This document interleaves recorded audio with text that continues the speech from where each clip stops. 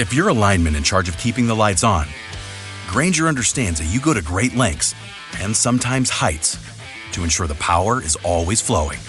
Which is why you can count on Grainger for professional-grade products and next-day delivery, so you have everything you need to get the job done. Call 1-800-GRAINGER, click Grainger.com, or just stop by. Grainger, for the ones who get it done. Mind, Its Mysteries and Control, by Sri Swami Sivananda. Beloved God of courage, fear not. The mind is no doubt extremely turbulent. Through repeated attempts you can perfectly subdue it. You are the master of the mind. By spiritual practice and dispassion assert your mastery. Feel the power, bliss and splendor that result from perfect self-conquest. Curb the mind ruthlessly. Annihilate desire. When desire dies, mind is your slave. Become desireless and be victorious. May you rest in your pristine freedom. Sivananda. Preface. Happiness has forever been the prime aim of every human being. All activities of man are directed towards acquiring the maximum happiness in life. But, through the wrong deluded notion that objects will give happiness, man searches for it outside. The result is that in spite of all his lifelong efforts, he gets disappointment only. Vexation and misery alone are to be seen everywhere. The real lasting happiness lies within man. Such happiness or bliss is the inner self. The very nature of the Atman self is pure joy. This is never perceived because the mind is completely externalized. As long as the mind is restlessly wandering about amidst objects, ever fluctuating, excited, agitated and uncontrolled, this true joy cannot be realized and enjoyed. To control the restless mind and perfectly still all thoughts and cravings is the greatest problem of man. If he has subjugated the mind, he is the emperor of emperors. For gaining mastery over the mind, you have to know what it is, how it works, how it deceives you at every turn and by what methods it can be subdued. In this book, the subject has been dealt with, and the nature of the mind, the various forms that it assumes, the secret of its inner workings and the way to control it are fully and clearly explained. The previous editions were eagerly read and appreciated by thousands of aspirants who wrote to say how immensely they were helped by the instructions. The lessons and instructions are eminently practical and many helpful ideas and suggestions got during my meditations have been recorded and put down here. Very useful hints on concentration and meditation will be found in the book which, if faithfully followed, will bring success in a short time without fail. I pray to every aspirant to study constantly the valuable instructions with care and follow the practical hints given in his spiritual practice and daily life. It will doubtless enable you to gain control over your passions and cravings and to get established in yoga. The devotee, the student of Vedanta, the Raja Yogin, the Karma Yogin, all will find this book an indispensable guide. The later stages of yoga spiritual practice are common in all the four paths and concentration and meditation are quite impossible without first subduing the mind. All spiritual practices are, therefore, aimed at obtaining mastery over the mind. Hence it is that I have tried to present the ways and means of achieving this through simple, yet well-tried and effective methods. My efforts would be amply fulfilled if even a single earnest aspirant is helped on the spiritual path and attains the goal. May the Lord, the inner guide, the supreme indweller inspire all to attempt mind control and yoga. May He bestow success on the sincere aspirants that struggle to master the unruly mind.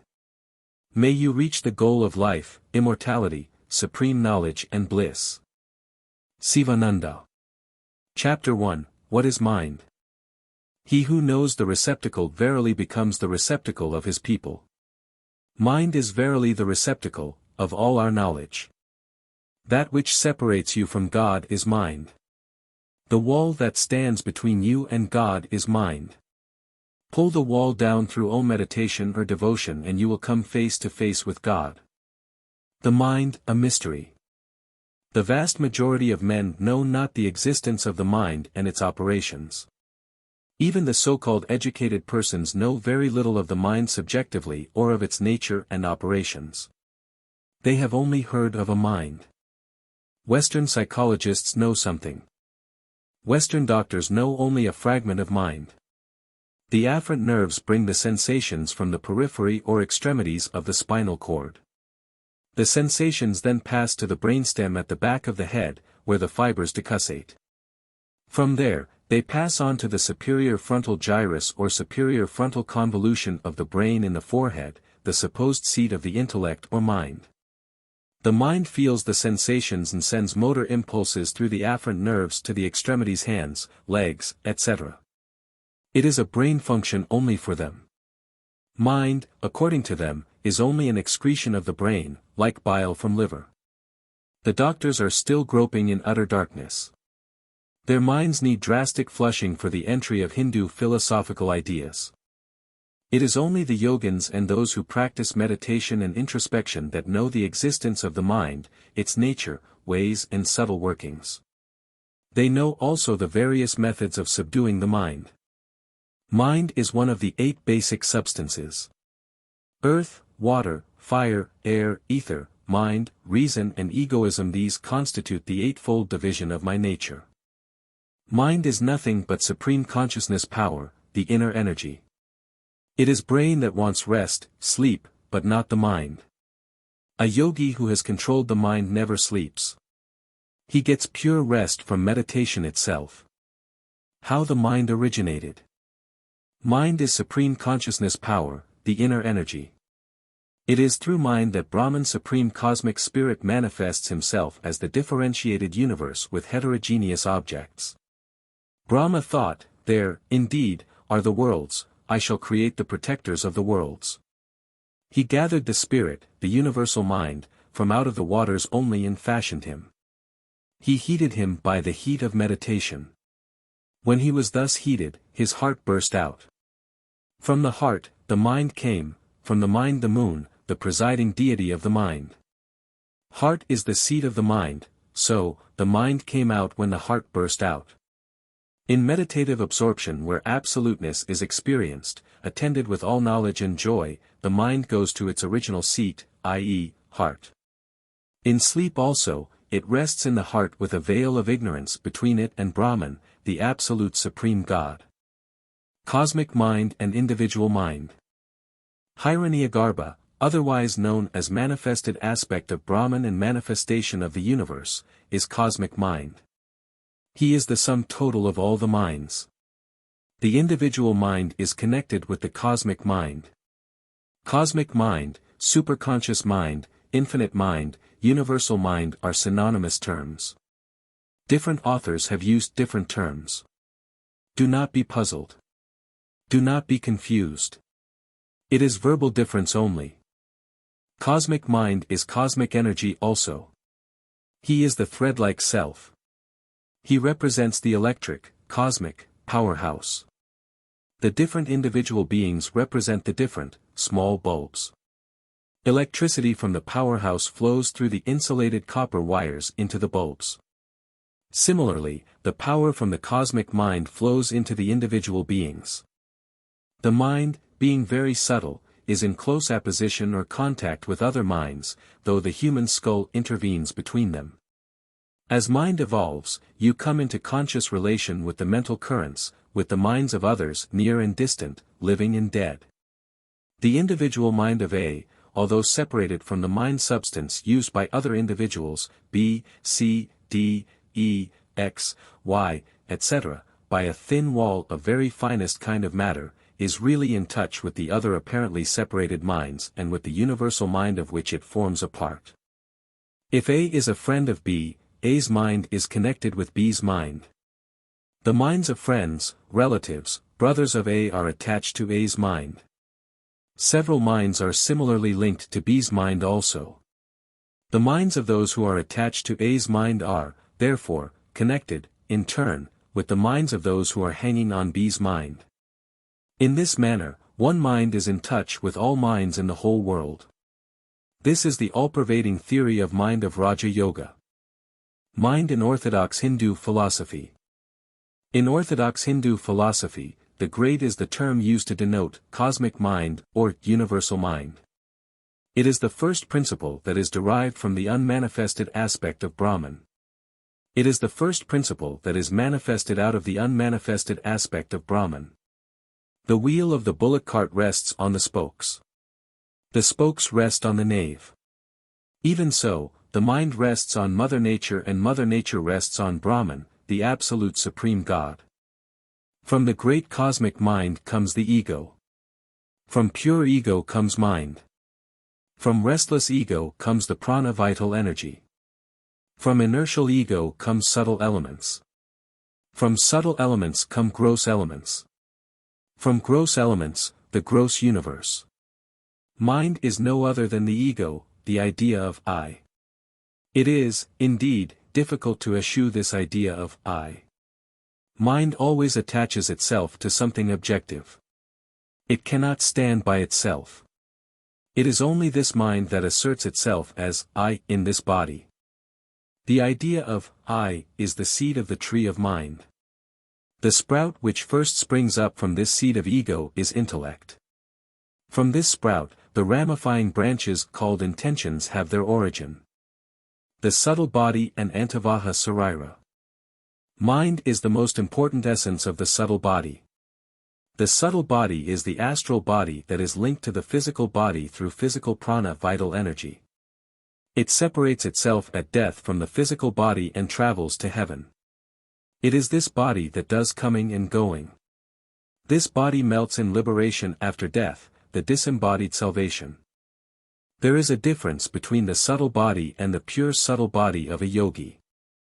The subtle body is astral body with 17 tattvas essences, 5 karma senses, 5 jnana senses, 5 pranas, mind and intellect. The antarvaha sarira is the pure subtle body of a yogi by which he accomplishes entry into the bodies of others. The subtle body of a yogi is very pure. It is full of purity.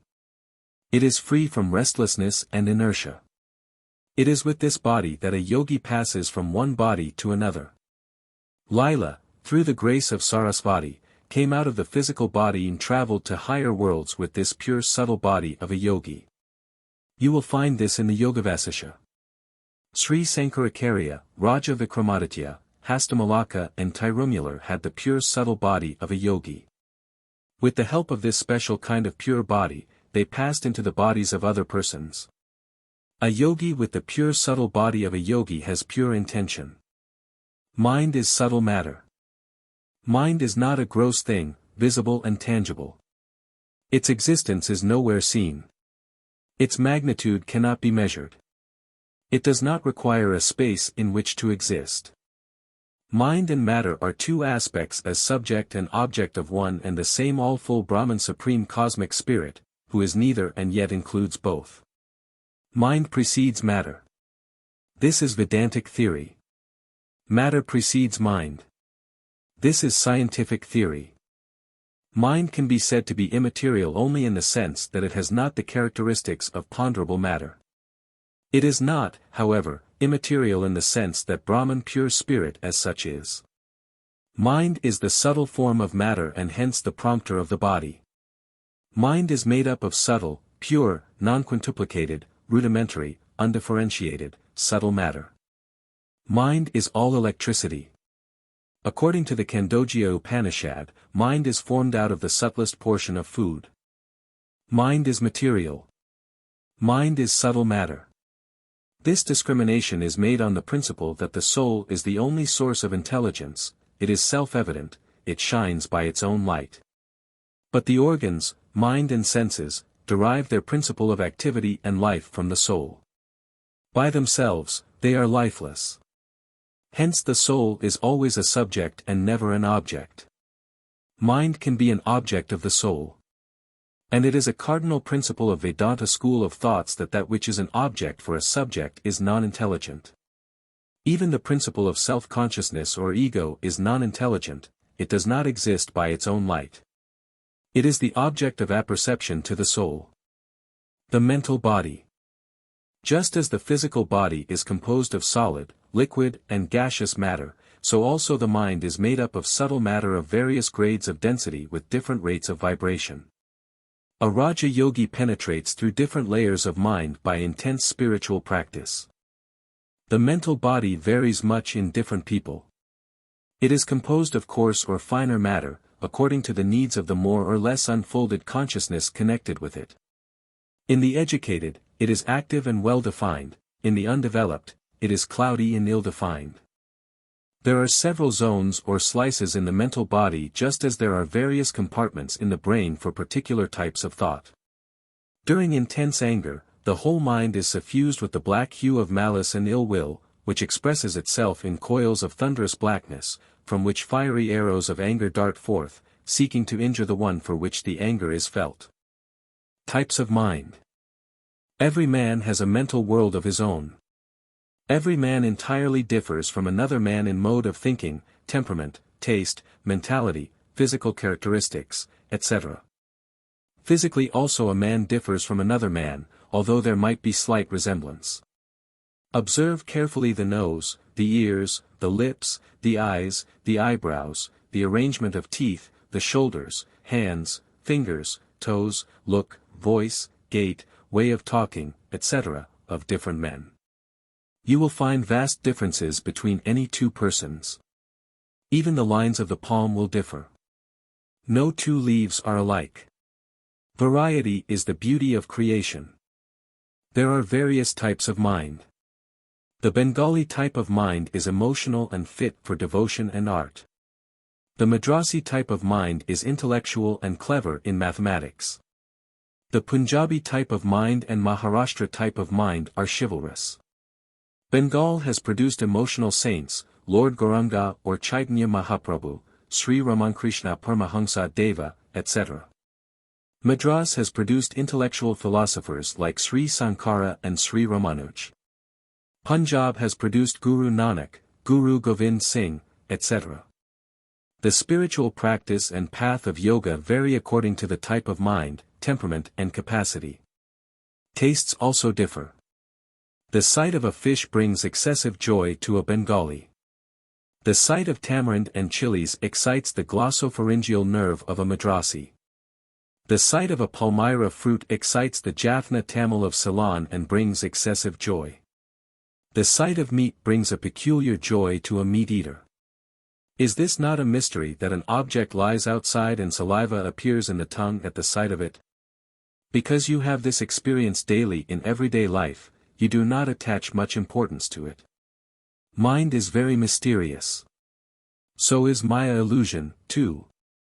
Even an infinitely superior mind is yet a mind and of the same mold as any man's. Size of the mental body. Mind is atomic according to the Nyaya school, is all-pervading according to the Raja Yoga school of Maharshi Patanjali, is of middling size, same size as that of the body, according to the Vedantic school. Mental aura. Mind has got aura, mental aura or psychic aura. Aura is illumination, brilliance or halo that emanates from the mind. The aura of those who have developed their minds is extremely effulgent. It can travel long distances and affect in a beneficial manner a large number of persons who come under its influence.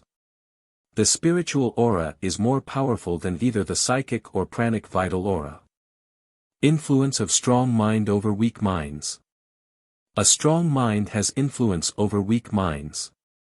A hypnotist with a strong mind hypnotizes a whole bunch or circle of boys of weak minds. There are those among us who are much more sensitively organized than others. As an organism, their bodies are more finely and more sensitively constructed. These, generally speaking, are people who are always more or less affected by the mentalities of others with whom they come in contact, in whose company they are. He who has purified his mind becomes a center of force. All the lesser, impure, weak minds are unconsciously drawn towards the purified, greater mind, because they derive peace, power and strength from the greater, purified mind. Mark the influence of a highly developed mind over a less developed mind. It is impossible to describe what it is like to be in the presence of a master or developed adept. To sit in his presence, though he hardly speaks a word, is to feel a thrilling sensation so much as to feel new inspirations touching one mentally. It will be an extraordinary experience. If you want to drink water at a tap, you will have to bend your body. Even so, a lower mind will have to bend, to be humble, before a developed mind if it longs to imbibe its virtues. The thought itself must be calm and unruffled. Then only you can draw inspirations. In such conditions only benign influences can be thrown down into the lower mind from the higher. In such calm, mental states, you can hold communion with God. Planning, angry and depressed moods, all disturb the mind and act as stumbling blocks to God realization. Mind is ever changing. Mind is nothing but a collection of impressions in the subconscious mind. It is nothing but a bundle of habits. It is nothing but a collection of desires arising from contact with different objects. It is also a collection of feelings aroused by worldly botherations. It is a collection of ideas gathered from different objects. Now, these desires, ideas and feelings constantly change. Some of the old desires and feelings are constantly departing from their storehouse, the mind, and new ones are replacing them. This constant change does not in any way interfere with the harmony of mental operations. Only some of the old desires, ideas and feelings depart. Those that remain work in healthy cooperation and concord with the new arrivals. The new arrivals are strongly magnetized by the old ones. They both work in harmony and this harmony sustains the identity of the mental existence. Mind is not only made daily, but always made. Every minute, it changes its colors and shape like a chameleon. It is very wavering and unstead. Mind is constantly changing. You are gaining new experiences daily. Your beliefs and conscience of 1932 and the faculty which judges right from wrong will change in 1942. The mind evolves through experience. The world is the best teacher or guru.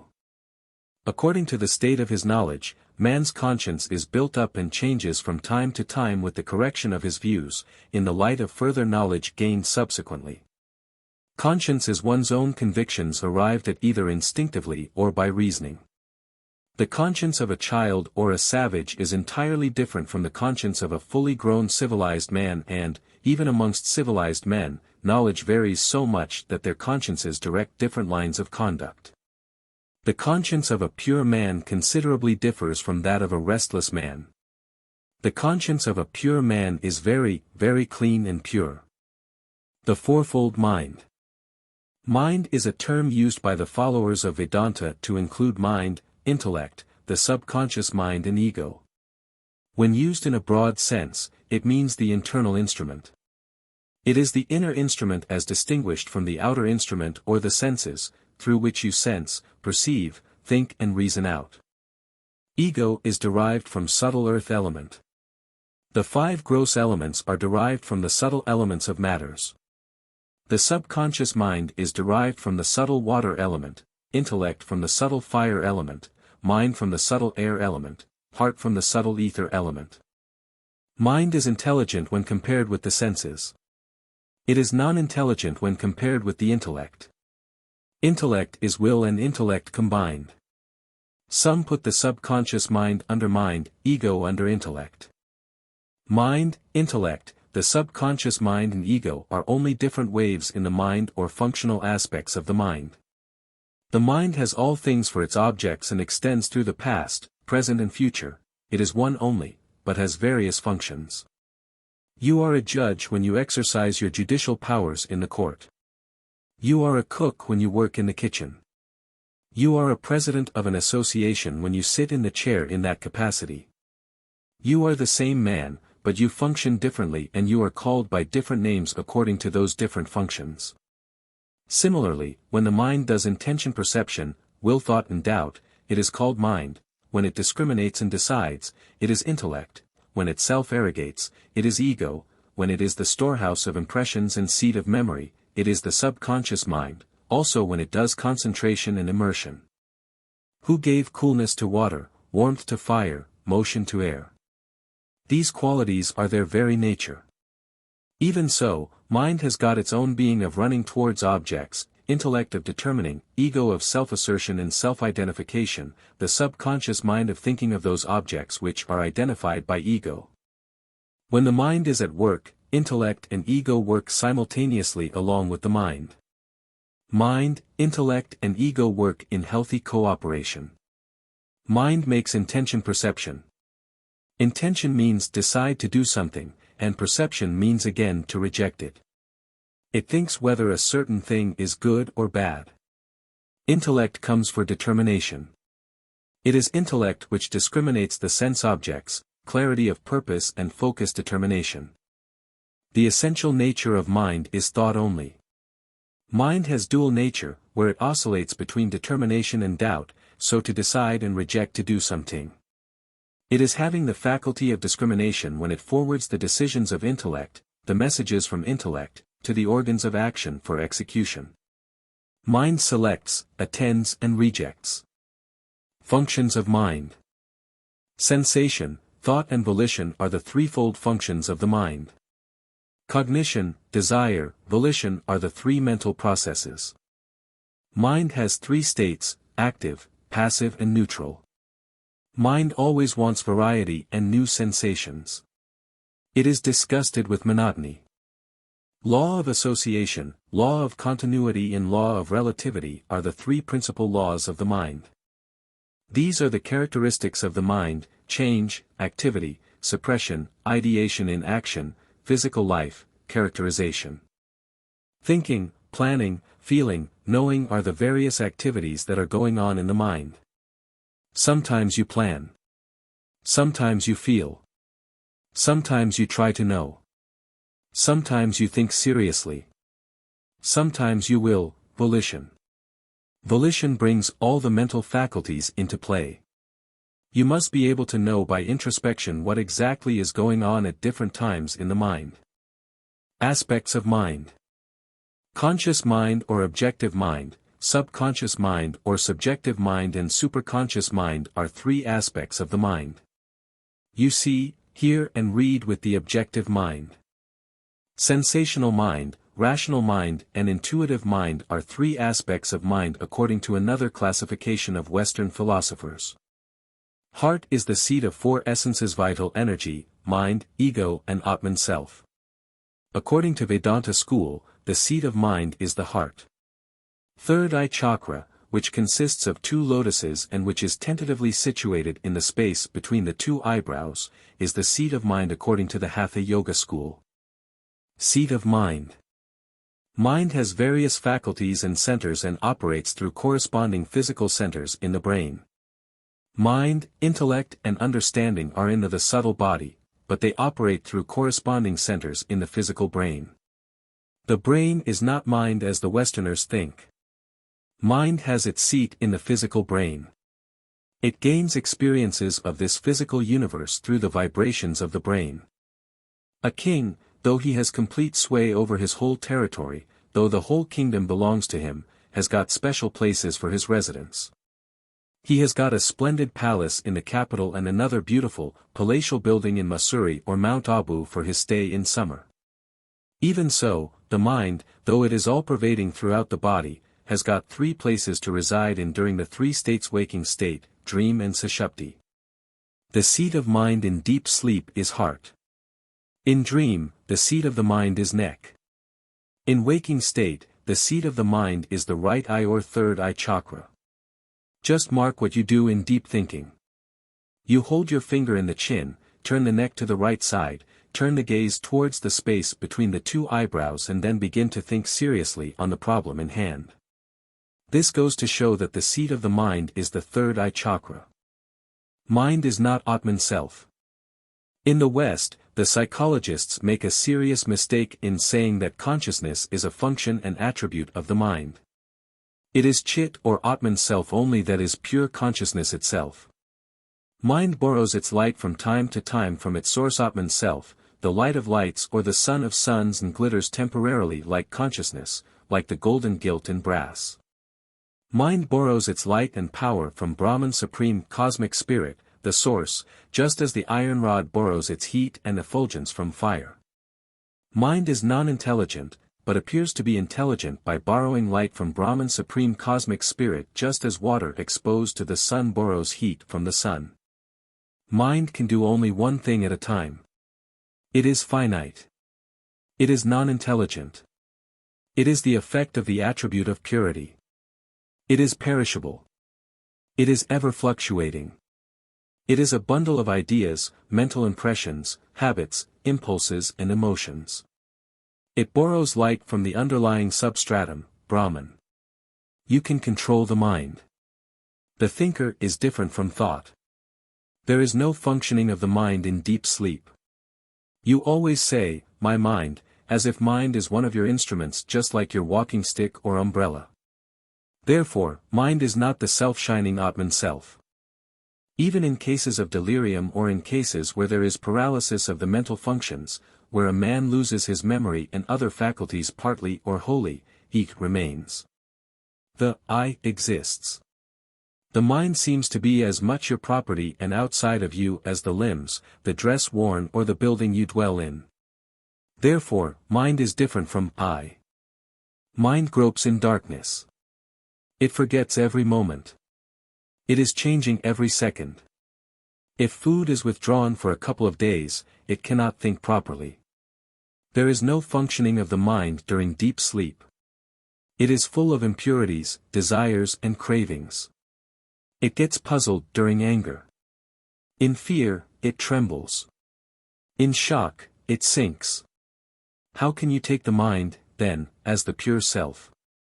Mind is an organ of sensation and thought. This instrument must be under the control of someone who uses it. The human soul is not the director of the mind, because we see that ordinary men cannot control their minds. They are simply swayed hither and thither by petty attraction and repulsion, emotion and fear. Therefore, there must exist some other being, who is director of the mind. Who is that being? He is the Lord of the mind, the inner witness, or, the one who controls from within, the Supreme Soul Brahman, the Supreme, immovable, omnipresent Spirit. Just as you see the tree in front of you, there must be somebody to see and know what is going on in the mind of individual beings. That somebody is the Supreme Soul. The Supreme Soul is Brahman Supreme Cosmic Spirit himself. There is a tumbler in front of you. It cannot see itself.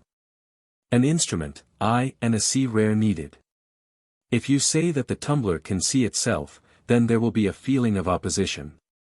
It is a logical absurdity. Therefore, you have to admit that there is a silent witness of the mind, who is eternal, unchanging, eternal knower, always the knowing subject. He is witnessing the motives and modifications that arise in the minds of individual beings. God or the attribute-full Brahman, the personal God, has full consciousness of attribute-less Brahman, the shapeless absolute supreme God. That is his essential nature. At the same time, he has full cosmic consciousness. He knows what is going on in every mind. Consciousness per se or the absolute consciousness is common in all. This pure consciousness is one. It is the supreme consciousness. All the workings of the mind, all modifications that arise in the minds of all are presented to the one common consciousness which is the witness of the mental fluctuation or thought wave S. Even though consciousness is one, when Rama is stung by a scorpion, only Rama feels and not his friend Krishna who is standing near him. Mind is different in every individual. It is mind that limits a man who is, in reality, identical with the Brahman or Supreme Soul. This identity is realized when the veil of ignorance is removed. The mind is an object of perception for Brahman. Atman self directly cognizes all the phenomena of the mind, desire, imagination, doubt, belief, disbelief, shame, intelligence, fear, etc. He remains himself quite unattached and unaffected like the omnipresent ether, like the crystal which reflects different colored objects, like the sun. Atman self, the source for the mind.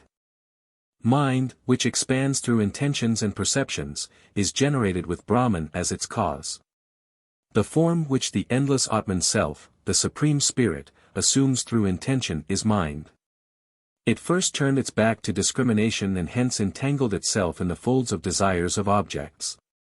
The underlying substratum, blessings of the mind, the source or basis for mind is Atman self or Brahman or absolute consciousness. The power of powers who gives power to the mind, the light of lights who sheds light on the mind, the seer of seers who witnesses the motives of and movements in the mind, the support of supports on which the mind rests in sleep is Brahman, the absolute supreme God. Willed and directed by whom does the mind go towards its desired objects? To that power of powers I bow with folded hands. That power of powers I am. That secondless supreme being who resides in the chambers of your hearts as inner guide or inner ruler or controller or silent witness, inner self, who has no beginning, middle or end, who is the source of this world, the Vedas scripture, body, mind, senses and vital energy, who is all-pervading, who is unchanging, who is one homogeneous essence, who exists in the past, present and future, who is self-existent, who is independent and who is self-luminous is God or Atman self or Brahman or Spirit or consciousness or absolute truth or the highest supreme being. During dream, you are splendid, effulgent light. Where does it come from? From Atman self. The light that is present in the dream clearly indicates that Atman self is self-luminous. God is truth. God is love. God is light of lights. God is peace. God is knowledge. God is the embodiment of bliss. God is existence consciousness bliss, absolute existence, absolute knowledge and absolute bliss. God is eternity. God is immortality. God is infinity. God is imperishable, supreme thing. God is all-pervading essence or substance. God is the only precious thing. God is infinite beauty. Supreme Lord is a synonymous term for God. He who has the 6 attributes, wisdom, detachment, fame, divine powers, wealth and righteousness in their fullest measure is Supreme Lord. According to PRANA, omniscience, satisfaction, eternal knowledge, independence, constant presence of power, infinity of power, these 6 are said to be the aspects of the great Lord. Omniscience, knowledge of all the worlds, their individual beings and their actions, supreme rulership of all, the power of dispensing the fruits of all individual beings, inner control of all names and forms and all senses and minds, causality for the creation, preservation and destruction of all, doing everything without failure of self-restraint, the doing of all actions, omnipotence, absolute independence are the 8 attributes of God. Knowledge, desireless, power of control, purificatory action, truth, forgiveness, endurance, creation, the knowledge of the self, and being the substratum of all activities, these 10 unchangeable qualities always live in the great source of all good. Creation, preservation, destruction, veiling and blessing are the 5 kinds of action of God. God is the ruler, knower of the heart and prompter also. He helps the spiritual aspirants in a variety of ways, through dreams, the inner voice, by talking through the mouths of others in daily conversations and advice from friends. Eternal bliss, supreme peace, eternal satisfaction, infinite happiness, unbroken joy can be had only in God. Attain this God consciousness or self-realization of God through unique devotion to the inquiry into the nature of the true self-absolute, Brahman. This is the goal of life. This is your highest duty. All other duties are secondary. The essence of senses is the mind, the essence of mind is intellect, the essence of intellect is ego, the essence of ego is the individual being.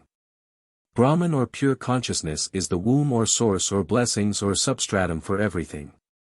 He is the witness or witness of everything. Atman self is the proprietor of a big firm, this mental factory. Intellect is the manager. Mind is the head clerk. The head clerk has got 2 functions to perform. He gets direct orders from the manager and he has to supervise the workmen also. Even so, the mind has got 2 functions. It has connections with the intellect, the manager and karma senses, the workers. Mind is more internal than speech. Intellect is more internal than the mind. Ego is more internal than intellect. The individual consciousness, reflected intelligence, is more internal than ego. Atman self or the Supreme Soul is more internal than the individual consciousness. There is nothing internal to Atman self. It is all full. When, by analyzing your own mind, you come face to face with something which is never destroyed, something which is by its own nature eternally pure, perfect, self-luminous and unchanging, you will no longer be miserable, no more unhappy. One essence only exists. It is one without a second. It is infinite, spotless, ever pure and complete. Meditate upon it without fluctuation of mind and free yourself from all pains with true calmness of mind. Being quite unreal, ego will perish through efforts. Proof for the existence of mind. What is the nature of the Atman Self or Brahman, the Absolute Supreme God? It is existence consciousness bliss. Atman Self is all-pervading. Then, what is it that limits the individual being's vision? It is only mind. This fact proves the existence of an internal instrument, the mind. In the commentary on the Brihadaranyaka, Sri Sankara gives two proofs of the existence of mind. One is that it is mind which renders all knowledge through senses possible. It is called the yoga of understanding the nature of all actions. Sense knowledge is the product of the connection between the mind and the sensory organs. That is why there is no simultaneity of the knowledge of the impressions received through the various sensory organs. People say, my mind was elsewhere. I did not see that. The impossibility of this simultaneity of knowledge through various sensory organs is an indication of the existence of the mind. The soul is a constant factor. Between the Atman Self and the organs of senses, a connecting link is necessary. We have to acknowledge the existence of an internal organ, mind, through whose attention and non-attention, perception takes place. If we do not admit the internal organ, there would result either perpetual perception or perpetual non-perception, the former when there is a conjunction of Atman Self, the sense, and the object, the three constituting the instruments of perception. If, on the conjunction of these three causes, the effect did not follow, there would take place perpetual non-perception. But, neither is the case. We have, therefore, to acknowledge the existence of an internal organ on whose attention and non-attention perception and non-perception take place. This is the argument for the existence of mind. The other proof is the capacity for judgment which we possess. Somebody whom we cannot see touches us, and we infer the person. Now, mere touch cannot make us aware of this fact. The faculty by which we make such an inference is mind. Special knowledge that differentiates man from animal. An animal is not able to know itself. It has only physical consciousness. It has no self-consciousness. An animal feels the discomfort and pain. It is not able to analyze its own mental states. A man not only knows, but he knows that he knows. This is either mental consciousness or self-consciousness. The man not only feels or senses things, but he has words to express his feelings and sensations. He can vividly describe his feelings. He may think of himself as experiencing them. He can separate himself from the sensation of feeling. He is able to think, I feel, I hear, I see, I smell, I taste, I desire, I act, I enjoy. I know this book. I know also that I know this book. This is self-consciousness peculiar to human beings only. In the police station, the chaprasai, peon, strikes 10 at the gate. The sound vibrates and passes into the ears of men and animals. The animals also hear 10 times the beating. But the man counts them and knows through his intellect, now it is 10 o'clock. He has got this special knowledge, whereas animals have got ordinary knowledge. It is this special knowledge that differentiates a man from an animal. Food, sleep, fear and copulation are common to both. Through this special knowledge he knows right from wrong, good from bad, what to do and what not to do. The four sources of knowledge. Inspiration, revelation, insight, intuition, ecstasy, divine sight and supreme bliss state are the 7 planes of knowledge. There are 4 sources of knowledge, instinct, reason, intuition and superintuition or Brahmajnana, the knowledge of the Absolute Supreme God. Instinct. When an ant crawls in your right arm, the left arm automatically moves towards the right arm to drive away the ant. The mind does not reason there. When you see a scorpion in front of your leg, you withdraw your leg automatically. This is termed instinctive or automatic movement. As you cross a street, how instinctively you move your body to save yourself from the cars. There is no thought wave in such mechanical movement. Instinct is found in animals and birds. In birds, the ego does not interfere with the free divine flow and divine play. Hence the work done by them through their instincts is more perfect than that done by human beings. Have you not noticed the excellent work done by birds in their building of wonderful nests? Reason. Reason is higher than instinct and is found only in human beings. It collects facts, generalizes, reasons out from cause to effect, from effect to cause, a priori and a posteriori methods of reasoning, from premises to conclusions, from propositions to proofs.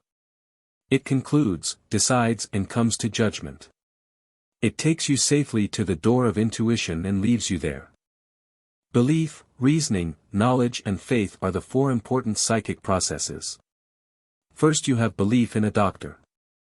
You go to him for diagnosis and treatment. He makes a thorough examination and then prescribes certain medicines. You take them. You reason out, such and such is the disease. The doctor has given me iron and iodide. Iron will improve my blood.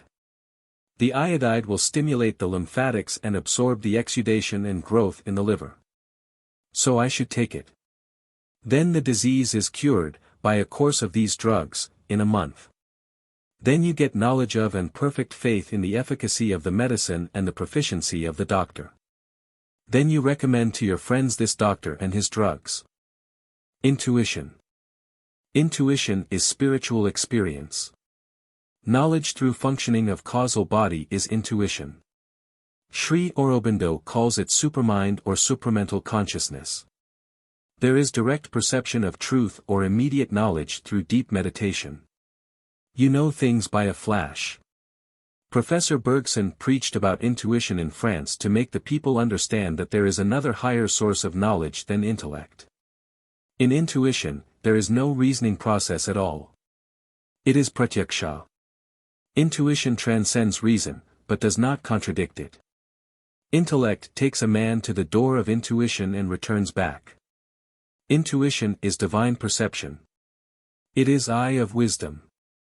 Spiritual flashes and glimpses of truth come through intuition.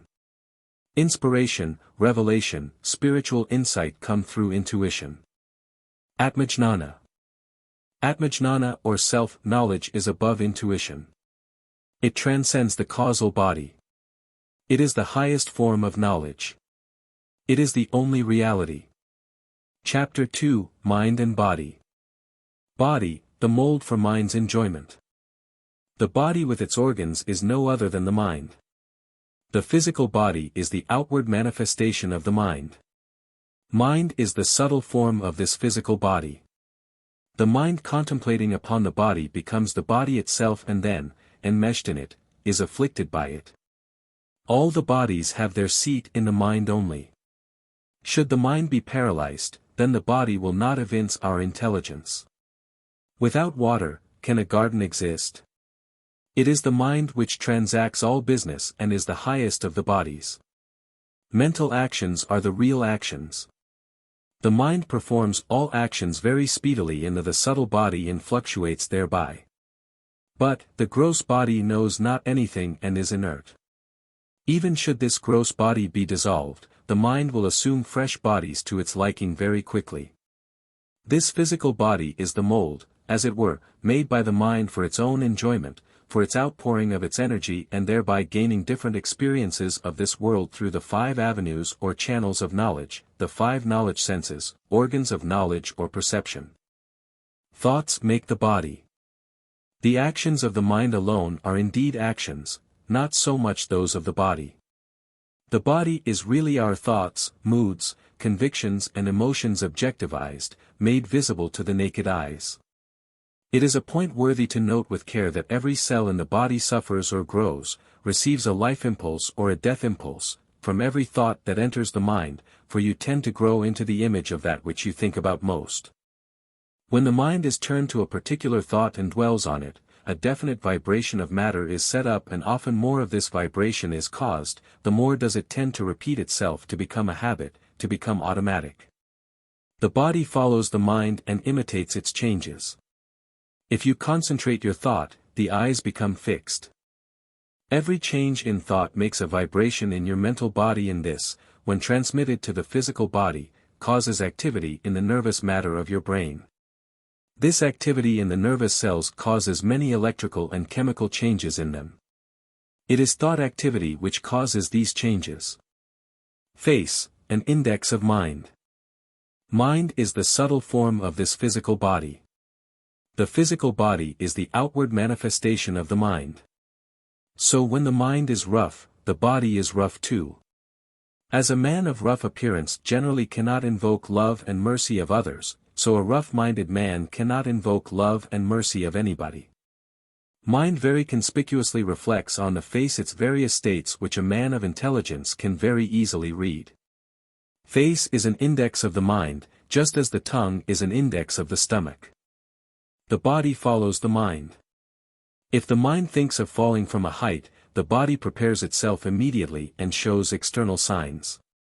Fear, anxiety, grief, cheerfulness, hilarity, anger all produce their various impressions on the face. The eyes, which represent the windows of the soul, bespeak of the condition and state of the mind. There is a telegraphic instrument in the eyes to transmit the messages or thoughts of treachery, cunningness, fraud, pure love, compassion, devotion, depression, gloom, hatred, cheerfulness, peace, harmony, health, power, strength and beauty. If you have the faculty to read the eyes of others, you can read the mind at once. You can read the uppermost thought or dominant thought of a man if you are careful to mark the signs in his face, conversation and behavior. It needs a little pluck, acumen, training, intelligence and experience. Your thoughts, sentiments, modes and emotions produce their strong impressions on the face. The face is like an advertisement board wherein is advertised what is going on inside the mind. In face, you can hardly hide your thoughts. You may foolishly think that you have kept up your thoughts in secret. Thoughts of lust, greed, jealousy, anger, revenge, hatred, etc., at once produce their deep impressions on your face. The face is a faithful recorder and a sensitive registering apparatus to register and record all the thoughts that are running in your mind. The face is a polished mirror to indicate the nature of the mind and its contents at a particular time. He who thinks that he can hide his thoughts is a dunce of the first water. His position is like that of the ostrich which, when chased by the hunters, hides its head underneath the sand and imagines that it cannot be seen by anyone. Your face is like a gramophone record or plate. Whatever you think is at once written on your face. Every vicious thought serves as a chisel or needle to write down the thoughts on your countenance. Your faces are covered with the scars and wounds which are made by the vicious thoughts of hatred, anger, lust, jealousy, revenge, etc. From the nature of the scar in your face, I can at once read your state of mind. I can at once diagnose your disease of the mind. Mutual influence between mind and body. The mind is intimately connected with the body.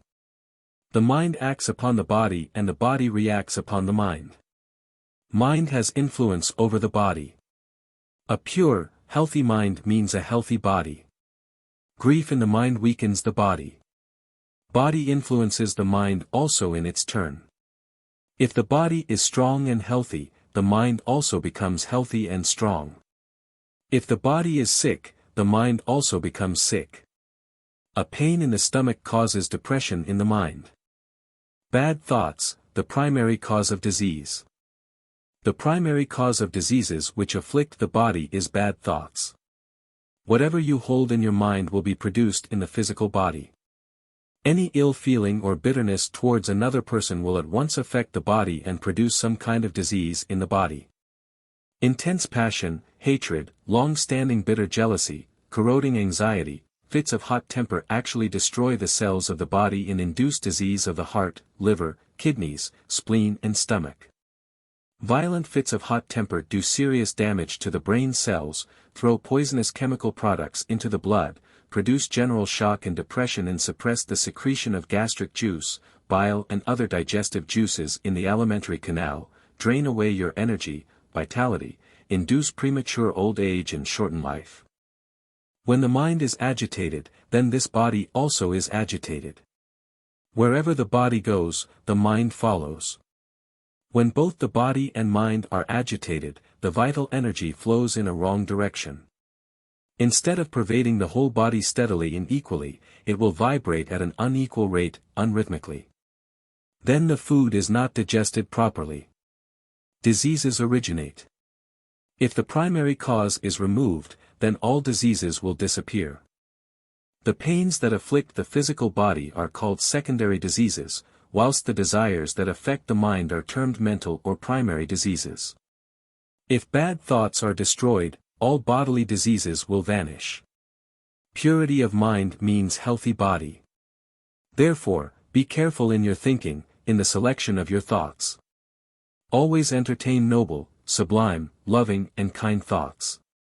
You will have harmony, health and beauty. A lamentable practice. It is lamentable, indeed, to note that most of the doctors in the world, particularly the allopaths, do more harm than good to their patients. They exaggerate the nature of the disease to their patients. They fill their minds with imaginary fears of all sorts. They do not know the power of suggestions and their influences on the minds of their patients.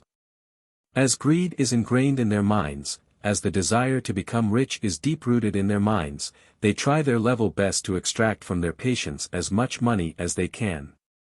If they say to their patients, "This disease is nothing. I will make you all right within a couple of hours," who is going to pay them amply? They give wrong suggestions to their patients. This is a terrible disease. This is an incurable disease.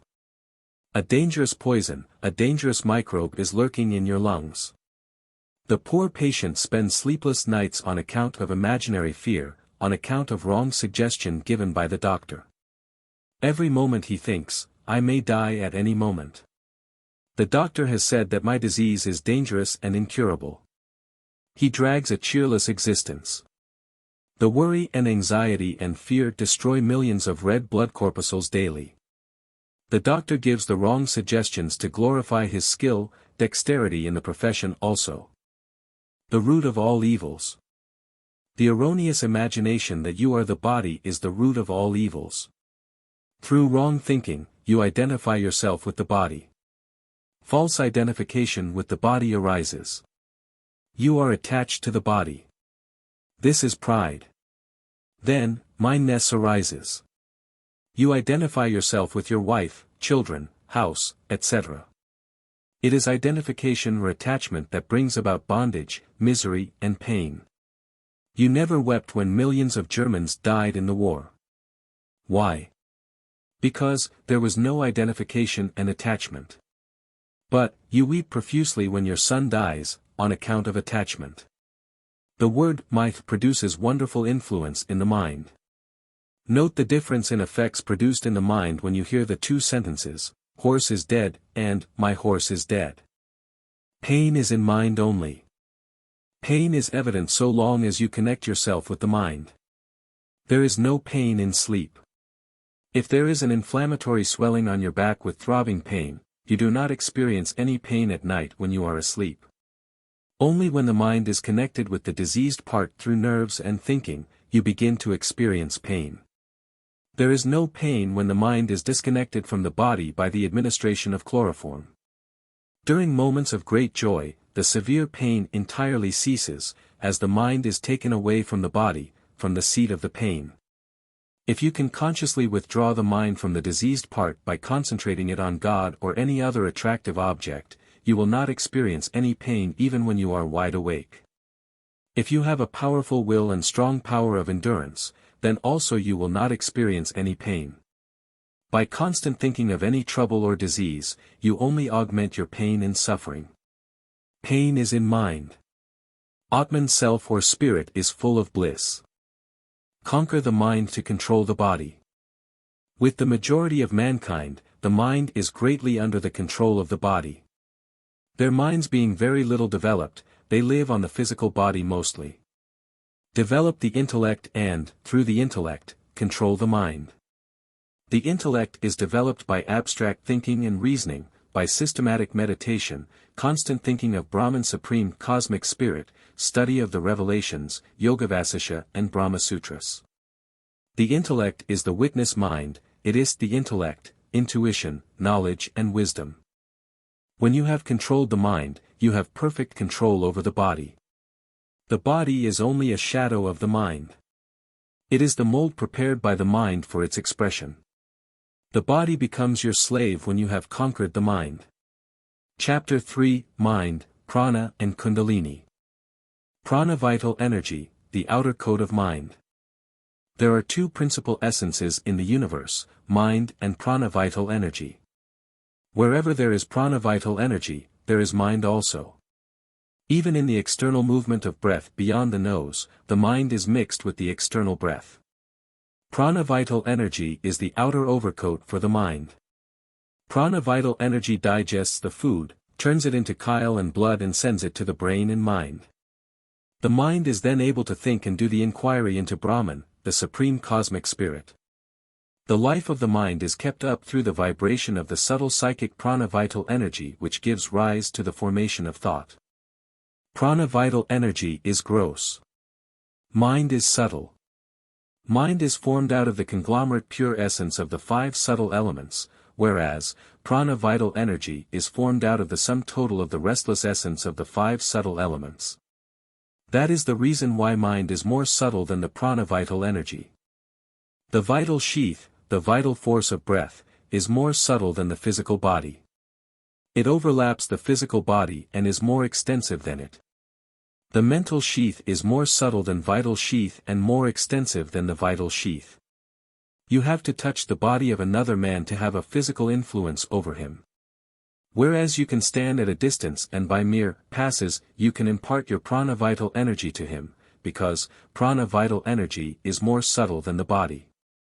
You can influence a man mentally thought even though he lives 1,000 miles away from you, because mental force is more subtle than prana vital energy. Interdependence of mind and prana vital energy. Prana vital energy and mind stand to one another in the relationship of the supporter and the supported. Both these are only like the flower and its odor or a sesamum seed and the oil in it. If either of them is slain, then the other also will cease to exist. If the mind and prana vital energy cease to exist, then thoughts will not arise at all. The destruction of both will confer liberation on all. One-pointedness and controlled state are two states of the mind. Free-moving and suppressed state are two states of the prana vital energy. When the mind becomes one-pointed, the moving state of the prana vital energy comes by itself. If the mind is purified with true purity, the prana vital energy will be distributed freely throughout the body. The food will be digested thoroughly. Mind, vital energy, and semen. Mind, prana vital energy and virya semen are under one connection. If you can control any one of these three, the other two are controlled by themselves, quite easily. Hatha yogins try to control the prana vital energy. Raja yogins try to control the mind. Jnana yogins start their spiritual practice with intellect and will. Benefits of practice of breath control. By pranayama, the control of prana or restraint of breath, you can also increase the mental energy and develop thought control and thought culture.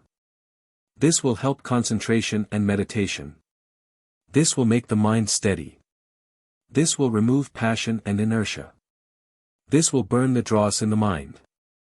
By practice of breath control, the mind gradually moves from the gross to the subtle. It, therefore, exercises a wholesome check upon sexual irritation. When some evil thought disturbs your mind, at once take to lotus seat or seated yoga posture and do the practice of breath control. The thought will leave you immediately. The superiority of prana vital energy over mind. The sight is more internal than speech as the sight generally informs without contradiction. Similarly, the hearing than the sight, as the eye may convey false impressions, e.g., the mother of pearl as silver, but the ear never hears a non-existing sound. Similarly, the ear only exercises its functions with the aid of the mind's attention and, similarly, the mind depends on the prana vital energy or life. Prana vital energy is, therefore Brahman, the innermost of all. Forsooth, mind departed from the body. It returned after a year's absence and inquired of the organs, "How did you survive my separation?"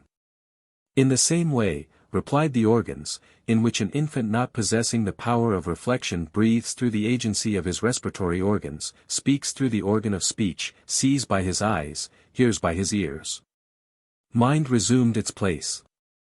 Then did mind say unto prana, "The quality of containing all, which belong to me, is due to thee." The function of mind belongs to prana vital energy, from prana or life proceed all. This parable illustrates the superiority of life, prana, over mind and other organs.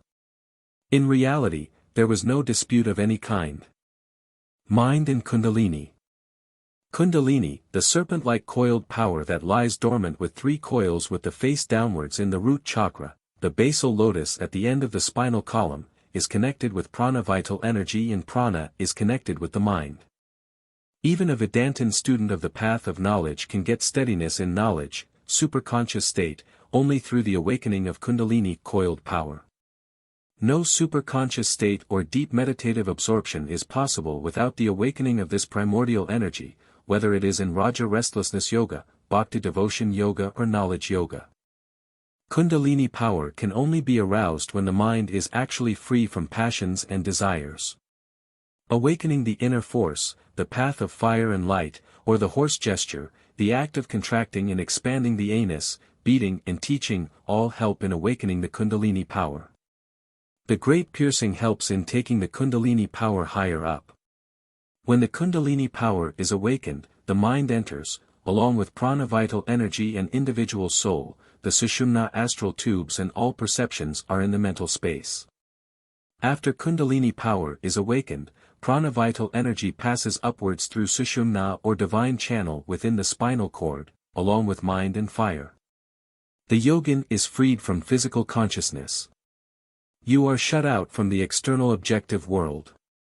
As soon as Kundalini power is awakened for the first time, a yogin gets these 6 kinds of experiences which last for a short time: spiritual bliss, tremor of various parts of the body, rising above the ground from his posture, intoxication divine, the body moves in a circle, sleep and fainting. After awakening the Kundalini power, you will have to take it up to crown chakra in the top of the head. When this Kundalini power moves from chakra to chakra, layer after layer of the mind opens up. The yogin experiences different kinds of bliss at each new center. He gets different experiences also, as well as different powers. He gets control over the 5 elements. He perceives the universe in its subtle or causal form. He gets full knowledge of the types of various kinds of the causal plane. When Kundalini power reaches the crown chakra, you are in the knowledge space. Chapter 4, Mind and Food. When the food is pure, the whole nature becomes pure.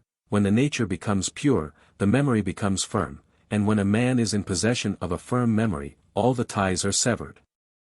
Mind is made of food. Mind is manufactured out of the food that we take. Subtlest part of food reaches upward to the heart and thence entering the arteries called the Hida, and thereby bringing into existence the aggregate of the organs of speech, and being changed into the form of the mind, it increases the mind. And thus, the mind, being increased by food, is material and not eternal as held by the distinction. The Upanishadic philosophers believe that the mind depends upon the food for its formation. The food that we take is transformed in 3 different ways. The gross or the heaviest part of it becomes the excrement, that of medium density is transformed into flesh, and the finest part goes to form the mind. Just as in the churning of curd, its fine particles rise up and are transformed into butter, so when food is consumed, the subtlest part rises up and is transformed into mind. Later, even in the days of the Bhagavad Gita sacred text, we find that the 3 different mental temperaments, the pure, the restless, and the inactive, we're supposed to be due to the three different kinds of food what we eat. Quality of mind depends upon quality of food. Food has a direct and intimate connection with the mind and plays a vital part in the makeup of the mind. Pure diet calms the mind. Restless diet excites the mind. Mark the difference in nature between a tiger which lives on flesh and a cow which lives on grass. Food exercises important influence on the mind. You see it clearly every day. It is very difficult to control the mind after a heavy, sumptuous, indigestible, rice meal. The mind runs, wanders, and jumps like a monkey all the time. Alcohol causes tremendous excitement in the mind. Food plays an important role in meditation. For purposes of meditation, the food must be light, pure, and nutritious. The body is made up of food. Bhairavi chakra is in physical body. Bhairavi chakra is Maya illusion. Light pure food, such as fruits, milk, etc., takes you to Vishnu chakra and thence to the thoughtless state of pure awareness quite easily. When the quality of the mind depends upon the quality of the food taken, it is natural to insist in the interest of the highest morality upon a kind of pure regimen of diet for those aspirants who lead a contemplative life and householders who are attempting to lead a spiritual life in the world. It was because Narada sage had his impurity destroyed that the venerable Sanat Kumara pointed out to him the way beyond darkness. The way which leads up beyond darkness, therefore, must be sought for in the purity of food, which involves in its train, the purity of mind. Harmful foods. Different foods produce different effects in different compartments of the brain. Spiced dishes, sour things, black gram, onions, garlic, tea, wine, fish, meat, mustard oil, etc., excite passions and emotions and should, therefore, be avoided. They should be particularly avoided by a spiritual aspirant. A spiritual aspirant should strictly give up meat, fish and alcoholic drinks as these make the mind coarse and produce excitement in the mind. Heavy food brings drowsiness and laziness. Tea should be given up. It destroys semen. Sugar must be taken in moderation. It is better if it is given up. Food items helpful in meditation. Milk, fruits, almonds, sugar candy, butter, green oats, Bengal oats soaked in water overnight, bread, etc., are all helpful in meditation. Thed, a kind of candamula found in abundance in Brahmapuri, Vasishtha Guha and other parts of the Himalayas, is very pure. It helps meditation. My friend and spiritual brother Swami Purushottamanandaji used to live on that for some days when he was at Vasishtha Guha, 14 miles from their Pude sacred sagekesh. Taking powder of dried ginger is very good for aspirants. It can be taken along with milk. It refreshes the mind and helps digestion. Yogins take it very often. Triphala water also is taken by yogins. It removes constipation, cools the system and stops wet dreams. Myrobalan or harad of the yellow kind can be chewed by yogic practitioners very often. It preserves semen and checks nocturnal discharges. Potatoes boiled without salt or roasted in fire are very good. A note of caution. Evolution is better than revolution. Do not make sudden changes in anything, particularly in food. Let the change be gradual. The system should accommodate it without any hitch. Nature never moves by leaps. A Raja Yogin who wants to control the mind must be able to avoid the two extremes, viz., luxury and severe dark austerity. Too much fasting brings about extreme weakness. You cannot do any spiritual practice. You cannot think. You cannot ratiocinate. Take any food that suits you. Do not make much fuss about it. Any food that is readily available and that agrees with your system is harmless. When food can be dispensed with. Food is only a mass of energy. Water supplies energy to the body. Air also furnishes energy. You can live without food for very many days, but you cannot live without air even for some minutes. Oxygen is even more important. What is wanted to support the body is energy. If you can supply the energy from any other source, you can dispense with food entirely. Yogins keep up the body without food by drinking nectar. This nectar flows through a hole in the palate. It dribbles and nourishes the body. A wise can draw energy directly from his pure, irresistible will and support the body without food. If you know the process of drawing the energy from the cosmic energy or solar energy, you can maintain the body with this energy alone for any length of time and can dispense with food. The secret of collecting alms. The mind is made out of the subtle essence of food. So it is attached to those persons from whom it receives the food. If you live with a friend for a couple of months and take food with him, your mind gets attached to that friend who feeds you. That is the reason why a renunciant lives on collecting alms from 3 to 5 houses, avoids attachment and travels from village to village. He is not allowed to stay for more than a day in a village during his wandering itinerant life. The mind of a highest renunciant who thus lives on alms is as clean as the Ganga water and is absolutely free from attachment of any kind. Attachment brings bondage. Attachment is death. Attachment is the root of all evils. Chapter 5, The Three States. Mind has got 3 states: waking state, dreaming state and deep sleep state. Waking state.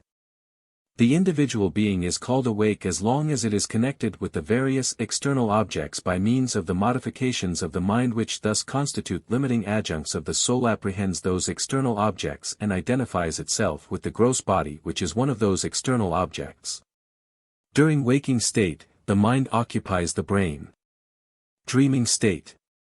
When the mind enters the Hita Nadi energy channel, which proceeds from the heart and surrounds the great membrane round the heart, which is as thin as a hair divided into 1,000 parts and is filled with the minute essence of various colors of white, black, yellow and red, the individual being or ego experiences the state of dreaming state. In dream, the senses are thrown off just as you throw off your suit when going to bed. In dream state, the senses are quiet and absorbed in the mind. Mind alone plays during dream. The mind alone operates in a free and unfettered manner. There is no land, no sea, no horse, no elephant in dream, but mind creates everything out of its own body, out of the material supplied from waking consciousness. The mind itself assumes the various forms of bee, flower, mountain, elephant, horse, river, etc. It is the subject. It is the object as well. The seer and the seen are one. The objects perceived in dreams are revivals of impressions received in waking state and have an external reality only to the dreamer. When modified by the impressions which the external objects have left, the individual being sees dreams. Perception takes place through the internal organ called mind, so it is called inner perception. Every man has his own subjective mental world and his own dream creatures. The dream creatures of a young lady are her husband and newborn babe. Her mind has 2 strong mental images, those of her husband and baby. The mental images are strengthened by constant thinking. The dream creatures of a doctor are his patients, while those of a barrister are his clients. There is temperamental difference. Some rarely get dreams. A wise who has knowledge of the self will not have any dream. The difference between waking and dreaming. The difference between the waking and the dreaming states consists in this, that in the waking condition the mind depends on the outward impressions, while in the dreaming state, it creates its own impressions and enjoys them. It uses, of course, the materials of the waking hours. In waking state, the objects exist independent of the mind. So, every day you see the same objects as soon as you wake up from sleep. But in dreams, the objects of dream exist only so long as there is mind, so long as the dream lasts, because the dream creatures are manufactured out of mind only. In dream, mind itself creates the dream creatures out of the materials supplied by waking experiences with some modifications. When mind drops down to waking state, all dream objects vanish. Waking state, a long dream. You dream that you are a king. You enjoy various kinds of royal pleasures. As soon as you wake up, everything vanishes. But, you do not feel for the loss because you know that the dream creatures are all false. Similarly, even in the waking consciousness, if you are well established in the idea that the world is a false illusion, you will not get any pain. When you know the real essence, the Brahman Supreme Cosmic Spirit, the waking consciousness also will become quite false like a dream. Waking state is only a long dream. The state of waking consciousness does not exist either in dream or sleep. Therefore, it is illusory. Reality always exists in all conditions or states. Wake up and realize, my child. Dreaming waking state. Building castles in the air, recollection of the events and things of dream, recollection of things long past in the waking state are all dreaming in the waking state, so-called dreaming waking state. Deep sleep state. When the mind enters the Puritat Nadi, the channel governing heart's energy flow, the state of deep sleep sets in. In dreamless sleep, you have a cessation of empirical consciousness. There is no play of the mind in this state. There is neither attraction nor repulsion, like or dislike. The mind gets dissolute into its cause. Involution of the mind takes place. There is no play of the senses too. This state of profound sleep is not a complete non-being or negative, for such a hypothesis conflicts with the later recollections of a happy repose of sleep. The self continues to exist, though it is bereft of all experiences. The consciousness is continuous. You feel you have existed even during sleep as soon as you are awake. You feel that you exist always. Followers of the Vedanta philosophy build their philosophy around this deep sleep state. This stage gives them the clue to the non-dual or unified state. A careful study of the three states, waking, dreaming and deep sleep is of immense practical use for the clear understanding of the Vedanta sacred literature. Where was the spirit whose nature is like knowledge at the time when one profoundly sleeps? When the spirit whose nature is like knowledge thus profoundly slept, then the ether in the midst of the heart, drawing in, together with the knowledge of the senses, slept therein in the ether. When the spirit draws in that knowledge of the senses, then he sleeps indeed. Thus, life is drawn in, speech is drawn in, the eye is drawn in, the ear is drawn in and the mind is drawn in. When, on the cessation of the two limiting adjuncts, i.e., the subtle and the gross bodies, and the consequent absence of the modifications due to the adjuncts, the individual being is in the state of deep sleep, merged in the self as it were, then it is said to be asleep. When a man sleeps here, then my dear, he becomes united with the Sat, he is gone to his own self. Therefore, they say of him, he sleeps, because he is gone to his own. Sankara observes that the phenomena of duality caused by the action of the mind are represent in the waking and dreaming states only, but absent in deep sleep state. In waking and dreaming states, there is the play of the thoughts, and the simultaneous occurrence of names and forms, and hence the world as well. In dreamless sleep, there are no thoughts, and hence, there is no world too. We taste the nature of absolute bliss in dreamless sleep, where a man is cut off from the distracting world. It is the mind that creates differences, distinctions, duality and separateness. If this mind is destroyed by increasing the purity in the I am divine Brahman meditation, in which the aspirant identifies himself with Brahman, then you will feel oneness everywhere.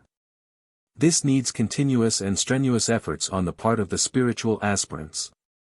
Degree of consciousness in the three states. In sleep, some action or other is always going on in your mental or vital being, things happen there and they govern waking consciousness. For instance, some are very anxious to perfect themselves and make a great effort in this direction during the day. They go to sleep and when they rise the next day, they find no trace of the gains of their previous day's efforts, they have to traverse the same ground once again.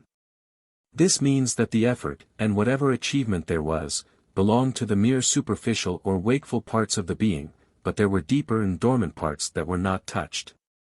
In sleep, you fell into the grip of these unconscious regions and they opened and swallowed all that you had laboriously built up in your conscious hours. Be conscious. Be conscious of the night as well as of the day. First, you will have to get consciousness, afterwards control. Such of you as remember your dreams may have had this experience that sometimes, even while dreaming, you knew it was a dream, you knew that it was an experience that did not belong to the material world. Once you know, you can act there in the same way as in the material world.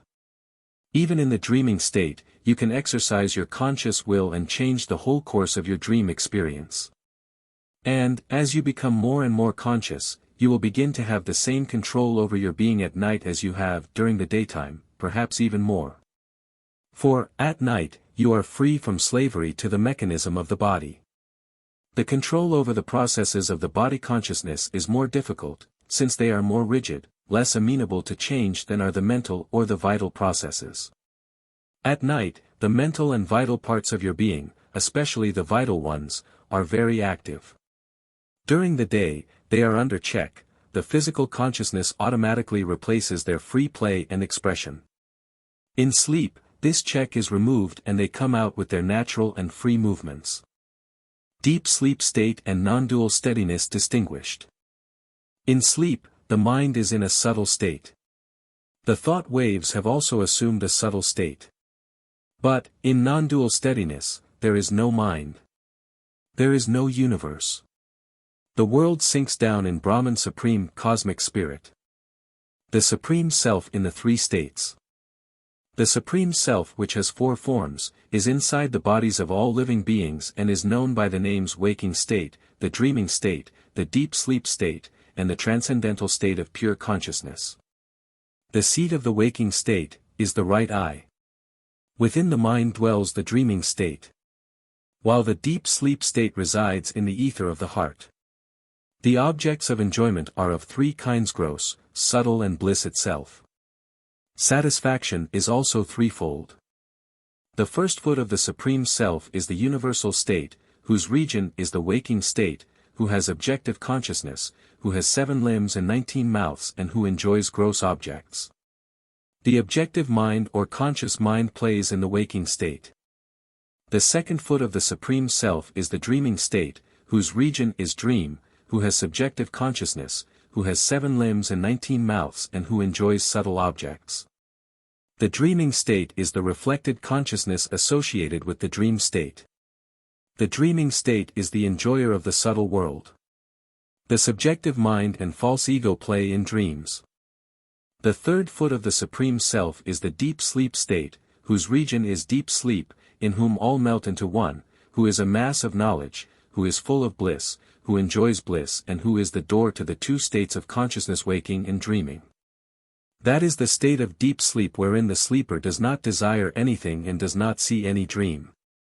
The mind with the desires rests in deep sleep in chief vital air in the heart. The chief vital air means Brahman. All the thought waves assume a subtle state. Chapter 6, The Three Qualities. Qualities and Thought Waves. The mind has three qualities: sattva purity, light, bliss or goodness, rajas passion or restlessness, and tamas, inertia or darkness. There are three thought waves in the mind corresponding to the three qualities. Peace or calmness come out of purity, terror or fright come from restlessness, and ignorance or delusion come from inertia or darkness. Equilibrium or balance is peace or calmness thought wave, anger is terror or fright thought wave, laziness, carelessness and drowsiness are inertia thought waves. Characteristics of sattva purity. Sattva, the attribute of purity, is purity. It is illumination, light. The purity is a force favorable for the attainment of liberation. Virtues such as fearlessness, purity of heart, etc., will confer liberation on you. The effect of the purity is Brahmavikara, the inquiry into the nature of Brahman, the ultimate reality, the inquiry or search for truth, differentiation between what is real and what is unreal. A pure mind is always steady. It finds delight internally. It may stick to one place indefinitely. It keeps friendship with persons for a long, long time. It can read the Gita sacred text or the Yogavasisha any number of days. It can live on simple foods for years together without any grumbling. During pure moments, when there is preponderance of purity in the mind, you are in touch with the divine source owing to the cleanness of the mind mirror. You will get inspiration. You will compose beautiful poetry, etc. Preserve those inspired writings. Note them down in your notebook. The state of purity with the experience of spiritual light or inner illumination is a state of mind wherein the mind is full of purity. There is purity of thought and purity of heart. It is the fourth stage of knowledge. Characteristics of Raja restlessness. Raja restlessness, the restless attribute, is a hostile force to pull you down into samsara cycle of death and rebirth. Demonic vices like arrogance, anger, greed, lust etc. will drag you down into hell. A mind endowed with purity will make a man still and inactive, while a mind with restlessness will make him restless. It will not allow him to sit idle and will force him to work. The restless mind always wants new sensations and variety. It likes certain persons, objects and places now and, after some time, it becomes disgusted with them and wants new persons for company, new vegetables to eat, new books to read and new places to see. The mind of the restless type wants always company and talk. These are the two defects which distract the mind much. Avoid company. Live alone. Observe silence. You will get peace of mind. Most of the pain comes from bad company. Be careful in the selection of your companions. You will rarely find a good, sincere friend. Never take a friend into your close confidence without testing him for a long time. There is no company or talk in Brahman Supreme Cosmic Spirit who is alone and silent. The restless mind has a tendency to look into the defects of others. It also remembers the bad deeds or wrongs done by others and forgets easily their good acts. These two tendencies intensify hatred and cause frequent disturbance in the mind. A mind which is devoid of purity will not be good enough to consider others' happiness as its own and will, therefore, be ever reeling. Again, as this mind has not the complacency to rejoice at another's virtues, there is no internal contentment. Then, as it does not consider others' sufferings as its own, there arises in it no compassion for them. It is the restless mind that splits, separates, divides and deceptively shows plurality. The sun is one. The moon is one. The space is one. The idea behind languages is one. The feeling of sincerity is one. There is no inside or outside. Husband and wife become one in heart. Intimate friends are one in heart. Matter is one. Energy is one. Pure mind is one. It unifies. Cosmic grade is one. Action, and the law of cause and effect, is one. Righteousness is one. Religion is one. Truth is one. Brahman Supreme Cosmic Spirit is one. Brahman is one without a second. Intense restlessness takes pure turn. Dacoit Ratnakar became the sage Valmiki. Jagai and Madhai, who were intensely restless and who pelted stones at Lord Gauranga, became his first disciples. Importance of Sattva purity. The real peace of mind does not come from outside. It is produced in the same mind when the mind is controlled and its thoughts are checked. You must put forth great efforts to check the passions and desires. Then alone will your aptitude for activity be subdued and you will be at rest and your thoughts will be stilled. Develop, therefore, the quality of purity by muttering a mantra or God's name, self-inquiry, the association with the wise and saintly, meditation, light pure food, austerity and self-study. An ordinary worldly-minded man can hardly hear the inner voice of Atman's self. He cannot get pure thoughts or self-inquiry also. Every pure thought emanates from pure intellect. In the case of worldlings, all thoughts proceed from the mind only. He who does selfless service and has purity of the mind, begins to entertain thoughts of God and meditation. Generally, the mind raises various sorts of curious, fantastic thoughts. It deludes all. It may pretend to do self-inquiry, also. But, when it comes to actual practice, it will do nothing. If there is a serious determination in you to concentrate and, if you put it into actual practice for months steadily and, if the longing for the sight of God or self-realization becomes keen and acute, then alone think that all these kinds of thoughts proceed from your pure intellect only. All spiritual practices aim at the development of purity in the attainment of pure, irresistible will. This will bring about removal of ignorance and the state of supreme existence consciousness and bliss. Increase of purity in pure, strong, determined will pave a long way in achieving God realization. In the world also, there are persons with a few pure virtues such as patience, generosity, forgiveness, etc. But, a spiritual aspirant tries to develop the mind as a whole, to acquire all pure virtues. Chapter 7, The Psychic States. Sit in silence in a solitary room and watch the various mental phenomena, mental states, moods, impulses, emotions, sentiments, whims, fancies that occur in the mind. It will be of absorbing interest to study the subtle states of the inner psychic world. Instincts. There are two powerful instincts in the human beings and animals too. They are the instinct of self-preservation and the instinct of reproduction.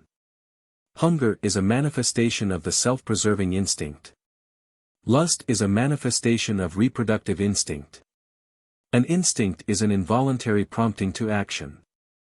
The individual being with egoism wants power, name and fame. This is for self-aggrandizement. Exploitation is greed. It is the act of using for selfish purposes. Domineering is to command haughtily. The individual being wants to exercise power over others. This is self-consciousness. The root cause for industries, business, commerce, etc., is greed and self-preservation. If you want to have constant God consciousness, you will have to give up exploitation and domineering. There is another third instinct, the herding instinct or the instinct for company. Women take delight in the company of men. Men take delight in the company of women. The root cause for this is reproductive instinct. Another reason is that a weak man gains strength in the company of a strong man. But, a man who wants to realize God should shun ruthlessly company, particularly the company of women and worldly-minded persons. He should live alone. Then he will become very powerful and strong. He will develop a strong individuality. One will find difficulty in the beginning in the practice of living alone. Fear will come in. You will have to overcome all difficulties, one by one, if you want to attain immortality. The reward is very great. A knower of Brahman gets the highest, he drinks the nectar of immortality.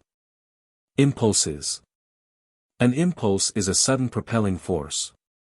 There are three kinds of impulses: impulses of thought, impulses of speech and impulses of action. Silence checks the impulse of speech. Meditation checks the impulse of wrong thinking and wrong action. There are two important impulses. They are the sex impulse and the impulse of speech. There is an intimate relation between impulse and imagination. Imagination induces the impulse. Impulses must be controlled by reason and will and meditation on God. Emotions.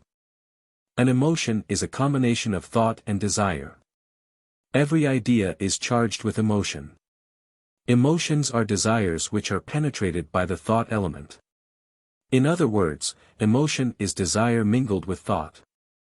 The vibrations of emotions will arouse corresponding excitement in purely mental matter, and all the man's thoughts will be disturbed and distorted. There is emotion desire. There is emotion feeling also. If the desire element is predominant, it is emotion desire. If the pleasure element is predominant, it is emotion feeling. Raga and DVESHA, attraction and repulsion or like and dislike or love and hatred are the two important emotions of the mind, and all the different emotions can be classified under these two headings. Wonder is a compound emotion. It is admiration and fear combined. Reverence is a compound emotion. It is awe and respect combined. Anger, envy, jealousy, impatience are compound emotions. It is anger and jealousy combined. As soon as the man is pulled down to a lower level, the anger of the inferior man who was jealous vanishes. Pleasure is a particular kind of emotion in the mind. The mind expands during pleasure. Coolness prevails in the mind. What takes place of the mind when pleasure feeling arises is not exactly understood by the Western psychologists. It is incapable of being understood also by ordinary persons. Only a yogi or a wise knows this psychic phenomenon. During pain, the mind contracts. Considerable heat is produced in the mind. Many of the physical desires and emotions in man are akin to those of the lower animals. Anger and sex impulse in man are the brutal instincts. In the undeveloped man, these desires and emotions which belong to the lower nature predominate and overpower the higher nature. It is a symptom of weakness to have emotions in the mind. They should be controlled by the intellect and the will. How to control emotions and impulses. When emotions and impulses trouble you much, be indifferent. Say to yourself, who am I? I am not the mind. I am Atman, the all-pervading spirit, pure existence consciousness bliss. How can emotions affect me? I am unattached. I am a witness of these emotions. Nothing can disturb me. When you repeat these suggestions of self-inquiry, the emotions will die by themselves. This knowledge method of controlling emotions is easier than the yogic method of driving the emotions and struggling with the mind. Sentiments. Religious sentiment, moral sentiment, aesthetic sentiment, or sentiment for the sublime and the beautiful, are the three important sentiments of the mind. Feeling and sentiments are illusory. They are not an Atman self. They are deceptions created by the mind. Moods. Mood is a mental state. The Sanskrit term is bhava. This term also does not express the true significance of the word mood. We say, Mr. Naidu or Mr. Atkinson is a moody gentleman. This means he becomes a slave of the mood quickly. We also say, that gentleman is in good mood or happy mood. I can approach him now for a short interview or talk, or he is in a very angry mood. I should not see him now. The English people, during the course of their conversation, use the term mood in a broad sense.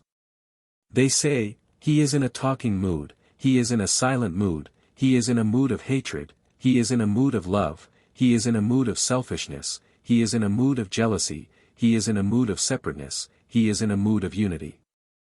In the light of Vedanta sacred literature, these are all thought waves only. Dr. Bhagwan, the reputed author of Science of Emotions, classifies these under emotions only. The two kinds of moods and their effects. In Vedanta sacred literature, there are only two kinds of moods, happiness, joy, exultation or exhilaration, and sorrow, grief or depression. In the mind, these two kinds of moods prevail. Now there is joy. 5 minutes later, there is depression. These currents alternate. They belong to the 6 waves. They are 2 waves that affect the mind ocean. People of gloomy moods attract to them gloomy things and gloomy thoughts from others and from the akashic records in the physical ether. Persons with hope, confidence and cheerful spirits attract thoughts of similar nature from others. They are always successful in their attempts. People with negative moods of depression, anger, hatred do positive injury to others. They infect others and raise these destructive thought waves in others. They are culpable. They do great damage in the thought world.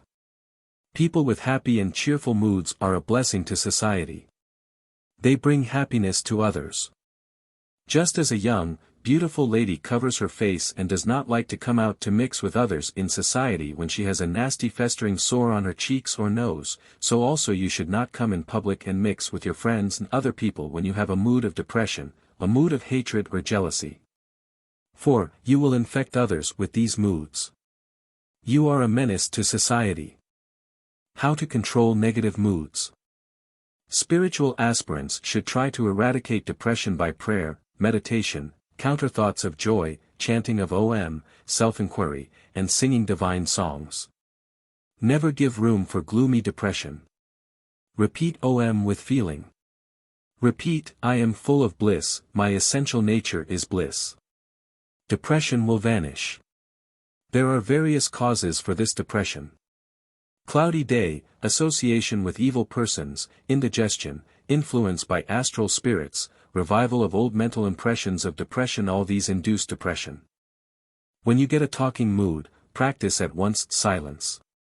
This is an antidote to the talking mood. When you are in a mood of hatred, develop the opposite virtue of love. This mood will pass off quickly. When you are in the mood of selfishness, begin to do selfless work. When you are in the mood of separateness, try to mix with others through service, love, kindness and forgiveness. When you are in the mood of laziness, do at once some kind of active work, drawing water, gardening, running, brisk walk or biking, etc. A liberated soul is absolutely free from all moods. He has controlled all moods completely. He has become a master of all these moods.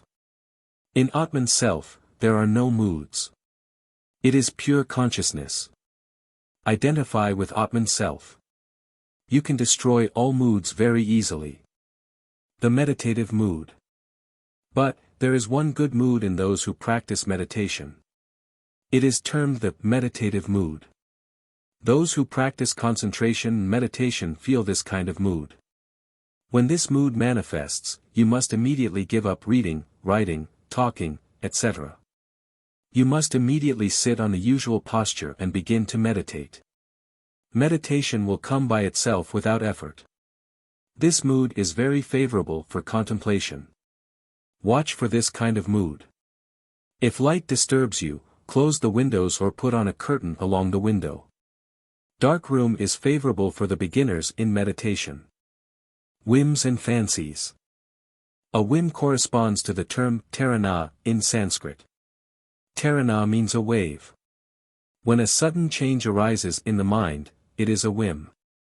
Whims are waves that arise in the mind. They rise up and break quickly. They drag you hither and thither. They upset you. Everybody has his own whims. Very often you say, he is a whimsical man, when anyone is swayed by whims. Whim is also termed caprice. Eccentricity is an exaggerated form of whim. Whim tosses a man hither and thither, if he yields to it. Whimsical actions bring on misery. It is through whim that mind tempts and deceives men. Mind cheats through whims. Whims should be checked by reason. Do not do actions through whims. Action must be done through viveka, discrimination between real and unreal, and wisdom. Destroy whims as soon as they arise, through self-inquiry. Always inquire whether the proposed action will bring you pleasure and spiritual gain or not. Be on the alert. The word whim always goes with the term fancy. We say, whims and fancies. A fancy is a phase of the intellectual faculty of a lighter and less impressive cast than the imagination of the active play of this lighter faculty. Fancy is a new and pleasing thought or conception due to this faculty. Fancy is a form of imagination. It helps a poet, but not an aspirant. It is a hindrance in meditation. It builds castles in the air. Check it by self-inquiry, and viveka, discrimination between real and unreal. Just as waves and ripples rise on the surface of the ocean, whims, various caprices, fancies and wrong determinations also arise on the surface of the mind ocean. The whims represent the ripples. You need not be afraid of these. They come and pass off quickly. You must be careful about the strong waves, wrong determinations. The strong thoughts must be eradicated by strong self-inquiry and proper reasoning. Imagination. Mother Nature never creates a vacuum in the mind. If one anxiety or worry is over, another anxiety immediately manifests. Mind can never become vacant. It has got infinite preoccupations. Carefully mark the ways of the mind. It tempts, exaggerates, magnifies, infatuates, unnecessarily alarms through vain imagination, vain fear, vain worries and vain forebodings. It tries its level best to divert you from concentration on your goal. It took me many years to understand thoroughly the subtle workings of the mind. Mind works havoc through its power of imagination. Imaginary fears of various sorts, exaggeration, concoction, mental dramatization, building castles in the air, are all due to this power of imagination. Even a perfect, healthy man has some imaginary disease or other due to the power of imagination of the mind. Much energy is wasted on account of imaginary fears. When his mind is fully occupied with the affairs of the war, the soldier does not feel any serious injury as a gunshot wound in the leg. He is not aware of the loss of a large quantity of blood also. He is filled with enthusiasm. He is not conscious of his body so to say for the time being. When the excitement is over, when he sees some blood spots on his clothing or when some of his friends points out to him the wound in the leg, he gets the consciousness. Then he is alarmed a bit. The power of imagination plays havoc now. He gets a collapse now. The power of imagination always exaggerates. A man may have a little weakness. When he becomes your enemy, you at once exaggerate and magnify his weakness and fault. You even superimpose on this or concoct many more weaknesses and faults. This is due to evil imagination on your part. Whenever the mind of two friends are strained by ill feelings, these minds begin to exaggerate and concoct things. Fault-finding increases. It is very difficult to get at the truth of the statements of these two broken friends with broken friendship. Their utterances are always colored by their inner feelings. The power of imagination does havoc now. Maya illusion plays havoc through the mind and its power of imagination. Mind tempts and deceives. Think of one as a good friend of yours and there the thing is created as a reality. Think of him as your foe and then also the mind perfects the thought into an actuality. He who knows the working of the mind and has controlled it by practice is really happy. I shall explain to you the nature of mental dramatization. Mark the ways of the mind. During conversation with your friends, the mind sometimes imagines in vain that it has hurt the feelings of your friend. It spends much of its energy in unnecessary feeling. You think, how can I see him tomorrow morning? He may be displeased with me. Next morning when you meet him, nothing happens. Your friend starts a pleasant conversation and smiles. You are surprised. To your great astonishment, the subject of talk takes quite a different turn altogether. A family man imagines when a severe epidemic of plague ravages, what shall I do if my wife develops plague and dies now? I have got 6 children. This is his vain imagination. Nothing happens. Sometimes, when the train moves slowly on the Pumban bridge over the sea near Rameswaram, the mind imagines, if the bridge gives way now, what will become of me? I shall be smashed to pieces. A touch of fear creeps in. There are 1,001 ways of mental dramatization like these. The power of imagination plays a vital part in mental dramatization. When your mind is deeply concentrated, period of 2 hours passes like 5 minutes. If the mind is distracted and wandering, half an hour hangs on as 2 hours. This is everybody's experience. In dream also, many events that represent a period of 50 years take place within 10 minutes. Through the play of the mind, a aeon is considered by it as a moment and vice versa. Time is but a mode of the mind. It is the power of time. It is also illusory like the objects. Through the trick of the mind, 1 furlong at times appears to be a great distance and 3 miles at other times appear to be a very short distance. You ought to have noted this in your daily life. Marichi Chaitanya, M.A., Ph.D., a celibate of Romania and myself sat for dinner in the Kailasa Kutia, heaven ashram, on the bank of the Ganga. A dish of potato soup was served. Marichi, who has no idea of Indian preparations, took it for a soup of meat. The color and appearance of the potato soup was exactly the same as that of meat soup. This is a case of mental projection. Marichi projected the idea of meat from his own mental impression within the mind into the potato soup. Mental projections are all false. Imagination in the mind means mental creation or imagination. This is the real Yoga Maya. You will have to destroy these various mental creations. This is the aim of all the spiritual practices. Then you will be established in absolute state of bliss. Pure renunciation is needed to attain this after you have got purity of mind through selfless or desireless action. Temperament and how it can be modified. There are secretions from endocrine glands which are ductless, thyroid, thymus, parotid, pineal, suprarenal, etc. These secretions are directly absorbed into the blood. They play a vital part in constituting the temperament of every individual. The temperament of a man can be greatly modified by environments, education and experience. It can hardly be changed in toto. That is the reason why the Gita sacred text says, even the man of knowledge behaves in conformity with nature. Chapter 8, The Mental Faculties. The power of the human mind. If you closely study the action of mind upon mind, of mind over matter, of mind over the human body, you will find that each man is a power in himself. You will have to develop the potential faculties by self-restraint and mastery over the passions. When mind is so much powerful, what to speak anything of the glory of Atman Self, who is the storehouse of everything, who is the infinite, inexhaustible central magazine of power, knowledge and bliss from whom the little mind borrows its light and power. Illustrations of the power of mind. Whenever any fire accident or any other kind of accident occurs, how agile and nimble you are.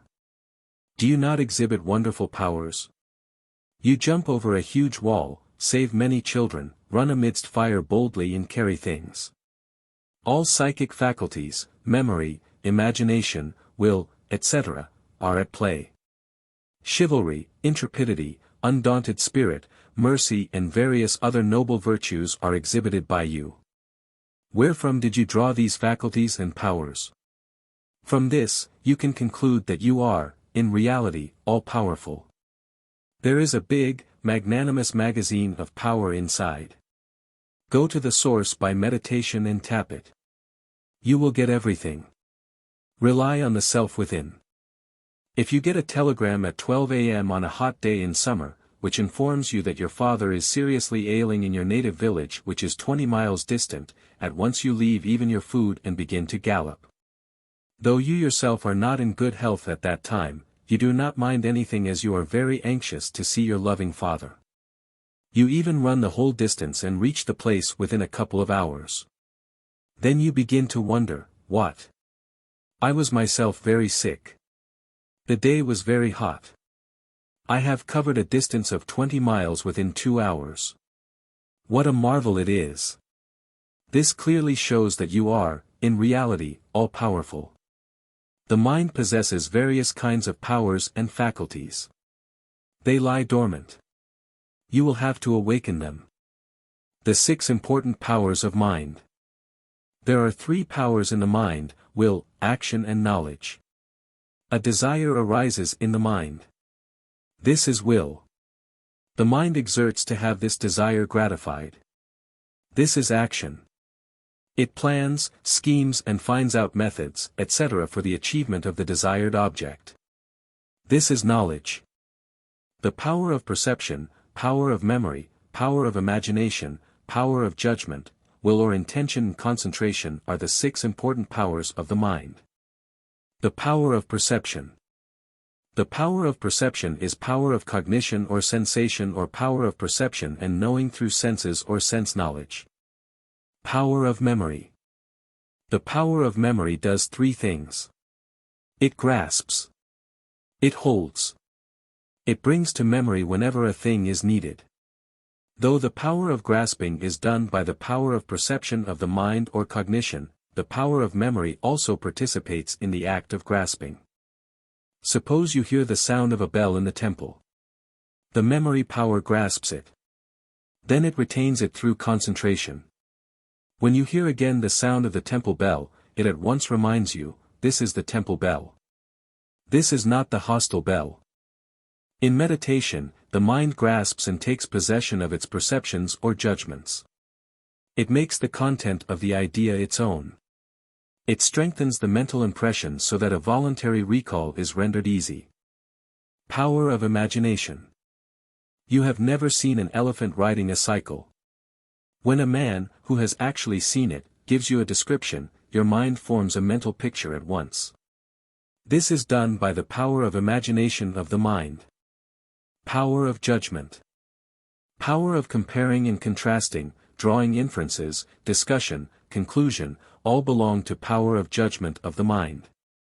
The power of judgment has got two subdivisions, ascertainment and logical reasoning. A is mortal. B is mortal. C is mortal. Again, all men are mortal. Mr. Chaudhary is a man. Therefore, Chaudhary is mortal. These sorts of drawing conclusions through inductive and deductive logic with major and minor premises and middle term or through the 5 parts of syllogistic reasoning of Gautama sages Indian logic are done by power of judgment of the mind with the help of ascertainment and logical reasoning. Logical reasoning has got 2 other subdivisions, inference and discussion. When you see a river in full flood in the morning, you infer that there ought to have been rain during previous night. When you see smoke on the hills, you infer that there ought to be fire also on the hill. This is due to inference. Will. Will is Atma power. It is the dynamic aspect of Brahman, the absolute supreme spirit. Will is Brahman in motion. In Vedanta sacred literature, will plays a very conspicuous part. Much has been said about the power of imagination in the West, that it is the most tremendous power in the human mind, and that in a conflict between the will and the imagination would invariably win the day.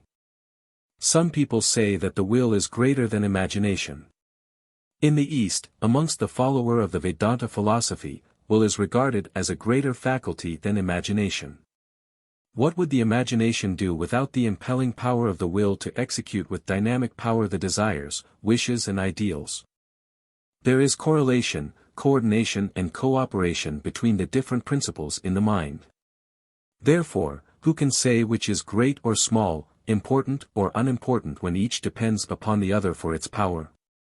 It cannot be truly said that the one is greater than the other, for their independence and power are derived from one another. Concentration power. Concentration power, or the power to hold, is really a part of memory or power of memory. In common parlance, we say, Mr. Ramakrishna is a man of good concentration in Vedanta sacred literature. Here it means that Mr. Ramakrishna has got fixed and steady ideas in Vedanta sacred literature. He cannot be changed by anybody. He is not of a wavering nature. He sticks to Vedanta sacred literature alone. Nobody can shake him. Apperception. Apperception is the mind's perception of itself as a conscious agent.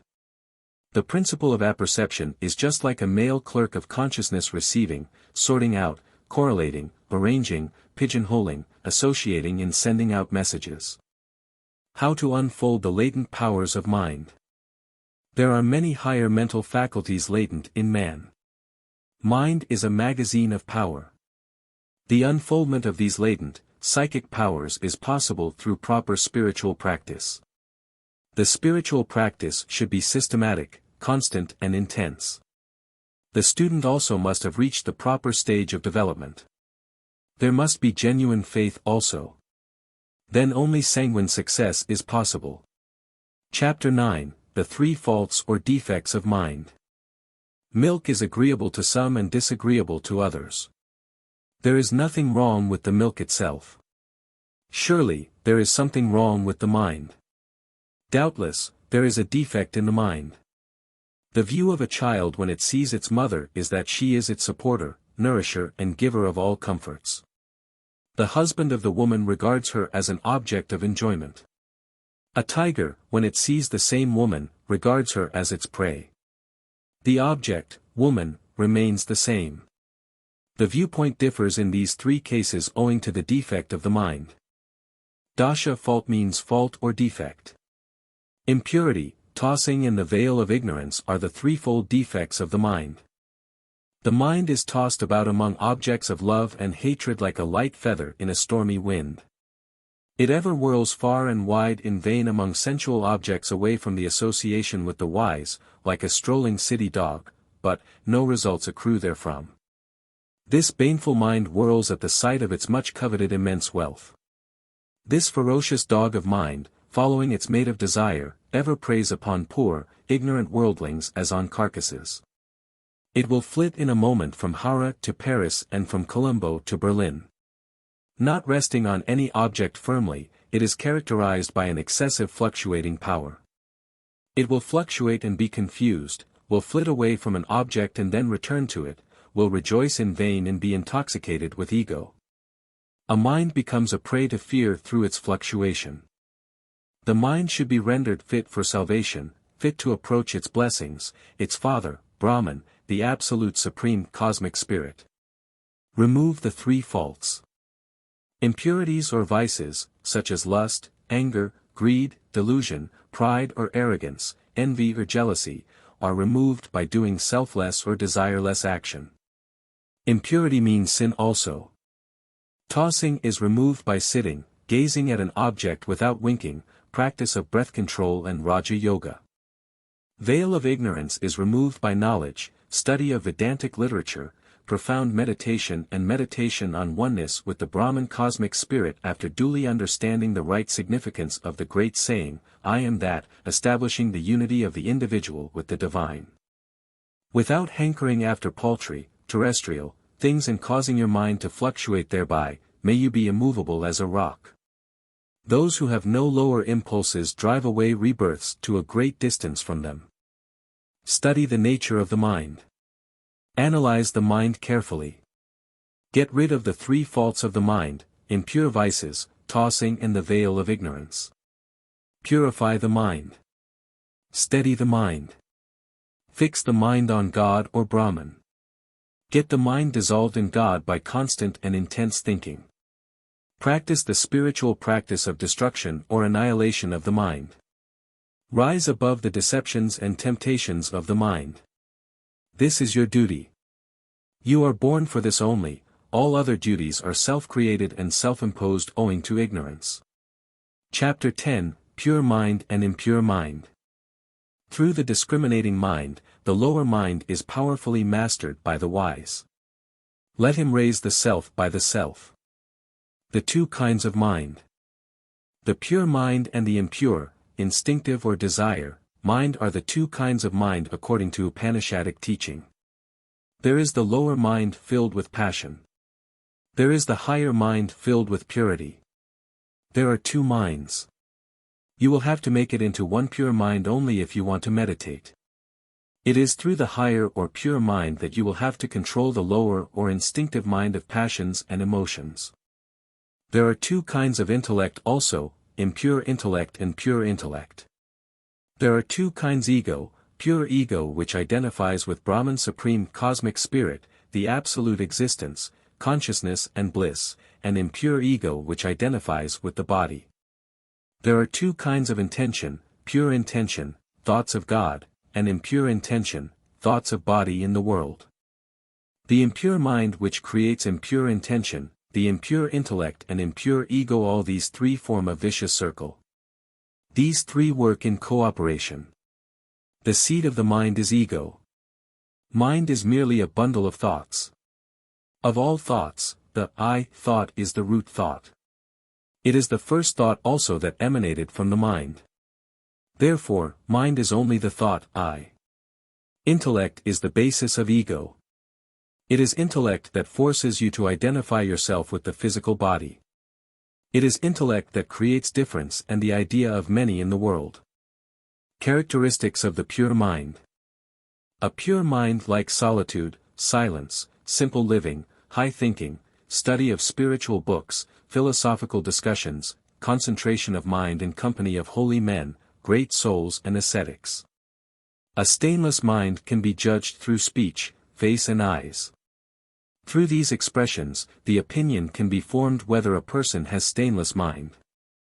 Higher desires, noble aspirations, lofty ideals, true religious feeling, mercy, sympathy, pure unselfish love, devotion, self-inquiry, atmic inquiry, inspiration, genius all come from the higher, pure mind.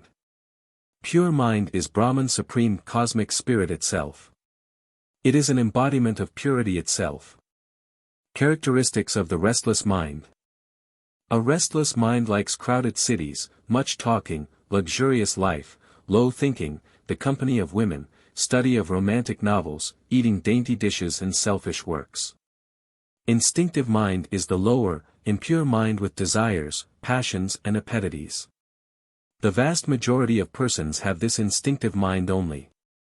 Even the so-called civilized and educated persons live on the plane of the instinctive mind. Their senses are very sharp and acute and they run after more refined things for their sense gratification. They identify themselves with the physical body and the senses. They have no idea of the subtle Atman self which is entirely distinct from the body and the senses. Their I is the physical, gross body only, though they know that there is a mind. Sensual enjoyment brings on diseases and destroys the power of discrimination between real and unreal. It makes the mind impure. Therefore, shun sensual enjoyment.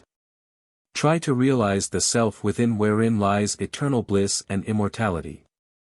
Pure mind needed for Atma self-inquiry. A sharp, subtle, one-pointed, pure mind is needed for Atma self-inquiry, inquiry into Atman's self or the Supreme Spirit, and study of revelations. A gross mind or practical intellect with selfishness and lust is absolutely unfit for self-inquiry and philosophical ratiocination. Selfishness clouds understanding. Selfishness is the bane of life. The mind of a worldling is ever ready to absorb sexual thoughts. It cannot imbibe subtle, philosophical ideas. It is callous and cannot vibrate properly to take in philosophical ideas. You can drive a nail in clay, but not in a stone. The mind has to be purified by selfless or desireless action, the meditative repetition of a mantra, practice of breath control and other spiritual practices. Mind is compared to a mirror. If the mirror is dirty, you cannot see your face clearly. Similarly, if the mind mirror is dirty, full of vices, impurities, lust, anger, greed, etc., you cannot see God clearly, you cannot see the self clearly. The light of Brahman Supreme Cosmic Spirit cannot shine efficiently. Clean it up with effort daily, through spiritual practice, meditation, strenuous selfless service, devotion, etc. You will realize God. Mind must always be observed, is the utterance of the revelations. Brahman Supreme Cosmic Spirit is to be seen by the mind. Here, mind means the pure mind. Brahman Supreme Cosmic Spirit can be seen by a mind which is equipped with the four means of salvation, which is rendered subtle and pure by the practice of the control of mind, the control of senses, self-restraint and observance of purity, which is furnished with the sacred instructions of a qualified guru and which does hearing, reflection and profound meditation. Should the pure mind concentrate itself for some time through a study of knowledge books, the association with the wise and an uninterrupted practice of meditation, then in such persons developing knowledge, a divine vision will dawn in which here will be a direct cognition of the one reality. Slay the impure mind. The enemy of Atman self is the impure mind, which is replete with excessive delusion and a host of thoughts. This mischievous and powerful imp of lower mind is the generator of all pains and all fears and the destroyer of all noble, spiritual wealth. Your real enemy is this impure mind only, which is full of delusion, cravings, desires and host of other impurities. Lest this enemy of mind should spoil you in diverse ways through the enjoyments of the many pleasures in this world, slay it in the hope of getting eternal bliss and spiritual illumination. Destroy the lower impure mind through the higher pure mind. Destroy your instinctive mind through discrimination and help of your higher pure mind. Then and then alone will you get eternal, infinite peace and bliss of Atman self. Then alone will you become a liberated soul. Pure minds and restless minds move in diametrically opposite directions. Pure mind unifies. Instinctive mind separates and divides. Voice from the instinctive mind will mislead you. Purify the mind and hear the voice of conscience of the pure mind. You will have to develop the pure part of the mind by annihilating the lower, impure, instinctive mind. If the lower mind is done away with through the higher mind alone, then only will you have eternal happiness and peace. Then alone will you attain liberation, supreme knowledge and perennial bliss. Slay this mind through constant self-inquiry, and meditation on Om, and rest in your own essential nature, the absolute existence, consciousness and bliss state. How to purify the mind. As one iron shapes another iron, the pure mind of a person which makes efforts in the virtuous path should correct and mold his impure mind. Mind is unfailingly rendered pure through true, virtuous and pure actions and constant association with the wise and the saintly. Speaking the truth and practice of pure compassion are very great purifiers of mind.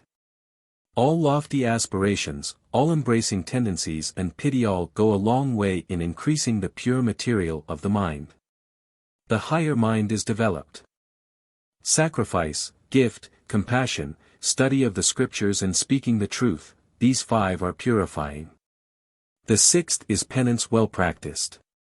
The last one is highly purifying. Pilgrimage to sacred places is also purifying. You come in contact with holy persons there. You can have good association with the wise and the saintly.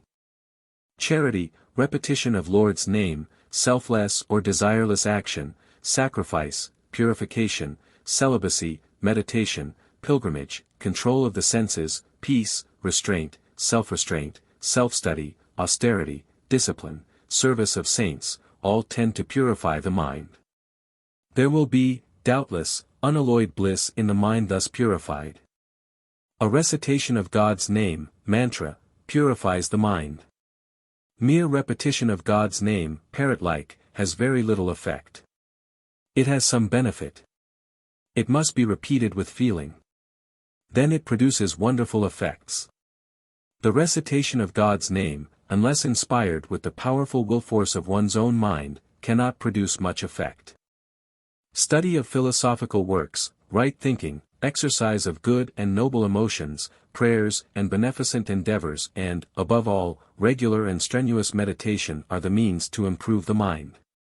These will bring about the rapid evolution of the mind. When the mind is purified, a hole is formed in the center through which purity, light and knowledge flow from Brahman Supreme Cosmic Spirit. A goldsmith converts 10-karat gold into 15-karat gold by adding acids and burning it several times in the crucible.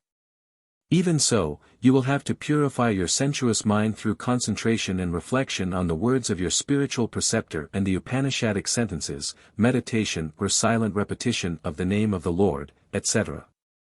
It takes a long time to purify yellow oxide of arsenic orpiment. It has to be soaked in cow's urine for 7 days, in lime water for 10 days and in milk for 7 days. Then it has to be burnt out 108 times before a proper oxide is obtained. Even so, it takes a long time to effect purity of mind. Severe practice of austerity is needed. As a result of purification of the mind, it becomes more sensitive, gets easily disturbed by a sound or shock and feels any pressure acutely. An aspirant must be sensitive and yet have the body and nerves completely under his control. The greater the sensitiveness becomes, the more difficult is the task. There are many noises which pass unheeded by an ordinary person, but which are torture to one who is very sensitive. You must do your best to get over this oversensitiveness. Initiation of pure mind leads to quiescence. Purification is the first part of yoga. When purification is over, the natural tendency of the mind is to go towards liberation. If only a disciple whose mind is cleansed of all its impurities, is initiated into the sacred mysteries by a guru, then his mind will get complete quiescence. He will enter into an absolute state. The absolute state is termed asambhadana. Chapter 11, Thought Waves. Thought wave, its nature and function. Thought wave means a whirlpool. It is a wave of thought that arises in the mind. Thought waves are modifications of the mind. They are the effect of ignorance. When ignorance is destroyed by knowledge, thought waves get absorbed in Brahman Supreme Cosmic Spirit just as water thrown in a heated pan is absorbed in the pan. Wherefrom does a thought wave arise? From the subconscious mind. Why does a thought wave arise? It is self-nature of mind. What is its function? It causes the destruction of the veil of ignorance. It removes the veil of gross ignorance of material reality that envelopes the objects and conceals the true nature of objects, causing a breakthrough in awareness. It helps the evolution of a man till he attains perfection or the liberation while still alive. It is thought wave that opens the Kundalini power in a wise in the third eye chakra and joins it in crown chakra. This is one path. The subconscious mind is the mind stuff. It is the mental substance. Thought wave is a modification of that mental substance. It is a process. Just as waves and bubbles arise from the surface of the ocean, so also these thought waves arise from the surface of the mind ocean. Just as rays emanate from the sun, so also these mental rays, modification of thought waves, emanate from the mind sun. Just as the sun merges itself in the horizon at sunset by collecting all its rays, so also you will have to merge in that sun of suns, the absolute consciousness, eternal peace by collecting all the dissipated mental rays and dissolving the mind itself. The function of a thought wave in the mind is to cause destruction of the veil of ignorance, the removal of the veil of ignorance covering objects. Gross ignorance is enveloping all objects. When the veil is removed, perception of objects becomes possible. The thought wave removes the veil of ignorance. When you pass through a big crowd or persons, you are able to notice a few persons. You do not see some persons, though they happen to come in front of you. Why? Because there was not complete destruction of the veil of ignorance. When this is done, the object shines before you. According to Raja Yoga of Maharshi Patanjali, right notion, misconception, imagination, sleep and memory are the 5 thought waves or mental functions. If these 5 mental functions are suppressed, the suppression of desires and other functions will follow. Object-shaped thought waves and God-shaped thought waves. Through its own efforts, the mind assumes the shape of any object it concentrates itself upon. If it thinks of a woman, it assumes the shape of a woman. This is termed a thought wave of the same form as that. If it thinks of God or Brahman, the God-shaped thought wave develops. In the former case, passion and restlessness will be infused into the mind, while in the latter, purity will be infused. When the mind thinks of objects and dwells on them, it assumes the shape of those objects. It is termed as object-shaped thought wave. When it thinks of Brahman or infinity, the God-shaped thought wave is formed. The spiritual aspirant should be very vigilant and circumspect in watching the mind and its activities. He must convert object-shaped thought waves into God-shaped thought waves. As soon as the mind drops down from the God-shaped thought wave into the object-shaped thought wave, he should again make the mind assume the God-shaped thought wave. There is very hard struggle, indeed. You cannot have an object-shaped thought wave as thought of pot, cloth, etc., and a God-shaped thought wave as the thought of Brahman also at the same time. It is against the utterances of the revelations. It is against practical experience also. It is not the object that binds you. It is the thought wave and identification with the thought wave that causes attachment and bondage. It is through ignorance that you identify yourself with the thought wave as, for instance, when you say, I am angry. Kinds of thought waves.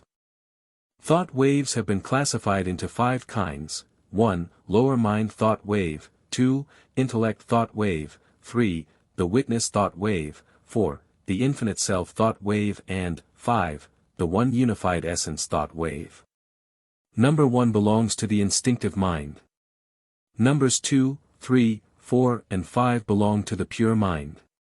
Lower or instinctive mind thought wave is the object-shaped thought wave of worldlings.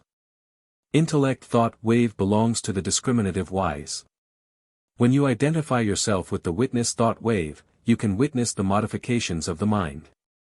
When you try to feel that you are the infinite self thought wave is generated. It is also known as God-shaped thought wave. There is no thought wave in Brahman, the absolute supreme God. From the lower mind thought wave you must jump to the discrimination between real and unreal thought wave. The lower mind thought wave concerns the mind sheath, concerns the mind, along with the 5 sensory organs. The discrimination thought wave belongs to the intellectual sheath. By developing the intellectual sheath, the lower mind thought waves are conquered. From the discrimination thought wave you must jump to the witness thought wave. From witness thought wave you must jump to the infinite self thought wave. From the infinite self thought wave you must jump to the one unified essence which is the essential nature of Brahman Supreme Cosmic Spirit.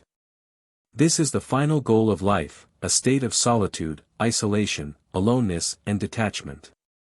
Inward-focused mental waves and outward-focused mental waves. When the outgoing tendencies of the mind are arrested, when the mind is retained within the heart, when all its attention is turned on itself alone, that condition is inward-focused mental wave. The inward-focused mental wave is the indrawing energy of the mind owing to increase in purity.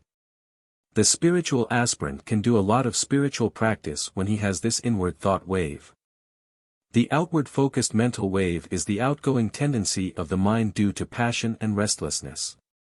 When the vision is turned outward, the rush of fleeting events engages the mind. The outgoing energies of the mind begin to play. Further, on account of force of habit, the ears and eyes at once run toward sound and sight. Objects and desire are externalizing forces. A restless man full of desires can never dream of an inner spiritual life with inward-focused mental wave. He is absolutely unfit for the practice of introspection. You will get inward-focused mental waves or inward-moving mind only after you have destroyed all the externalizing powers of the mind.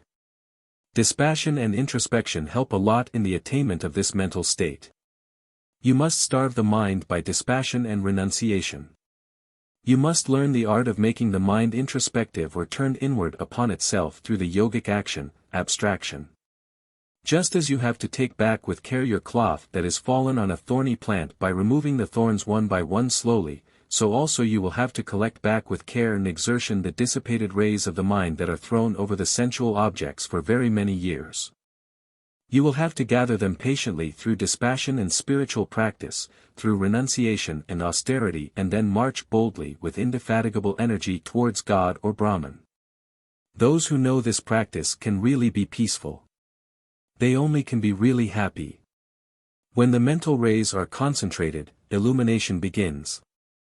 Mind cannot do any havoc now.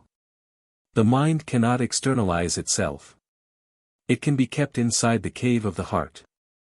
Destruction of thought waves leads to mental strength. Mind gains great strength when the thought waves are destroyed.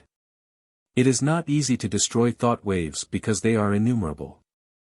They should be taken up one by one and dealt with separately. Some thought waves are very strong. They demand strong efforts for their destruction. Most of the thought waves are very weak. Weak thought waves melt away like rent clouds. Strong thoughts remain and frequently recur daily in the morning as soon as you rise from your bed. Be silent. Enter silence. Silence is Atman Self. Silence is Brahman. Silence is center. Silence is the cave of the heart. When the mind runs from one object to another, that state in the interval wherein you become mindless for a very short time is established in one's true nature. That is Brahman, the absolute supreme cosmic spirit. When the mind is controlled fully, thought waves cease. When all the modifications subside, you enter into the silence then and then alone. Realize this very moment. Feel the divine glory and Brahmic divine splendor now by closing the eyes, by drawing the senses, by stilling the mind, by silencing the thoughts, by sharpening the intellect, by purifying the mind, by meditating on Om, by chanting Om with feeling. Keep up the continuity of Brahmic divine consciousness throughout the 24 hours. Have an unceasing flow of Atmic consciousness. This is very, very important. This is an essential condition. This is a great desideratum. When all the thought waves die, mental impressions and the frame of the mind remain. Mental impressions can only be fried up by deep meditative absorption without thought. Chapter 12, Theory of Perception. When one thinks, then he understands. Without having thought, one does not know. it is only after having thought that one understands. I was absent-minded, I did not hear. I was absent-minded, I did not see.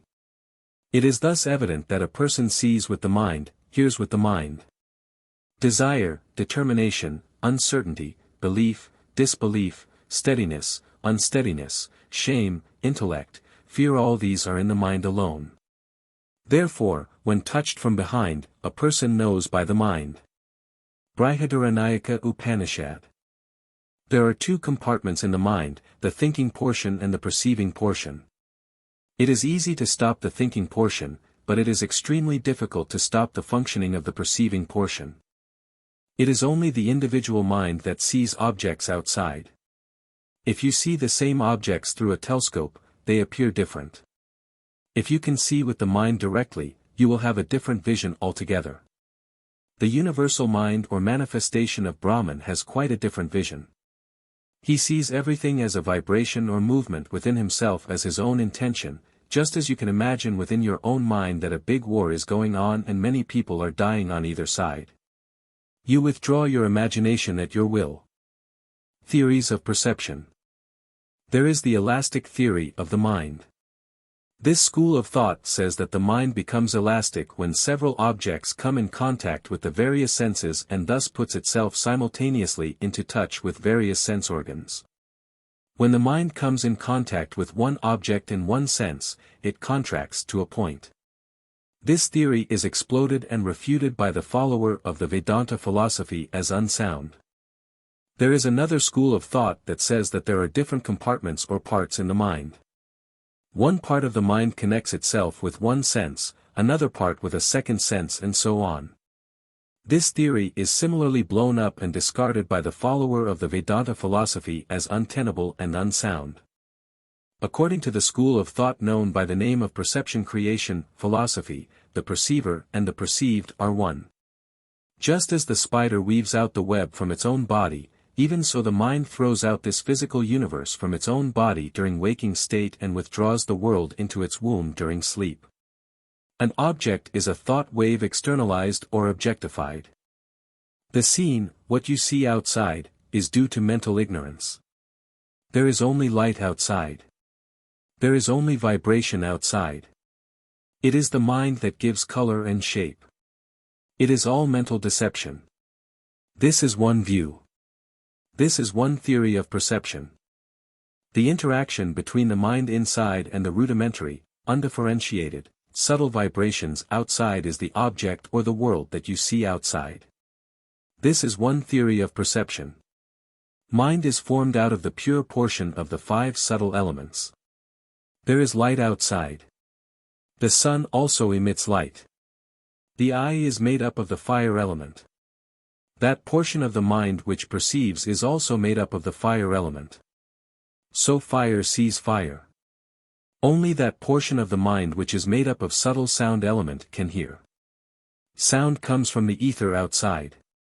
So the ether of the mind hears the ether from outside. But, Atman self can see, hear, taste and feel everything. Atman self only can be seen by Atman self. Therefore, whatever you see outside is Atman self only, everything is verily Brahman, the supreme cosmic spirit. The view of Western medical science. According to Western medical science, light vibrations from outside strike the retina and an inverted image is formed there. These vibrations are carried through optic tract and optic thalamus to the center of vision in the occipital lobe of the brain in the back part of the head. There, a positive image is formed. Then only, you see the object in front of you. Perception according to Orthodox Hindu philosophy. According to Orthodox Hindu philosophy, the real background of perception is the spirit of whom the Western doctors and psychologists have no idea. Fleshy eyes are only external instruments for perception. Eye is not an organ of vision. The organ of vision is a center situated in the brain, so is the case with all senses. Mind is connected with the senses with the corresponding centers in brain and the centers, with the physical organs, to the external object. The mind presents the sensation to intellect, intellect takes it to the spirit, which is pure spirit, which is immaterial. Now, real perception takes place. Spirit gives order to intellect. Then, intellect, after proper decision and judgment and after taking into consideration the pros and cons of the subject on hand, gives orders back to the mind, for execution through the motor centers or organs of action. Intellect is the prime minister and judge who hears the statements of the advocate, the mind. The mind plays two parts, I, that of an advocate and, 2, that of a commander-in-chief. After receiving decisive orders from intellect, the mind acts the part of a commander-in-chief and executes the orders of intellect through the 5 soldiers, the 5 action organs. This is the theory of perception according to the orthodox Hindu philosophy. See how very clear matters are in Hindu philosophy. First of all, there is the instrument or effect, for instance, the fleshy eye. It takes the sense impressions to the center or sense. The mind is then connected with the center and the external instruments, namely, the physical eye, ear, etc. The mind carries the impressions still further and presents them to the intellect, the determinative faculty, which reacts. Then flashes out the idea of egoism or ego, which self-arrogates and identifies with pride. Then the mixture of action and reaction is presented to the spirit, the real soul who perceives an object in the mixture. Knowledge comes through contact with objects, the sense-object connection. To know a worldly object, the sense, mind and individual being are required. Sense will see the object. Mind will make it appear. Intellect, with the help of reflected consciousness, will understand it. Mind, senses and the external instruments such as the physical eye, ear, etc., should all be joined together. Then only perception of an object is possible. The object comes in contact with the senses. The senses are linked to the mind. The mind is connected to the Atman self. The Atman self illumines. This is with reference to the physical plane. The Vedantic theory. According to the non-dual or unified theory of perception, it is the consciousness within us that makes perception possible. The consciousness within us unites with the consciousness in the object and the result is perception. It does not follow from this that the mind and the senses are useless. The senses are necessary for the adaptation of perception to their approximate things. From the soul's essential nature being intelligence, it does not follow that the senses are useless, for they serve the purpose of determining the special object of each sense. The Vedantic theory of perception is that the mind comes out through the eye and assumes the shape of the object outside. The internal sense organ, though wave enters through the opening of the sense, eye, removes the ignorance of the object, assumes the shape and form of the object it envelopes and presents the objects to your view. The function of the thought wave is to cause the removal of the veil of gross ignorance that envelopes all objects.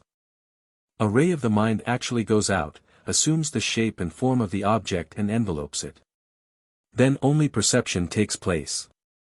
The perception of a book is possible only when the mind has assumed the actual shape of the book. Mental image plus external something is the object. Whatever objects you see outside, have got their own images in the mind. When you pass through a mango garden, a ray of the mind comes out through the eye and envelopes a mango. It assumes the shape of the mango. The ray is termed thought wave. The enveloping process is the pervasion of the mind over the object. The thought wave is pervading the object during cognition, enabling the mind to connect with and illuminate the object, leading to its awareness. The function of a thought wave is to remove the veil or obstruction that envelopes the object and the conditioned consciousness. The veil that envelopes the mango is removed by the thought wave or the mental ray. There is consciousness associated with the thought wave, the consciousness accompanied by a thought wave. This consciousness illuminates the object mango. It is called the causality connection between action and its result. The mind is enveloping the object and taking the shape of the object, the molten metal getting cast into the crucible of the structure of the object. In the act of mental cognition, the mind takes the shape of the object and drags the consciousness towards it. So there is a dual role played in acts of perception and cognition, psychological and conscious, and they are inseparable. Just as a torchlight illumines an object in a flash, this thought wave, consciousness illumines the object. Then only does perception of the mango take place. Mind makes intention perception, is this a mango or not? Intellect comes to help the mind and determines, this is a mango, through previous experience. The mind makes inquiry, how can I get the mango? May I ask the gardener or the proprietor? Ego asserts, I must get the mango anyhow. I want it. Then the command is given by the mind to the action organs for execution. When you see a mango tree, it is external to you. There is externality. The mango tree is a mental percept. It is a mental concept also. There is no mango tree apart from the mind. You know the existence of the tree through the mind only. There is a mental image in the mind. The image in the mind plus the external something is the mango tree. Even if you close your eyes, you can get at the image through memory. The green color of the leaves is due to a certain rate of light vibrations, say, 10 millions of vibrations. These light vibrations strike at the retina and are taken to the vision center at the back of the brain. The mango leaves have the power to split the white rays and absorb the green color only. So says science. Your body also is as much external to you as that yonder mango tree. It is also a mental percept or mental concept. The mango tree is external to you with reference to your body only. The mango tree itself is a mere appearance that floats in the absolute or the one reality. As the mango tree is external to you from the standpoint of your body, and as the body itself is external to you, the idea of externality of the mango tree or this external universe is blown up now. The term internality also has a false existence only. There is internality only with reference to the externality. If the externality goes away, where is the internality? Both the terms internality and externality are mere illusions, creations of the mind. There is only the solid existence, the one reality or absolute behind the so-called internality and externality. That is the real, infinite I. That is your own self. Mind alone creates differences. The I is present before the mind some forms or images. It is the mind that creates good and bad forms. It says, this is good. This is ugly. This is beautiful. Here comes bondage and trouble. Good and bad, ugly and beautiful are pure mental creations. If mind can create, it can destroy also. Similarly, the ears bring some sound vibrations before the mind. It is the mind that says, this is praise. This is censure. Eyes and ears are not to be blamed at all. They are innocent. Mind causes the mischief. Mental cognition takes place serially. Mind can think of only limited things. Mind cannot think of greenness without thinking of a green object. Mind is without parts. It can have only one idea at a time. This is the conclusion of the philosophers of logic.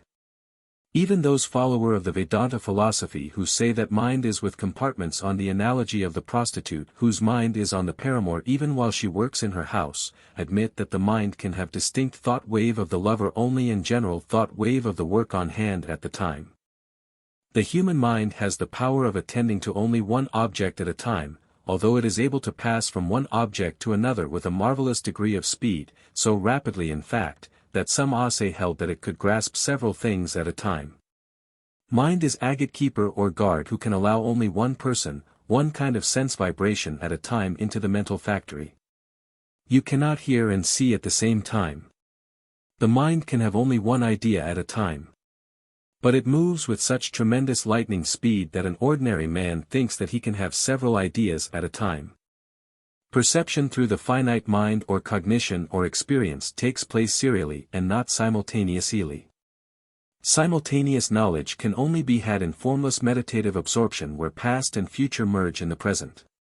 Only a yogin will have simultaneous knowledge. A man of the world with a finite mind can have only a knowledge in succession. Two thoughts, however closely related to each other, cannot exist at the same time. The nature of the internal organism, mind, prevents our having more than one aspect of an object at each instant presented to consciousness. Though several objects may come in contact simultaneously with the different sense organs, yet the mind acts like a gatekeeper who can admit only one person at a time through the gate.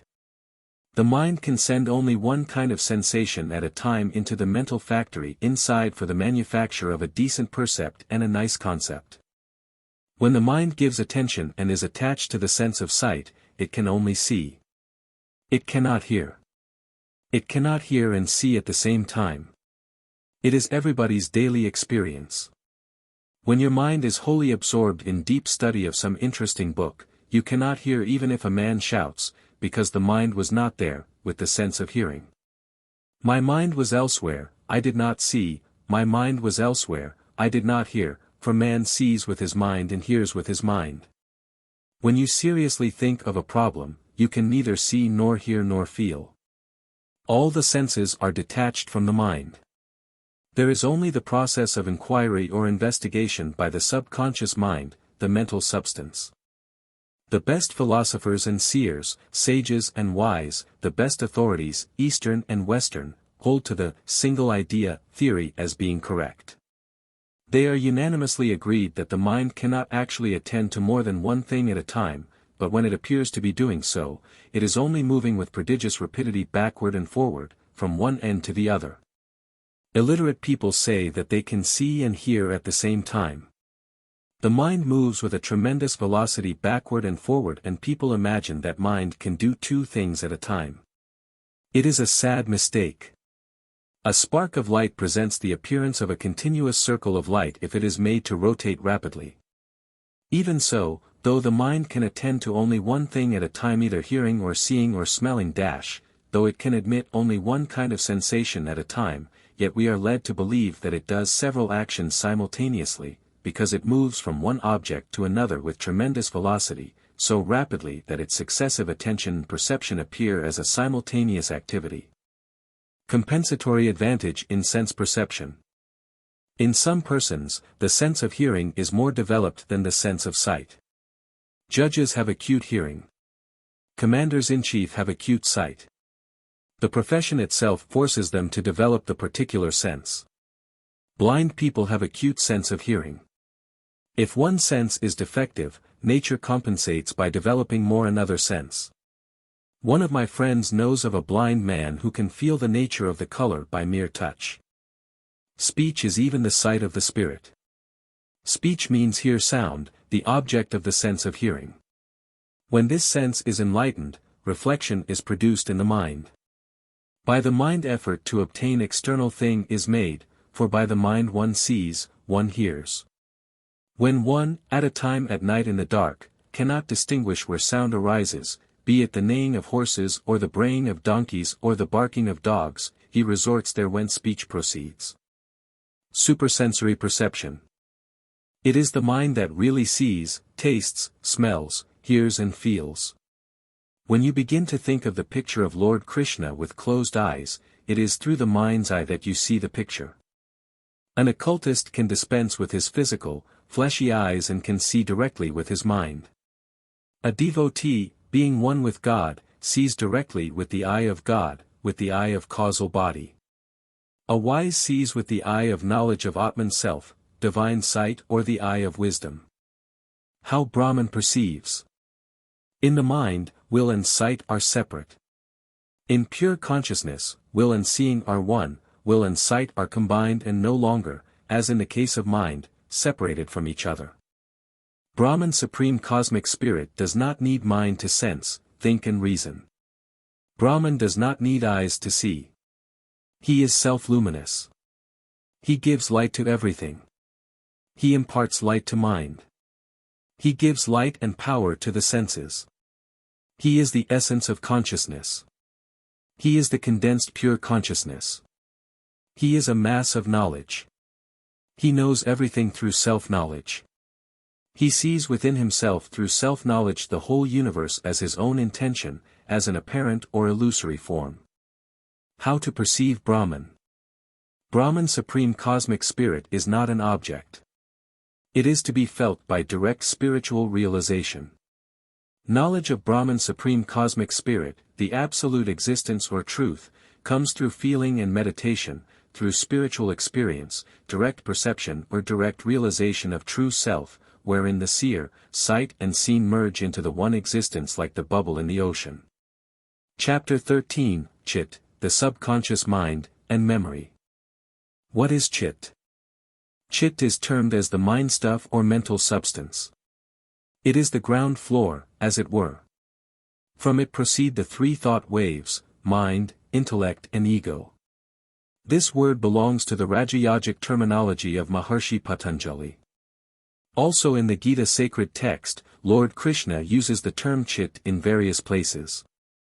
The subconscious mind is termed Chit in Vedanta sacred literature. Much of your subconsciousness consists of submerged experiences, memories thrown into the background but recoverable. Chit, the subconscious mind, is like a calm lake and thoughts are like waves upon the surface of this lake and name and form are the normal ways in which these waves rise. No wave can rise without name and form. The functions of the subconscious mind are memory or remembrance, concentration, attention and inquiry. When you repeat the meditative repetition of a mantra or recitation of God's name, it is the subconscious mind that does the remembrance. It does a lot of work. It turns out better work than the mind or intellect. The field of subconscious mentation. The mental processes are not limited to the field of consciousness alone. The field of subconscious mentation is of a much greater extent than that of conscious mentation. The mind is not conscious of the greater portion of its own activities. As man can hold in consciousness but one fact at a time, only a fraction of our knowledge can be in the field of consciousness at any one moment. Only 10% of mental activities come into the field of consciousness. 90% of the mental activities takes place in the subconscious mind. Messages, when ready, come out like a flash from the subconscious mind to the surface of the conscious mind through the trapdoor in the subconscious mind. We sit and try to solve a problem and fail. We walk around, try again and again fail. Suddenly an idea dawns on us that leads to the solution of the problem. The subconscious processes were at work. You repeatedly fail at night to get the solution for a problem in arithmetic or geometry. In the morning, when you wake up, you get a clear answer. This answer comes like a flash from the subconscious mind. Even in sleep, it works incessantly without any rest. It arranges, classifies, compares, sorts all facts and works out a proper, satisfactory solution. Sometimes, you go to sleep at 10 p.m. with the thought, I must get up at 2 a.m. in the morning to catch a train. This message is taken up by the subconscious mind and it is this subconscious mind that wakes you up unfailingly at the exact hour. The subconscious mind is your constant, trustworthy companion and sincere friend. With the help of the subconscious mind, you can change your vicious nature by cultivating healthy, virtuous qualities that remain dormant in every human heart. If you want to overcome fear, mentally deny that you have fear and concentrate your attention upon the opposite quality, the ideal of courage. When courage is developed, fear vanishes by itself. The positive always overpowers the negative. This is an infallible law of nature. This is the so-called opposite thought cultivation of Raja Yogins. It is the practice of countering negative thoughts by nurturing positive or opposing ones. You can acquire a liking for distasteful tasks and duties by cultivating a desire and taste for them. You can establish new habits, new ideals, new ideas, new tastes, and new character in the subconscious mind by changing the old ones. Memory. Memory is a function of the subconscious mind. Memory is used in two senses. We say, Mr. John has got a good memory. Here it means that Mr. John's capacity of the mind to store up its past experiences is very good. Sometimes we say, I have no memory of that incident. Here, you cannot bring up to the surface of the conscious mind, in its original form, the incident that took place some years ago. It is an act of remembering. You do not get any new knowledge through memory. It is only a reproduction. If the experience is fresh, you can have a complete recall of your past experience through memory. In ordinary recollection there is a temporal coefficient. In personal memory there is a specific coefficient. That which acts together with another thing is a coefficient. In mathematics, the numerical or literal factor prefixed to an unknown quantity in an algebraic term is a coefficient. How does memory arise? Suppose you have received a nice fan as a present from your amiable friend. When you use the fan, it sometimes reminds you of your friend. You think of him for a cause of remembering or a cause of memory. If your brother is a tall man, the sight of a similar tall man in another place will bring to your mind the memory of your brother. This is memory due to the similarity of objects. Suppose you have seen a dwarf at Madras. When you see a very tall man or Patagonian, this will remind you of the dwarf whom you saw at Madras. The sight of a big palace will remind you of a peasant's hut or a renunciant's grass hut on the bank of Ganga. This memory is due to dissimilarity in objects. When you walk along the road on a stormy day, if you happen to see a fallen tree, you conclude that the tree has fallen owing to the storm. In this case, the memory is due to the relation between cause and effect. The new mental impressions wash away the old mental impressions. If the mental impressions are fresh and recent, it is easy to recall them back quickly. They come up again from the depths of the subconscious mind to the surface of the conscious mind. The revival of old mental impressions takes place. If you visit once the college wherefrom you received your education, 10 years after you became an officer in the government, all the previous mental impressions of your college days will be revived now. You will remember now your old professors, old friends, old books, and various other things. Characteristics of a good memory. The following are the 4 good characteristics of a good memory. 1. If you read once a passage and if you can reproduce the same nicely, it is a sign to indicate that you have a very good memory. This is termed very good memory. 2. If you can reproduce the same thing without increase or decrease, addition or subtraction, it is called perfection. 3. If you can preserve a fact or passage or anything for a very considerable period, it is called retentive memory. 4. If you can reproduce a passage at once without any difficulty when it is needed, it is called bringing near. The process of recollection. When you desire to remember a thing, you will have to make a psychic exertion. You will have to go up and down into the depths of the different levels of subconsciousness and then pick up the right thing from a curious mixture of multifarious irrelevant matter.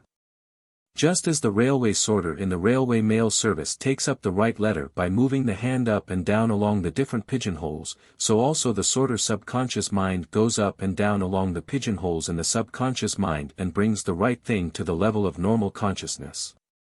The subconscious mind can pick up the right thing from a heap of various matters. In a big surgical clinic, the assistant surgeon allows only one patient to enter the consultation room of the senior surgeon for examination. Even so, the mind allows one idea only to enter the mental factory at a time through the mind door. The subconscious mind brings to the threshold of the conscious mind, during an act of memory, the right thing at the right moment, suppressing all others. It serves the part of a censor and allows only relevant memories to pass by. What a wonderful mechanism it is! Who is the driver for these dual minds? Who created these? What a magnanimous being he must be! My hairs stand on their ends when I think of him. My pen quivers when I write. Don't you like to dwell with him? What a great privilege and joy it is to be in communion with him. When you try to remember something, sometimes you cannot remember. After some time, the forgotten something flashes out to the conscious mind. How do you explain this? It is a slip of memory. The mental impressions of the particular thing has sunk deep. The subconscious mind, which is the storehouse of mental impressions, and whose function is memory, has to exert a bit, to analyze and sort and bring it to the surface of the conscious mind through the trapdoor. After some exertion, revival of the old mental impressions takes place and the forgotten idea, or name of a person, which you wish to recollect some time back, suddenly flashes to the conscious or objective mind. There ought to have been some congestion in the brain, which might have prevented the revival of a forgotten thing, idea, or person. As soon as the congestion is relieved, the forgotten idea floats on the surface of the mind. When the mind is calm, memory becomes keen. Power of memory. Those who overwork mentally, who do not observe the rules of celibacy and who are tormented by many cares, worries and anxieties, lose their power of memory soon. When you show symptoms of losing your memory, as you grow old, the first symptom is that you find it difficult to remember the names of persons. The reason is not far to seek. All the names are arbitrary. They are like labels. There are no associations with the names. The mind generally remembers through associations, as the impressions become deep thereby. Even in old age, you can remember old events, as there are associations with events. You can remember well in old age some passages that you read in schools and colleges. But, you find it difficult to remember in the evening a new passage you read in the morning. The reason is that the mind has lost its concentration power, the power of grasping ideas. The brain cells have degenerated. In early boyhood, the power of grasping in the mind is very marked. But, there is no power of understanding. In 16, 18, 20, the power of understanding becomes manifest. The power of retentive memory is also great in this age. The mind becomes settled only after 30. Below 30, there is much wandering. A man below 30 inches the vast majority of cases is not able to think and decide for himself. He has no power of judgment. After 45, power of grasping begins to decline. Memory also begins to decline. He has power of retention for what he has learnt before. He cannot learn new sciences. Celibacy helps a lot to develop the power of retention and various other psychic powers. Chapter 14, Mental Impressions. What is mental impression? Whirlpool or thought wave arises in the mind ocean. It operates for some time. Then it sinks below the threshold of normal consciousness. From the surface of the conscious mind wherein it was uppermost for some time, it sinks down deep into the region of the subconscious mind. There, it continues to be a subliminal action and becomes a mental impression. A conscious action whether cognitive, affective or conative assumes a potential and hidden form just below the threshold of consciousness. This is termed a mental impression. Memory, a revival of mental impression. The mental impressions are embedded in the subconscious mind. The subconscious mind is otherwise known as the unconscious mind. Subjective mind, subconscious mind, and unconscious mind are synonymous terms. The seat of this subconscious mind is the cerebellum or hindbrain. You can recall the past experiences from the storehouse of mental impressions in the subconscious mind. The past is preserved even to the minutest detail. Even a bit is never lost. When the fine mental impressions come up to the surface of the conscious mind back again as a big wave, when the past thought wave comes back to the surface of the conscious mind again by recollection, it is called memory. No memory is possible without the help of mental impression. How the mental impression is formed. An experience in the sense plane sinks down into the depths of the subconscious mind and becomes there a mental impression. A mental impression of an experience is formed or developed in the subconscious mind at the very moment that the mind is experiencing something. There is no gap between the present experience and the formation of a mental impression in the subconscious mind. A specific experience leaves a specific mental impression. The memory of this specific experience springs from that particular mental impression only, which was formed out of that particular experience. When you perceive an orange and taste for the first time, you get knowledge of an orange. You know its taste. You know the object, orange. A mental impression is formed in the subconscious mind at once. At any time, this mental impression can generate a memory of the object, orange, and knowledge of an orange. Though the object and the act of knowledge are distinguishable, yet they are inseparable. Cyclic causation of thought and mental impression. An object awakens or revives mental impressions in the mind through external stimuli. Hence, an intention or thought arises subjectively from within, without a stimulus from outside. When you think of a cow which you have seen before, you repeat the word cow mentally. Then only, the mental image comes. Then, a thought is formed. Mental impression causes intention, and intention causes mental impression, just as seed is the cause of the tree, and tree is the cause of the seed, in turn. There is cyclic causation on the analogy of seed and tree. A thought wave in the mind produces a mental impression, and a mental impression, in turn, causes again a thought wave. Owing to the force of stimuli either from within or from without, the seed-like mental impressions again expand and give rise to further activities. This cycle of thought wave and mental impression is without beginning, but has an end when one attains the divine knowledge and liberation. They get dissolution into Mother Nature. They cease to produce any effect on the liberated soul. The mental impressions should be fried up by continuous deep meditative absorption. Then only you will be free from births and deaths. The simultaneous practice of concentration, meditation and union over mental impressions. Mental impression is known as residual potency also. When all thought waves or thoughts die away, the frame of the mind remains with the mental impressions. This is termed the potential mind. All mental impressions coexist in the mind. The thought waves slowly subside and leave traces in the mind. These traces are the mental impressions. From these mental impressions springs memory. If you have yogic vision, you can vividly notice the marvels that take place in the mental factory of an individual, how the thought wave arises in the mind lake, how it subsides and how a mental impression is formed. You will be struck with wonder. The simultaneous practice of concentration, meditation and union over these mental impressions brings out the direct knowledge of the residual potencies. A yogin brings into direct consciousness the previous life states by getting direct knowledge of their mental impressions. Such knowledge can hardly be acquired in universities. A yogin alone can impart this knowledge to deserving aspirants. Virtuous and vicious mental impressions.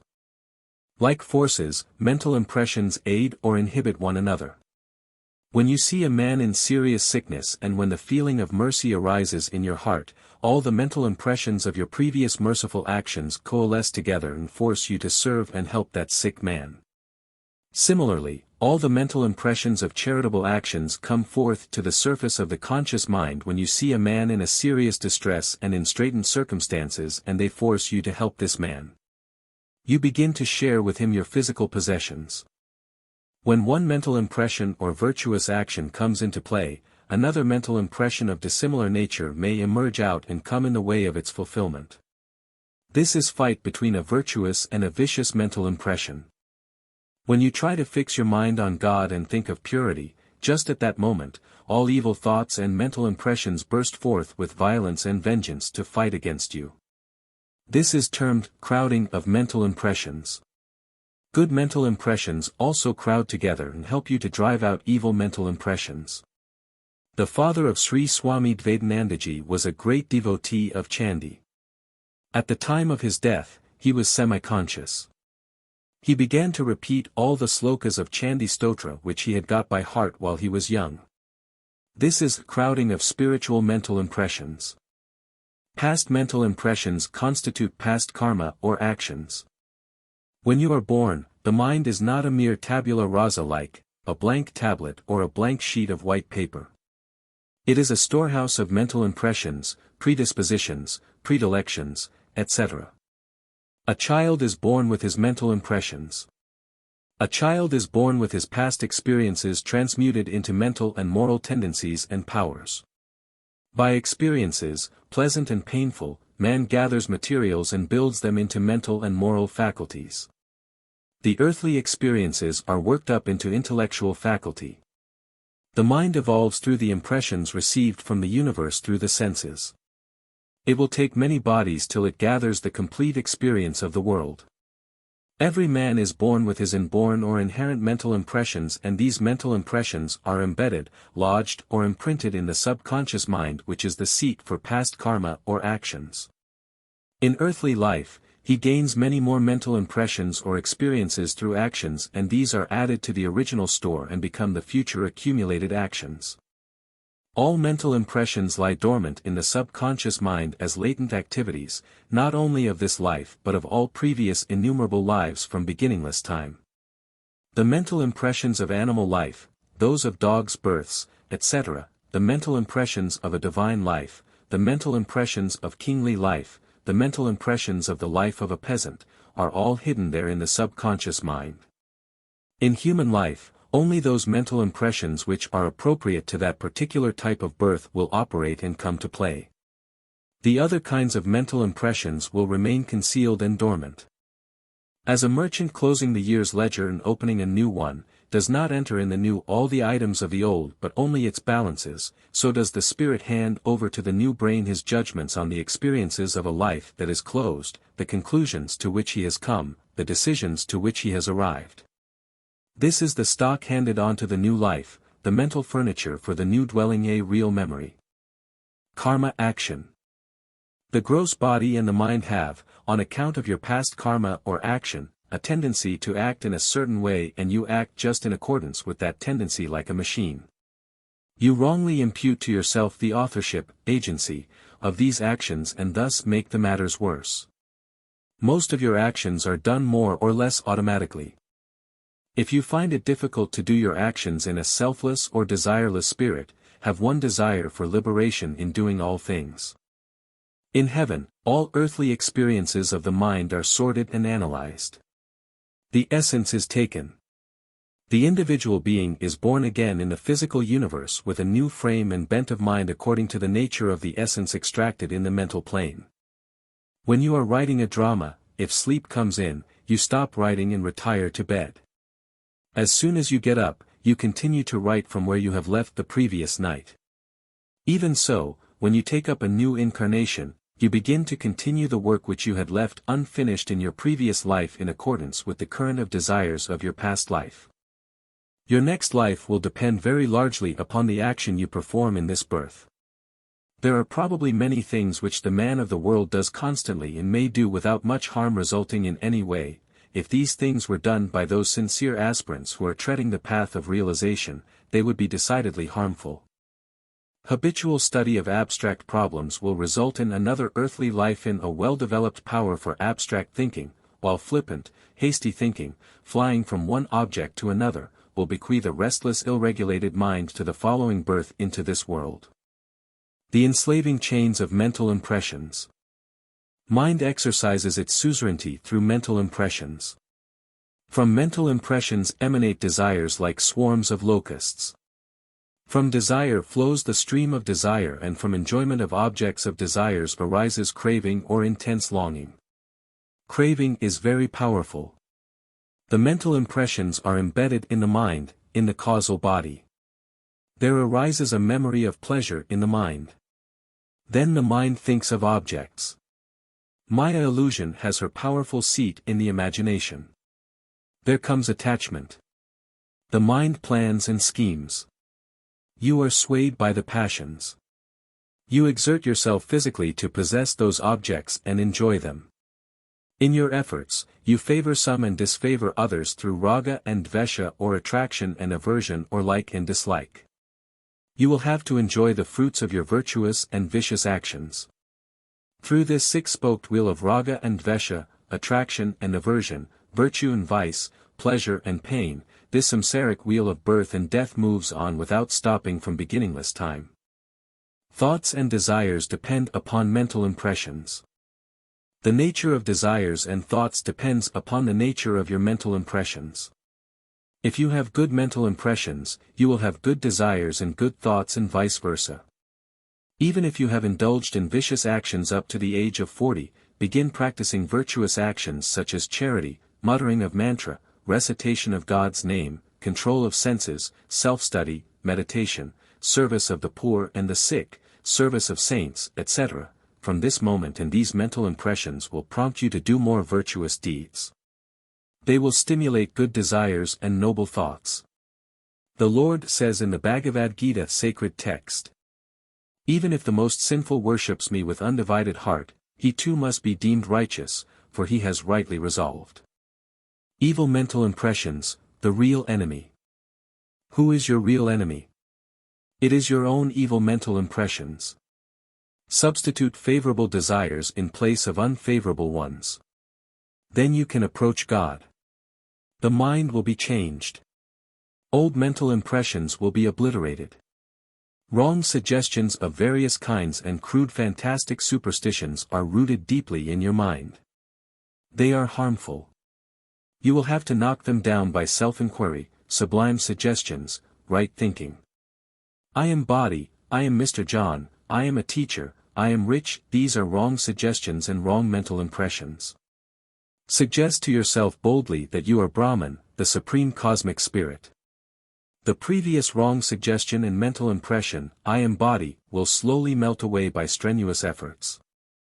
If you forget your real Brahmic divine nature even for a minute, the old mental impressions of ignorance will try to come up and overwhelm you. See how Narada's determination began to fluctuate even though he was absorbed in meditation, when he saw some divine girls. He at once experienced the sexual desire in himself. The seed came out, he put it in a pot and Chudala in the form of Kumbha Muni emerged from out of the pot. Therefore, you will have to be very, very careful. Keep yourself away from all kinds of temptations, money, woman, name, fame, etc. How to acquire good mental impressions. Try to acquire some good spiritual mental impressions in this birth at least, if you are notable to devote all your time in spiritual pursuit. Do some kind of meditation for a short time at least daily, say for half an hour in the morning and evening. Have a meditation room. Make some kind of repetition of any mantra or God's name. Study the Gita sacred text regularly. Have the association with the wise and saintly. Visit the sacred places Nasik, Varanasi, Haridwar, Prayag once a year for a week's stay. Have the sight of great souls. By doing so, you will acquire some spiritual mental impressions which will be a valuable spiritual asset for a new, good life. You will have a very good birth. You will be placed in suitable environments in the next birth for unfolding the divinity that is lurking in your heart, for practice of yoga. All opportunities and facilities will be given to you by God, through His grace for your spiritual practice. Even by a little systematic spiritual practice, you can change your mentality, your old vicious mental impressions. You can cut short several future births. By practice for 3 years, you can free yourself from the clutches of births and deaths. You are bound to become a renunciant. Why not now in this very birth? Why don't you cut short the cycle of unnecessary births and consequent miseries? How long do you want to be a slave of the world, a slave of passions and senses? Wake up now. Do spiritual practice and get immortality. Rouse the Atman self by the Atman self. New, healthy mental impressions can be implanted by new, healthy suggestions. Suppose your brain is a plank in which are driven nails which represent the ideas, habits and instincts which determine your actions. If you find that there exists in you a bad idea, a bad habit, a bad instinct, a bad nail, as it were, in the plank of your mind, you should take another, viz., a good idea, habit or instinct, place it on the top of the bad one and give a hard tap with a hammer. In other words, you should make a healthy, useful suggestion. The new nail will be driven in perhaps a fraction of an inch while the old one will come out to the same extent. At each fresh blow with the hammer, that is to say, at each fresh suggestion, the one will be driven in a little further and the other will be driven out just that much until, after a certain number of blows, the old habits will be completely replaced by the new habits, new ideas. It demands, doubtless, strenuous efforts. It needs constant repetition of the new, healthy suggestions. Habit is second nature. But, pure, irresistible, determined will is bound to succeed eventually. When you repeat Om, or when you repeat the great saying of the Revelations, I am Brahman, once, one mental impression of the idea that, I am Brahman the Absolute, is formed in the subconscious mind. The object in doing meditative silent repetition of Om 21,600 times daily is to strengthen this mental impression. Death of mental impressions leads to liberation. the physical body may die. But, the thoughts and mental impressions of actions, enjoyments and thinking follow you after death till you attain liberation. These are variable mental impressions that accompany you after death. They are variable because you carry different kinds of mental impressions each time when you die. In different incarnations, you create different kinds of mental impressions. The permanent mental impressions that accompany you after death are the 5 sensory faculties, 5 action faculties, 5 prana vital energies, the fourfold mind and the causal body which is the support for the astral body. It is the death of the mental impressions, it is the death of the causal body that leads to the final liberation. It leads to the attainment of Brahma knowledge, the knowledge of the Absolute Supreme God. You will be getting fresh birth so long as there are mental impressions.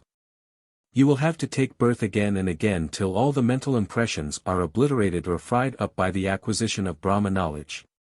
When the mental impressions are wiped out, Brahmic divine knowledge shines by itself in its own glory. Spiritual practice consists in destroying the mental impressions. The aim of a spiritual aspirant is to fry out, burn or obliterate all these mental impressions through thoughtless deep meditative absorption. Spiritual practice consists in wiping out the mental impressions. Breathing, hearing, seeing, feeling, tasting, smelling all cause mental impressions or latent memory in the mind. The world enters the mind through the eyes, ears, tongue and old mental impressions. If you remain in seclusion, you can shut out the first 3 doors. Through self-inquiry, the right inquiry of Supreme Self, you can destroy the 4th route. Then, knowledge of the Self will dawn. A wise sage is without mental impressions. They are fried out by knowledge. No doubt, the force of the mental impressions remains in the mind. But they are harmless. They will not bind the wise. Chapter 15, Intention. The operation of thought. There is the spiritual life in God. This is what relates us to the infinite. You get everything in Brahman Supreme Cosmic Spirit, as he is self-contained and complete, all full. All your wants and desires are satisfied there. There is then the physical life. This it is that connects us with the universe around us. The thought life connects the one with the other. It is this that plays between the two. We have the power within us to open or close ourselves to the divine inflow exactly as we choose. This we have through the power of mind, through the operation of thought. If you are restless, you are far from God.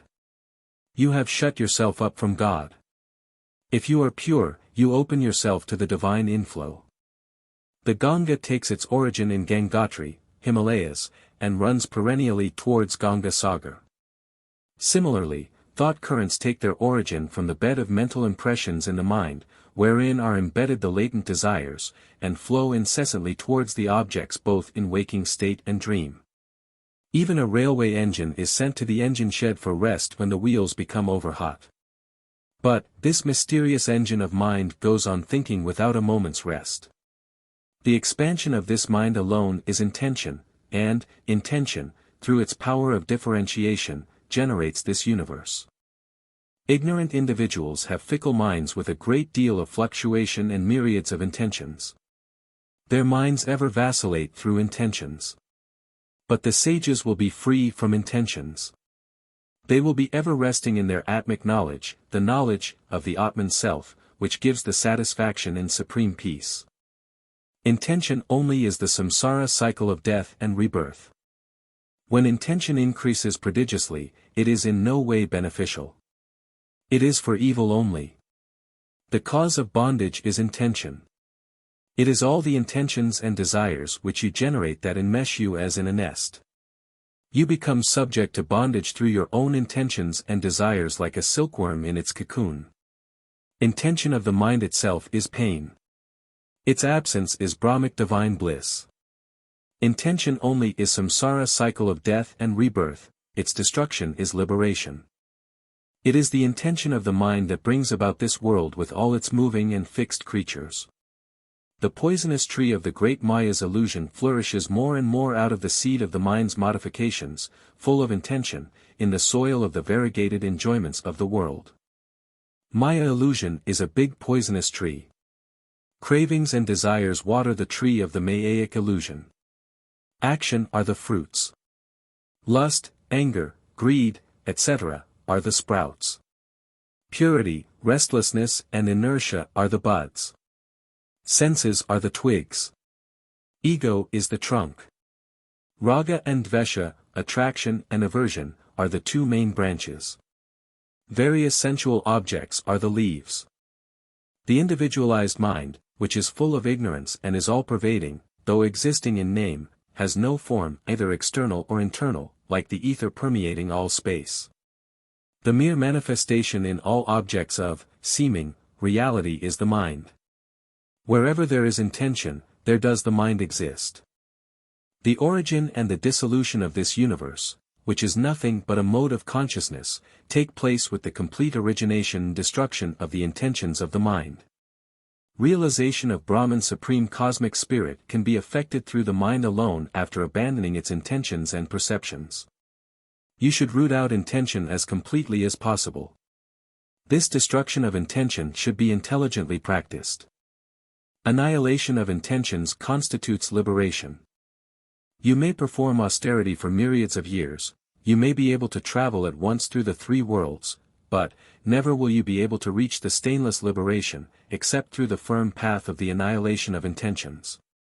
Therefore, endeavor to destroy this intention and, thereby, attain Brahmic divine bliss which is devoid of pains and heterogeneity. It is only intention of the mind destroyed beyond resurrection that constitutes the immaculate Brahmic divine seat. Why can you not contemplate silently and secretly in your heart upon the destruction of this intention? Then it will so betide that even the throne of an emperor, who sways his scepter over the whole earth, will be regarded by you as but a paltry bauble. Remain without intention and indecision and the feeling of duality. Divest yourself of all intentions and be absolute, beyond the limitations of the mind. Be in a thoughtless state, a state of pure consciousness without any thought waves. This is steadiness in Brahman Supreme Cosmic Spirit or steadiness in non-duality and oneness. Strive hard to get this state. You will be then in perfect peace and joy. The self-nature of mind. The mind can very easily think of worldly objects. It is its self-nature. Thoughts generally flow with ease towards objects. Mental energy will readily flow in that direction. The mental force can easily flow in the old grooves and avenues of mundane thoughts. It finds it extremely difficult to think of God. It is an uphill work for a samsaric mind of worldly activity.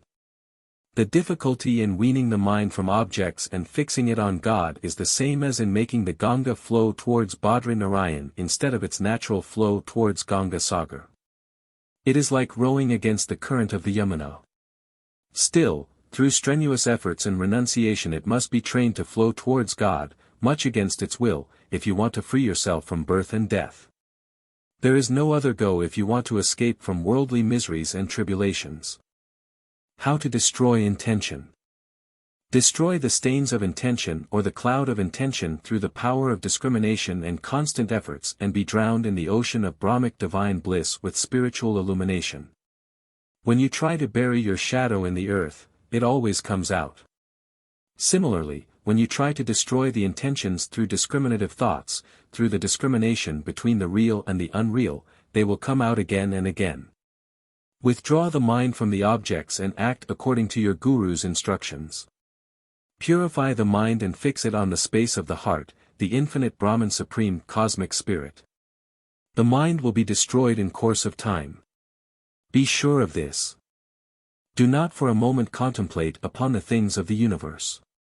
You need not exert yourself too much to rid yourself of this intention. With the checking of all thoughts, one's mind will perish. To crush a full-blown flower in one's hand requires a little effort, but even that little effort is not needed to do away with intention. Intention is destroyed with the control of thoughts. Having firmly annihilated the external intention through the internal one and having destroyed the impure mind through the pure one, rest firmly in your Atma self-knowledge. When you are firmly established in the idea that the world is unreal, distraction through names and forms and vibration of intention will slowly vanish. Repeat constantly the formula, Brahman Supreme Cosmic Spirit alone is real.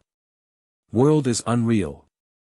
Individual being is identical with Brahman Supreme Cosmic Spirit. You will gain immense strength and peace of mind through the repetition. Having freed yourself from all desires for the visible objects before you and having made your impure mind firm and steady through your pure mind, eradicate all the intentions that arise in the mind. Now, this mind, which arises through intentions, perishes through it alone like a flame of fire which, though fanned by the wind, is yet extinguishable by the same. The state of intentionlessness. With the extinction of the base intentions, there is the extinction of ignorance and its effect, mind. Intention is pain. Intentionlessness or the elimination of intentions is all bliss. Sit alone in a solitary room. Close the eyes. Watch the mind and destroy the thought waves one by continuous, energetic efforts. The highest stage of bliss, the union of the individual with the higher self and the universe, when all thoughts disappear, will ensue. If, with the extinction of the pain-producing intentions, the mind also is destroyed, then will the thick frost of delusion affecting you from remote periods dissipate itself. Then, like an unobscured sky in the autumnal season, Brahman Supreme Cosmic Spirit alone will shine resplendent, blissful, imperishable, non-dual, formless and without birth and death. When your thoughts, which are now dispersed, shall be collected together and you will remain in a state of repose, then the eternally happy Atman Self will shine forth as the reflection of the sun is seen in a clear surface of water. Peace is not in money, woman, or eating. When the mind becomes desireless and thoughtless, Atman Self shines and sheds forth eternal bliss and peace. Why do you search in vain for happiness in objects outside? Search within for bliss in the subjective absolute existence consciousness and bliss of the immortal Atman Self. Chapter 16, Thought Creates the World. Thought, the origin of everything. Everything in the material universe about us had its origin first in thought. From this, it took its form. Every castle, every statue, every painting, every piece of mechanism, in short, everything, had its birth, its origin, first in the mind of the one who formed it before it received its material expression or embodiment. Mind has got various preoccupations. When an artist begins to draw a picture on the canvas, he draws the picture out of the material preconceived by the mind. After all, the world is merely an idea or thought. Just as a seed begins to germinate at its proper time and place, so also the seer appears as the visible through the intention of the mind, the visible being no other than the seer itself. When the mind ceases to think, the world vanishes and there is bliss indescribable. When the mind begins to think, immediately the world reappears and there is suffering. Cogito, ergo sum, I think, therefore I am. This is Descartes' fundamental basis of philosophy. This is in accordance with Sri Sankara's statement that the Atman Self cannot be elusive, for he who would deny it, even in denying it, witnesses its reality. The universe is rendered visible by mind. But, it is a pity that nobody has seen the mind save a seer. When you seriously and unceasingly think over the nature of the mind, it is nothing. When you begin to analyze mind, it is nothing. It dwindles to airy nothing. It is a bundle of thoughts and the thought, I, is the root of all thoughts. This I, is a false idea, a non-entity. When the root of all thoughts vanishes into nothing, where is the boasted mind? The first thought that arose in your mind was I. The last thought that will arise in the mind before it is absorbed in Brahman Supreme Cosmic Spirit will be a God-shaped thought wave which is produced by your feeling that you are infinity. Universe, a creation of the cosmic mind. The universe is not mental creation of an individual being. One single, organized thought of the cosmic mind or the universal mind has materialized as the seeming universe. This phenomenal universe is but an outcome of the divine will, seeming to be real through the workings of the mind. Before you write out a drama, you have a vivid mental picture of the whole drama in your mind. Then you write it out in succession in 4 acts. When it is staged, it is acted in succession, part by part. Similarly, the universe with its movements is a vivid mental picture in the cosmic mind, in the mind of God. There is neither past nor future for him. Everything is present for him. There is neither near nor far for him. Every place is here. Every time is now. The events come out in succession on the stage of the long world drama as time rolls on. Atoms rotate continuously. Old becomes new and new becomes old. In reality there is no such thing as old, there is no such thing as single. The individual beings with individual minds are witnessing the events in succession. But God knows all events at one sweep. He is all-knowing. He is all-understanding also. He knows every detail of his creation. The cosmic mind creates the Maya illusion. Individual minds receive things under delusion. This universe is nothing but a mode of the mind, self-evolved from Brahman Supreme Cosmic Spirit, the cause of the universe. All the universes which appear only through mind are no other than its modes. The mind is subjectively consciousness and objectively it is this universe. Hence, this all-pervading world is nothing but consciousness itself. The individual being in the universe are Brahman, in their innate condition only. God and Maya illusion. All the mental impressions float in the Maya illusion. Suppose there is a very big mirror. You can see in the mirror the reflection of all persons who move in the street, all carts, cars, all carriages which pass along the road. You can be simply watching these movements from a distance in the mirror without being affected in the least. Even so, the movements of this whole universe take place in the biggest mirror of the Maya illusion. God or the Lord of the universe is simply witnessing everything. He is the silent witness. When the unseen, the hidden power in actions, of the individual beings ripens, God simply wills and the universe is projected. Reality of the universe lies in the intention of mind. This ever-agitated mind, having come into existence out of the ineffable Brahma cosmic spirit, creates the world according to its own intentions or thoughts. This legerdemain of the universe springs out of the intention or thought of your mind. It is through the intention or thought of your mind that the universe appears to be, and it is this intention or thought that is asked to be given up by you if you wish to soar to the one reality beyond the universe. He is said to be established in yoga who has renounced all his intentions. With the growth of a paltry intention, there will arise the universe. With the extinction of the former, the latter also will disappear. With the annihilation of intention, all conception of differences between the seer and the seen will vanish, and then the reality of Brahman Supreme Cosmic Spirit will begin to shine uninterrupted. Then the shadow of all the universe movable and fixed will be found absorbed in it in a non-dual state. With the contemplation of I, all the train of ideas of the universe will set in, otherwise, all the universe will vanish as instantaneously as darkness before the sun. Mind and I are one. Destroy the I, then the mind is destroyed. Mind creates the world according to its own intention or thought. It is the mind that creates this universe, the creation of the world is an imagination of the mind. This legerdemain of the world is enacted by the mind and the mind alone, the world is as the mind sees it. What you call world is the mind only. Mind is world. The mind manifests itself as the external world. This universe is no other than the mind itself. Like a dream generating another dream in it, the mind, having no visible form, will generate non-existent visibles. This perishable universe exists only when the mind exists, but disappears with the absence of the latter. If the mind, which is the instrument of knowledge, perception and activity, vanishes, with it disappears this subjective world also. There is a corresponding notion and object for every sound. There is a notion and an object for the sound, cow. Maya illusion is deceiving you through sound web. The whole world is a mere notion, mere idea. It is a mere intention. It is only illusion. It is only imagination. It is only ether. It exists in name only. All modifications being only names based upon words, the truth being that all is clay. The whole world is a combination of 5 elements.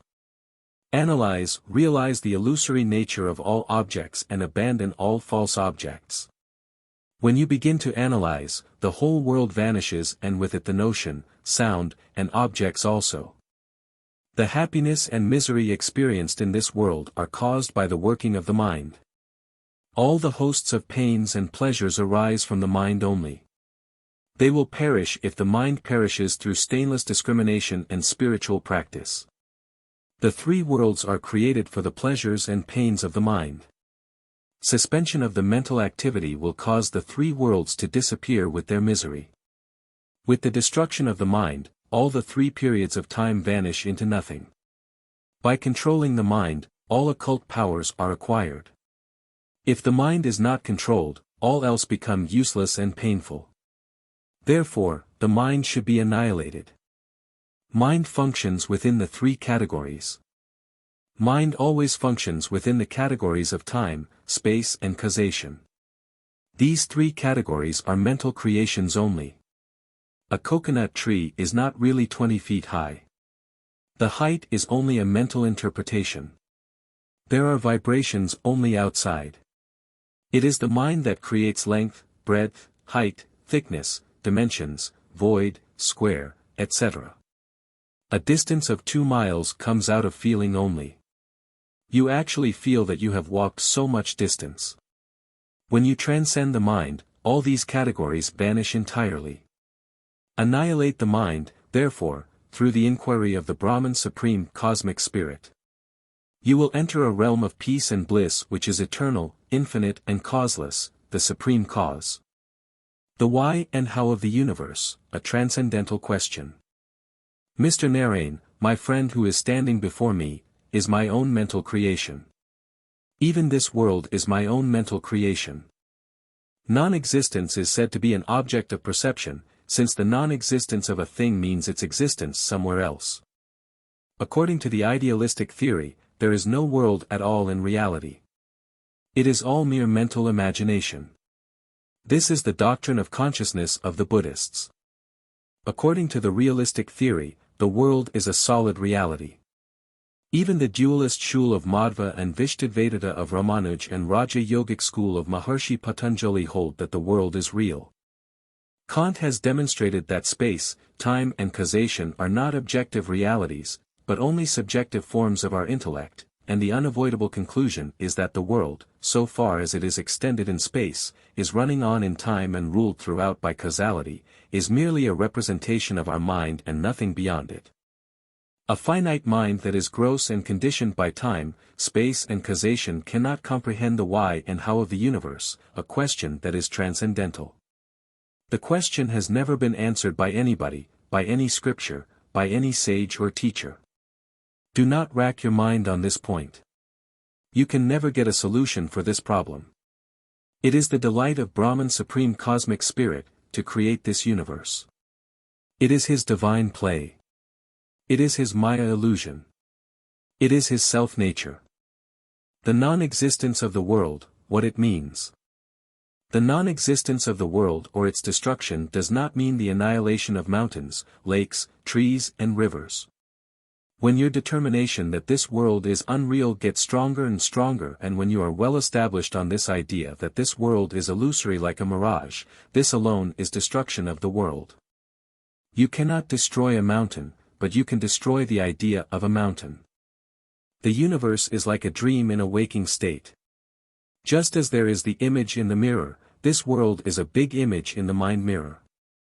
The mind is like a big thick cloth painted with various pictures.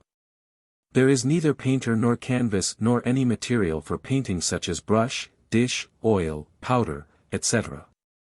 The picture of the universe appears depicted on the spotless knowledge, space. The play of the mind arising out of pure consciousness constitutes this universe. Mind is Maya illusion. Maya illusion is mind. The workings of the mind are nothing but the workings of Maya illusion itself. Attraction or attachment in the mind towards forms is Maya illusion. Identification of one's own self with the mind is Maya illusion. How the mind manifests as the world. The motion or vibration of prana vital energy moves the mind. The movement of the mind generates the universe. The mind manifests itself as the external world. Names and forms arise owing to projecting power, one of the powers of Maya illusion. The projecting force operates both in the waking and the dreaming states. The whole world is projected on account of this power only. In sleep, it disappears. The world enters the mind through the eyes, ears, tongue, speech, and old mental impressions. If you remain in the seclusion, you can shut out these first three doors. Through self-inquiry, the right inquiry of the Supreme Self, you can destroy the mental impressions, the fourth route. Then knowledge of self will dawn. All the universes with their heterogeneity, though really Atma self-knowledge, shine as worlds only through our illusory mind, like the blueness of the sky which is really non-existent.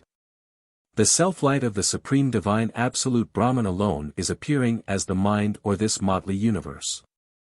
Mind is the wisdom power. Matter is the element power. Prana vital energy is the action power of the Brahman Supreme Cosmic Spirit. Everything belongs to Brahman. In reality, there is no individual being. There is Brahman Supreme Cosmic Spirit only. The mind which ever rises and falls with the ebb of desires, fancies this illusory universe to be through its ignorance, but it should be informed of the real nature of this world, then it will cognize it to be Brahman Supreme Cosmic Spirit itself. Chapter 17, Ignorance and Ego. Ignorance. The mind itself is a creation of ignorance. It is an effect of ignorance. It is filled with delusion. That is the reason why it deceives and tempts you. It makes you go astray. If you can destroy the cause of the mind, ignorance, by getting knowledge of the Supreme Self, mind is nowhere. It dwindles into an airy nothing. Destruction of the mind or annihilation of the mind takes place when knowledge dawns. Ignorance works through limiting adjuncts. All the special apparatus required by ignorance constitute the limiting adjunct of the soul. Mind is a limiting adjunct, intellect is an limiting adjunct, and ego also is an limiting adjunct. The sea of ignorance is in the mind of man.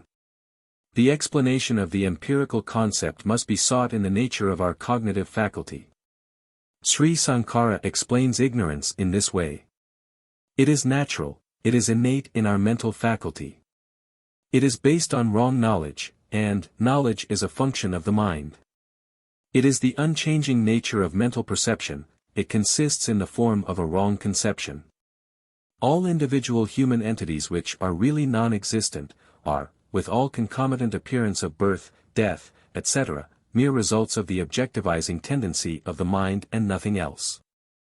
The whole experience of duality, made up of perceiver and perceived, is pure imagination. There is no ignorance or illusion apart from the mind. On destruction of the mind, all is destroyed. The activity of the mind is the cause of all appearance. On account of ignorance or illusion in the mind, you see the objects, trees, etc., outside and feel as if they are separate from you and real. So long as there is mind, there are all these distinctions of big and small, high and low, superior and inferior, good and bad, etc. The highest truth is that in which there is no relativity. If you can transcend the mind by constant and profound meditation on Atman Self, you will be able to attain a state free from duality, a state beyond the pairs of opposites, wherein lies the supreme peace and highest knowledge. There is no ignorance outside the mind. The mind itself is ignorance.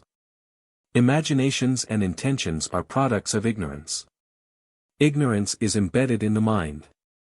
The mind needs thorough cleansing with meditative repetition of a mantra, recitation of God's name, practice of breath control, the association with the wise and saintly, self-inquiry, and profound meditation, just as a rusty copper plate needs cleansing with earth, ash, tamarind, powder, etc. Ego, how it develops. Atman Self in conjunction with the intellect is ego. The basis of ego is intellect. As the intellect, the discriminative intellect, is the cause for this differentiation, this little, intellect is the cause or seed for ego. I-ness and mine-ness are individual being's creation. It is individual being's creation that binds a man to the world. God's creation helps man in his God realization. The seed of mind is ego. Ego is development through the thoughts of the mind. As the first thought is the I thought, and as this I thought is at the base of all other thoughts, ego is the seed for the mind. This idea of I will bring in its strain the idea of time, space and other potencies. With these environments, the name individual being accrues to it.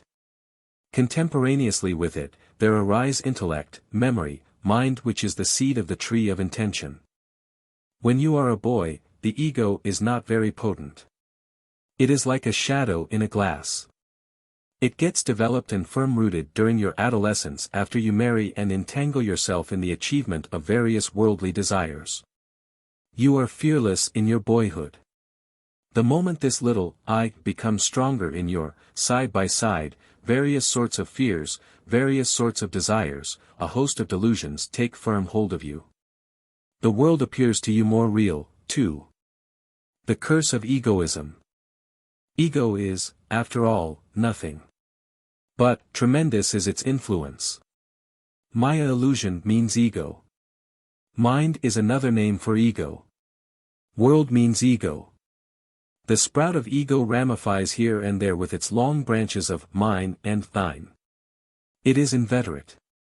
Ego wants to live in flesh, it is clinging to life, to eat flesh and to embrace flesh. This is pure ignorance only. Look at Maya illusion's deception and wholesale swindling. Beware. Awake. Get knowledge. Just as the cloud screens the sun, so also this cloud of ego screens the infinite sun of knowledge, the Brahman supreme cosmic spirit. You cannot realize God, if you have the least tinge of egoism, if you have the slightest attachment to name and form, if you have the least tinge of desire, or if you have the least trace of worldly desire in the mind. How to eradicate ego?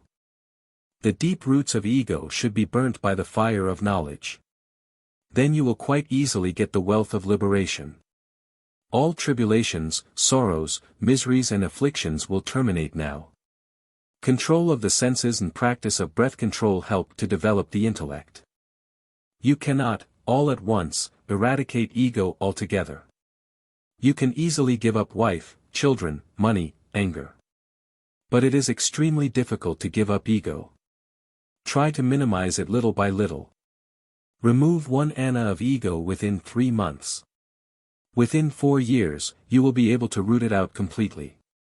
You will have to remove it either by self-sacrifice through yoga of action or self-surrender through devotion or self-denial through Vedantic Atma self-inquiry. Through the intentions of mind, ego is generated. If the modification of the mind which leans to sensual pleasures is destroyed, the Atman self, divested of its ego, becomes the unnameable Brahmic divine reality. Ego is like a thread. It connects or links all the senses on itself. When the thread is broken, all the pearls fall down. Even so, when the thread of ego is broken by, I am Brahman, or I am divine, consciousness or witness consciousness or self-surrender method by taking the instrument in the hands of the Lord attitude, all the senses will be broken down or destroyed. The connection with senses will be severed. Even if you identify yourself with a subtle body inside, it will help you in your self-realization. It is only the identification with the fleshy physical body that brings all sorts of troubles through gross ego and mindness. The physical I is a very great menace. Whenever ego asserts itself, raise a question within thyself: what is the source of this little I? Again and again, moot this question and inquire. When you remove layer after layer, the onion dwindles to nothing. When you analyze the little I, it becomes a non-entity, it will gradually vanish. It will dwindle into an airy nothing. Body is not I. I remains even after the leg is amputated. Give up the individual being's creation.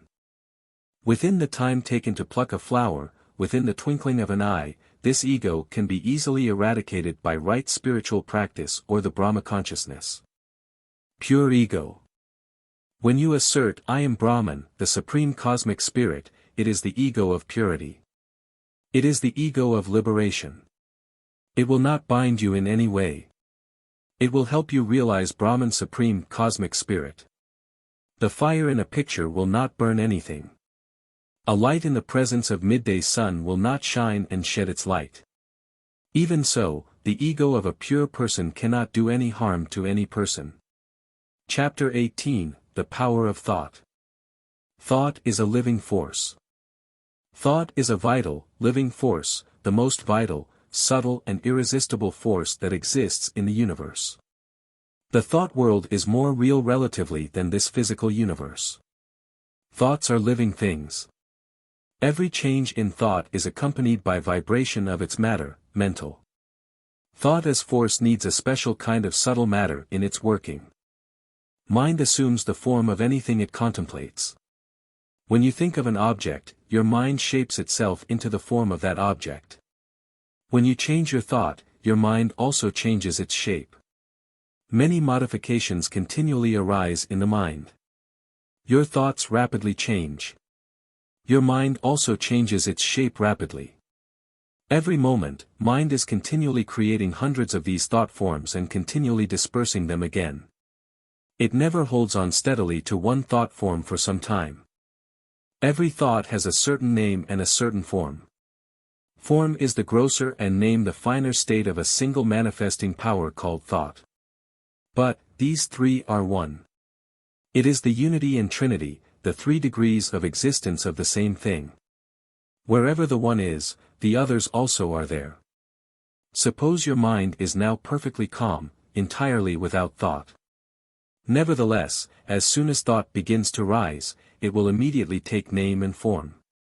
Thus you find that every idea that man has, or can have, must be connected with a certain word as its counterpart. Language is different, but thought is one. Mental image is the same in all. Sound has got 4 forms, para, pasyanti, madhyama and vaikari. Vaikari is the ordinary speech. It differs in different countries. But para, pasyanti and madhyama are one and the same. Para is undifferentiated sound that lies dormant in Brahman supreme cosmic spirit. The language of the divine beings, the language in the mental plane is one. It is madhyama. The rotatory vibration of the causal body is pasyanti. That is your real name. When you operate through your causal body, the lower will power or lower divine sight, you will hear the pasyanti sound, your real name. Thought is subtle matter. Thought is subtle matter. A thought is as much solid as a piece of stone. You may die, but your thoughts can never die. They have form, size, shape, color, quality, substance, power and weight. A spiritual thought has yellow color, a thought charged with anger and hatred is of a dark red color, a selfish thought has a brown color, and so on. A yogin can see directly with his inner yogic eye all these thoughts. The stronger the thoughts, the earlier the fructification.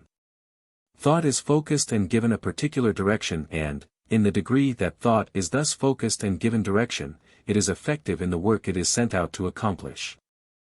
Thought is a creative force. Thought is a great force. Thought is a dynamic force. Thought moves. Thought is infectious. Thought creates. You can work wonders with the power of thought. Through the instrumentality of thought, you acquire creative power. There are nowadays numerous books on thought power, thought dynamics, and thought culture. Study them. You will then have a comprehensive understanding of thought, its power, workings and usefulness. The power of thought is very great. Every thought of yours has a literal value to you in every possible way. The strength of your body, the strength of your mind, your success in life and the pleasures you give to others by your company all depend on the nature and quality of your thoughts. You must know thought culture. Thought gives health. If you entertain healthy thoughts, you can keep good health. If you hold on to sickly thoughts in the mind, thoughts of diseased tissues, thoughts of weak nerves, thoughts of improper functioning of organs or viscera, you can never expect good health, beauty and harmony. The body is the product of the mind. If you hold on vigorous thoughts in the mind, then the physical body also will be vigorous. Evil thoughts of all kinds befoul and infure the mind and, if persisted in, will become veritable diseases and maimings of the mind, incurable during the period of life. Thought builds character. As a man thinketh, so he is. Man is created by thought. What a man thinks upon, that he becomes. Think you are strong, strong you become. Think you are weak, weak you become. Think you are a fool, fool you become. Think you are God, God you become. A man forms his own character, becoming that which he thinks. If you meditate on courage, you shall work courage into your character. So with purity, patience, unselfishness and self-control. If you think nobly, you shall gradually make for yourself a noble character, but if you think basely, a base character will be formed. Steady persevering thought sets up a definite habit of the mind, and that habit manifests itself as a quality in the character. The thread of thought is woven into mental and moral qualities, and these qualities in their totality form what we call character. You can build your character as surely as a mason can build a wall, working with and through the law. The first step towards a deliberate creation of character lies then in the deliberate choosing of what we will think, and then of thinking persistently on the quality chosen. Ere long, there will be a tendency to evince that quality. A little longer, its exercise will become habitual. Thought makes character. You spin the thread of thought into your destiny. Thought weaves destiny. That which man thinks upon in one life, he becomes in another. If the mind dwells continually upon one train of thought, a groove is formed into which the thought force runs automatically, and such a habit of thought survives death, and since it belongs to the ego, is carried over to the subsequent earth life as a thought tendency and capacity. Every thought has got its own mental image. Every man has a mental world of his own views, his own sentiments, his own feelings, his own habitual thoughts, his own experience and his own mode of thinking. The essence of the various mental images formed in one particular physical life is being worked out in the mental plane. It constitutes the basis for the next physical life. Just as a new physical body is formed in every birth, so also a new mind and a new intellect are formed in every birth.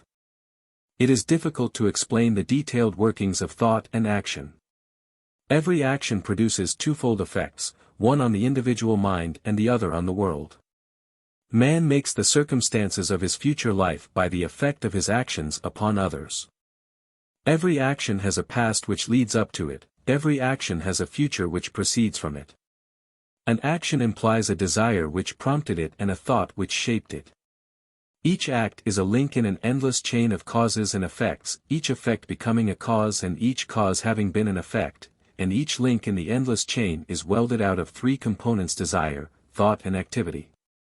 A desire stimulates a thought embodies itself in an act. Selfish coveting of the possessions of others, though never carried out into active cheating in the present, makes one a thief in a later earth life, while hatred and revenge secretly cherished are the seeds from which the murderer springs. So again, unselfish loving yields as harvest the philanthropist and the saint, and every thought of compassion helps to build the tender and pitiful nature which belongs to one who is a friend to all creatures. Like attracts like. The great law, like attracts like, is ever operating. This is a great cosmic law. This is a law in nature. This law operates in the thought world also. People of similar thoughts are attracted towards each other. That is the reason why the maxims run as follows: birds of the same feather flock together. A man is known by the company he keeps. A doctor is drawn towards a doctor. A poet has attraction for another poet. A songster loves another songster. A philosopher likes another philosopher. A vagabond likes a vagabond. The mind has got a drawing power. You are continually attracting towards you, from both the seen and the unseen sides of life, forces, thoughts, influences and conditions most akin to those of your own thoughts and lives. In the realm of thought, people of similar thoughts are attracted to one another. This universal law is continually operating whether we are conscious of it or not. We are all living, so to speak, in a vast ocean of thought, and the very atmosphere around us is continually filled with the thought forces that are being continually sent or that are continually going out in the form of thought waves. We are all affected more or less by these thought forces either consciously or unconsciously, and in the degree that we are more or less sensitively organized or in the degree we are negative and so are open to outside influences, rather than positive, which thus determine what influences shall enter into the domain of our thoughts and hence into our lives. Carry any kind of thought you please about with you, and so long as you retain it, no matter how you roam over land or sea, you will unceasingly attract to yourself, knowingly or inadvertently, exactly and only what corresponds to your own dominant quality of thought. Thoughts are your private property and you can regulate them to suit your taste entirely by steadily recognizing your ability to do so. You have entirely in your own hands to determine the order of thought you entertain and consequently the order of influences you attract, and are not mere willowy creatures of circumstances, unless indeed you choose to be. Good thoughts and evil thoughts. A good thought is thrice blessed. First, it benefits the thinker by improving his mental body, the mind. Secondly, it benefits the person about whom it is entertained. Lastly, it benefits all mankind by improving the general mental atmosphere. An evil thought, on the contrary, is thrice cursed. First, it harms the thinker by doing injury to his mental body. Secondly, it harms the person who is its object. Lastly, it harms all mankind by vitiating the whole mental atmosphere. Every evil thought is as a sword drawn on the person to whom it is directed. If you entertain thoughts of hatred, you are really a murderer of that man against whom you foster thoughts of hatred. You are your own suicide, because these thoughts rebound upon you only.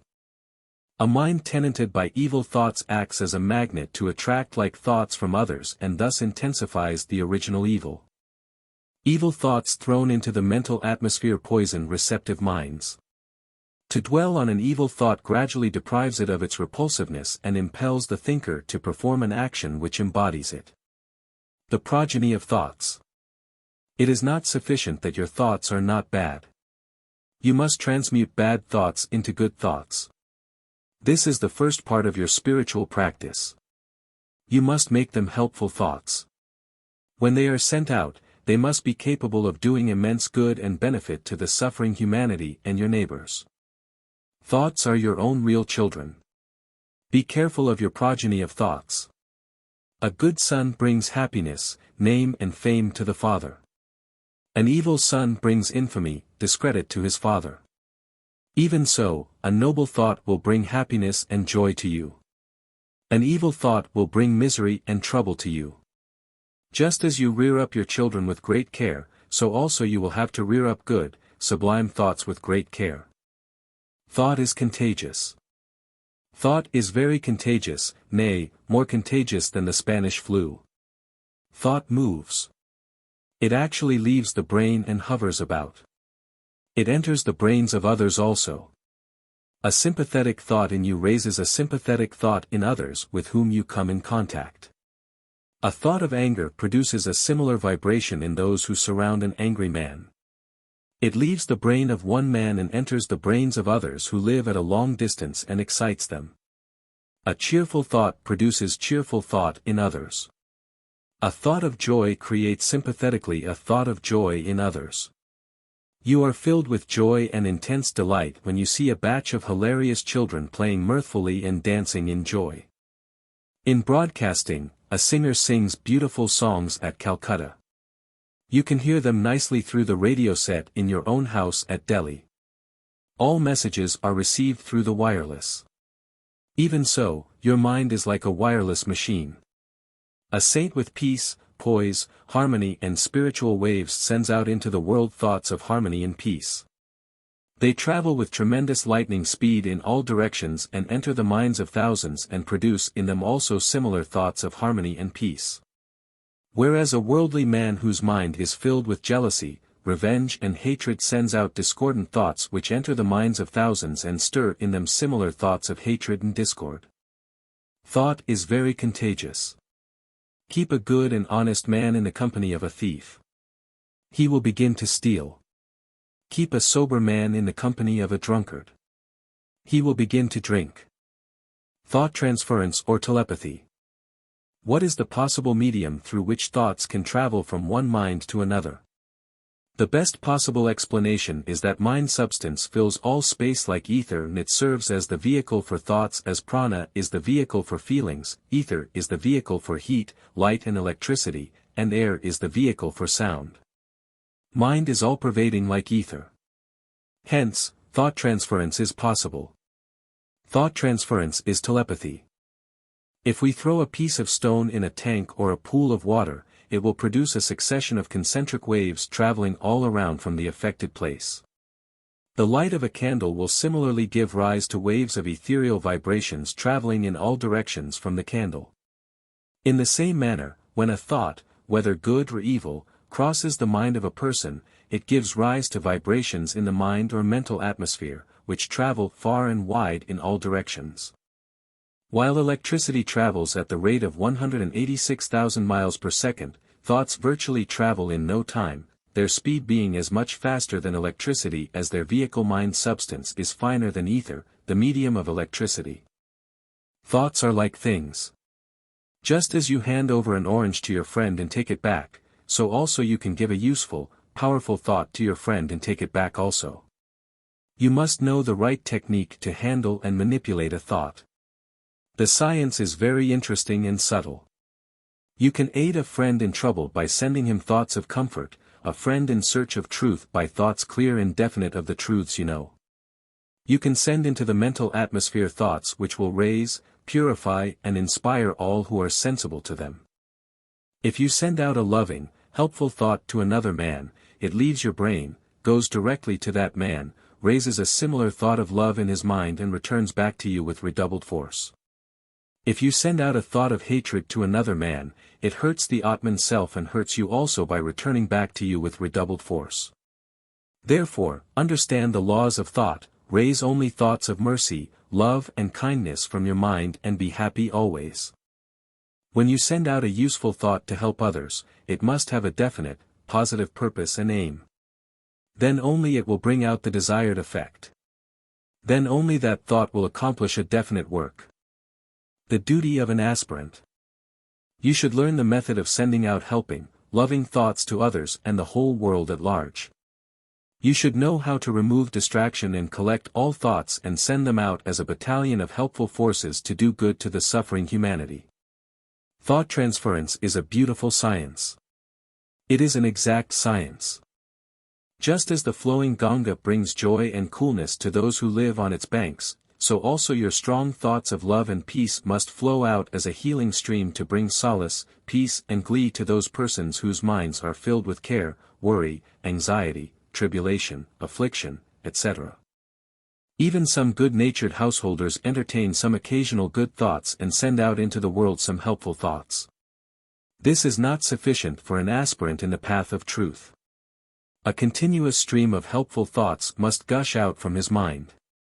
It must be a perennial, healing stream of loving, helpful thoughts. He must be able to charge groups of 20 persons, masses of hundreds and thousands with love, joy and cheerfulness. He must stir them with a mere glance and a few sweet, powerful words into enthusiasm, high spirits and exalted moods and exhilaration. That is spiritual strength, will force, inner strength. How Saint Renunciants serve the world through their thought vibrations. Indians have now imbibed the missionary spirit of the West and cry out that the Saint Renunciant should come out and take part in social and political activities. It is a sad mistake. A renunciant or a yogin need not become the president of an association or the leader of a social or political movement. It is a foolish and puerile idea. A true renunciant can do everything through his thought vibrations. It is not necessary that a renunciant, a saint should appear on the platform to help the world, to preach and elevate the minds of people. Some saints preach by example. Their very lives are an embodiment of teaching. Their very sight elevates the minds of thousands. A saint is a living assurance for others for God realization. Many draw inspiration from the sight of holy saints. No one can check the thought vibrations from the saints. Their pure, strong thought vibrations travel a very long distance, purify the world and enter the minds of many thousands of persons. There is no doubt in this. A sage living in a Himalayan cave can transmit a powerful thought to a corner of America. He who practices selfless service in the world purifies himself through disinterested works, and he who meditates in a cave in the Himalayas and tries to purify himself really purifies the world, helps the world at large through his spiritual vibrations. Nobody can prevent his pure thoughts coming out and passing to others who really want them. Worldly-minded social workers cannot understand this point.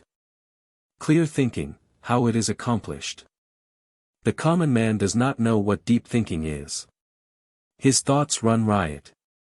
There is a great deal of confusion in the mind sometimes. His mental images are very distorted. It is only thinkers, philosophers and yogins who have well-defined, clear-cut mental images. They can be seen through clairvoyance very vividly. Those who practice concentration and meditation develop strong, well-formed mental images. Most of your thoughts are not well-grounded. They come and slip away. They are, therefore, vague and indefinite. The images are not clear, strong and well-defined. You will have to reinforce them by clear, continuous and deep thinking.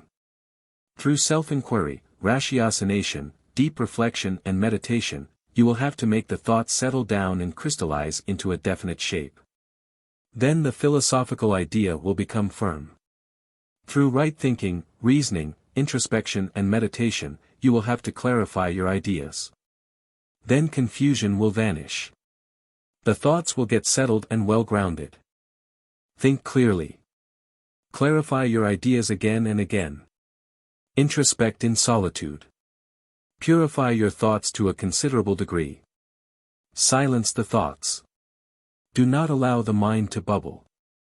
Let one thought wave rise and settle down calmly. Then allow another thought to enter. Drive off all extraneous thoughts that have no connection with the subject matter you are handling at the present moment. Independent and original thinking. Thinkers are very few in this world. Most of us do not know what right thinking is. Thinking is shallow in the vast majority of persons. Deep thinking needs intense spiritual practice. It takes innumerable births for the proper evolution of the mind. Then only it can think deeply and properly. A man who speaks the truth and has moral purity has always powerful thoughts. One who has controlled anger by long practice has tremendous thought power. If a yogin whose thought is very powerful speaks one word, it will produce tremendous impression on the minds of others. Independent and original thinking is resorted to by the follower of the Vedanta philosophy. Vedantic spiritual practice, deep reflection, demands a sharp intellect. Hard thinking, persistent thinking, clear thinking, thinking to the roots of all problems, to the very fundamentals of the situations, to the very presuppositions of all thoughts and being is the very essence of Vedantic spiritual practice. You will have to abandon an old idea, however strong and ingrained it may be, when you get a new, elevating idea in its stead. If you have no courage to face the results of your thinking, to swallow the conclusions of your thinking, whatever they may mean to you personally, you should never take the trouble to philosophize. Take up to devotion. Applied thinking and sustained thinking. Applied thinking applies the mind to the object and sustained thinking keeps it continually engaged. Rapture brings about the expanding and bliss of the developing mind whose motives for non-distraction have been accomplished by those two kinds of thinking. Meditation can arise when applied and sustained thinking, rapture, bliss and collectedness of mind arise. Thought is a great force. It has got tremendous power.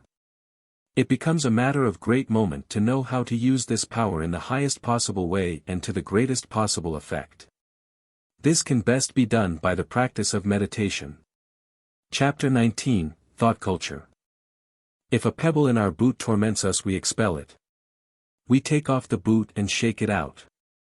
Once the matter is fairly understood, it is just as easy to expel an intruding and obnoxious thought from the mind. About this there ought to be no doubt, no two opinions. The thing is obvious, clear and unmistakable.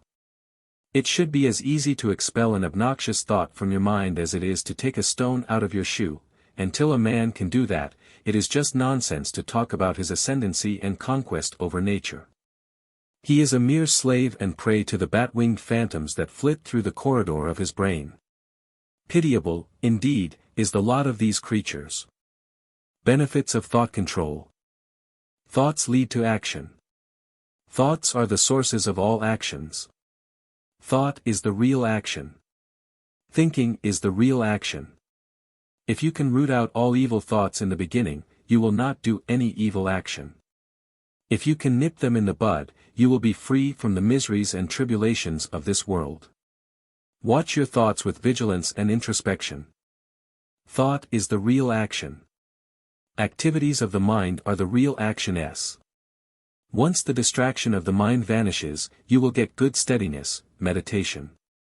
The mind will be very, very calm. Get rid of the impurities of the mind. Have mastery over the mind.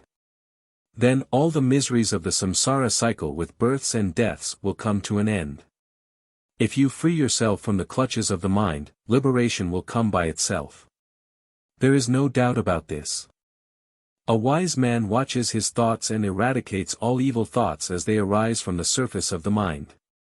So he is happy. He has always pure thoughts. By meditation on God, pure thoughts emanate from the mind, because God is purity, the eternal pure. If you have control over your thoughts, you can turn out immense work with intense concentration. Mental torments of all sorts, cares, worries and anxieties will disappear. The peace that you will enjoy cannot be adequately described. Those who have even a little control over their thoughts and speech will have a calm, serene, beautiful, charming face, sweet voice and brilliant, lustrous white eyes. Just as sweet perfume continuously emanates from an incense stick, so also divine perfume and divine effulgence, a magnetic Brahmic divine aura, radiate from a yogin who has controlled his thoughts and who is constantly dwelling on Brahman supreme cosmic spirit, or the infinite. The effulgence and perfume of his face is divine radiance of Brahman. When you hold in your hand a bouquet made of jasmine, rose and champaka flowers, the sweet perfume pervades the whole hall and tickles all alike. Even so, the perfume of fame and reputation of a yogin who has controlled his thoughts spreads far and wide. He becomes a cosmic force. Radium is a rare commodity. There are only 16 grains in the world. Yogins who have controlled their thoughts are also very rare in the world, like radium. Conservation and proper utilization of thought energy. Just as energy is wasted in idle talk and gossiping, so also energy is wasted in entertaining useless thought. Therefore, you should not waste even a single thought. Do not waste even an iota of energy in useless thinking. Conserve all mental energy. Utilize it for higher spiritual purposes in divine contemplation, the constant thinking of Brahman and the inquiry of Brahman's supreme universal spirit. Conserve all thought energy and utilize it for meditation and helpful service to humanity. Do not store in your brain useless information. Learn to unmind the mind. Unlearn whatever you have learnt. They are now useless for you. Then only you can fill your mind with divine thoughts. You will gain new mental strength as all the dissipated mental rays are collected now. In physics you have the term power of orientation. Though the mass of energy is there, the current will not flow. It must be connected to the magnet and then the electric current will flow through the power of orientation. Even so, the mental energy which is dissipated and misdirected in various worthless worldly concerns should be well directed in proper spiritual channels. Negative thoughts. Drive away from your mind all unnecessary, useless and obnoxious thoughts. Useless thoughts impede your spiritual growth, obnoxious thoughts are stumbling blocks to spiritual advancement. You are away from God when you entertain useless thoughts. Substitute thoughts of God. Entertain only thoughts that are helpful and useful. Useful thoughts are the stepping stones to spiritual growth and progress. Do not allow the mind to run into the old grooves and to have its own ways and habits. Be on the careful watch. You must eradicate through introspection all sorts of mean thoughts, useless thoughts, unworthy thoughts, impure thoughts, all sexual thoughts, thoughts of jealousy, hatred and selfishness. You must annihilate all destructive thoughts of disharmony and discord. You must develop thought culture of good, loving, sublime thoughts, divine thoughts. Every thought must be of a constructive nature. It must be strong, positive and definite. The mental image must be of a clear-cut and well-defined nature. You must develop right thinking. Every thought must bring peace and solace to others. It should not bring even the least pain and unhappiness to anyone. Then you are a blessed soul on the earth. You are a mighty power on the earth. You can help many, heal thousands, spiritualize and elevate a large number of persons as did Jesus and Buddha. Just as you grow jasmine, rose, lily, Honolulu flowers in a garden, so also you should cultivate the flowers of peaceful thoughts of love, mercy, kindness, purity in the vast garden of the mind. Through introspection, you have to water this garden of mind with meditation and sublime thinking and remove the weeds of vain, useless discordant thoughts. Inconsistent thoughts. Generally, in untrained persons, 4 or 5 kinds of thoughts occupy the mind at a time. Household thoughts, business thoughts, thoughts of office, thoughts of body, thoughts of food and drink, hope and anticipation, some kind of planning to get money, some kinds of thoughts of revenge, some habitual thoughts of answering calls of nature, bathing, etc., occupy the mind at a time. When you are studying a book with interest at 3:30 p.m., the idea of pleasure of witnessing a cricket match at 4 p.m. disturbs your study every now and then. It is only a yogin with focused mind, who can have only one thought at a time and can keep it as long as he likes. If you watch the mind carefully, you will find that many thoughts are inconsistent. The mind wanders at random aimlessly. There will be some thoughts of the body and its wants, some thoughts of friends, some thoughts of acquiring money, some thoughts of eating and drinking, some thoughts of your boyhood, etc. If you can study the mind and if you have consistent thoughts of one subject or one kind only to the exclusion of all other thoughts, this itself is a very great achievement, is a great step in advancement in thought control. Do not be discouraged. Haunting thoughts of sin. Thoughts of sin haunt the minds of some persons. One man always thinks, I have committed a very heinous sin. I do not know what to do. Again and again, this one idea haunts his mind. This is a bad habit.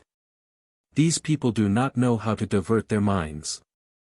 They become prey to these haunting thoughts. Virtue and sin are relative terms. They are creations of the mind. Sin is nothing but a mistake. Meditative repetition of a mantra or recitation of God's name, charity and fasting will destroy at once any amount of sin. Why are you afraid? Even the worst sinner can attain salvation, can become holy of holies. What was the state of Valmiki, Jagai, Madhai and Ajamala in the beginning? Were they not rogues of the first water? Repeat Om, Rama and assert boldly, I am pure now, I am holy now. Where is the room for despair? Never despair, stay hopeful, persevere. Do virtuous actions. Remember God, the Supreme Cosmic Spirit, always. Be true to the inner guide, the indweller of your heart. Techniques of thought control. The following are some of the auto-suggestions for controlling your thoughts. 1. I shall not think of anything. 2. I shall get peace, if I do not think of anything. 3. My will is growing strong. I can control my thoughts. 4. I will get perfect peace when I am thoughtless. I eagerly long for that thoughtless state. Each thought, by itself, is extremely weak, because the mind is distracted into countless and ever-varying thoughts. The more the thoughts are restrained, the more is the mind concentrated and, consequently, the more does it gain in strength and power. Destroy the evil thoughts one by one. It doubtless needs patient work. As soon as you slowly wake up in the morning, the first thought that comes is, I. Then comes the memory of the events of the previous evening. The strong thoughts that float in the mind this evening slowly emerge out the moment you rise from your bed in the following morning and materialize. Then come the thoughts that are to fructify in the course of the day. Watch this carefully. When a thought hovers in the mind, fulfill it. Do not allow it to linger on for a long time. It will frequently recur again and again. It will be a source of great trouble. Whenever a thought flashes out to write a letter to your friend, then and there finish that piece of work. Do not procrastinate it. There are 4 ways of destroying evil thoughts. A knowledge yogin, the student of the path of knowledge, does it by living in Om or truth. He destroys the evil thoughts by self-inquiry and attitude of indifference.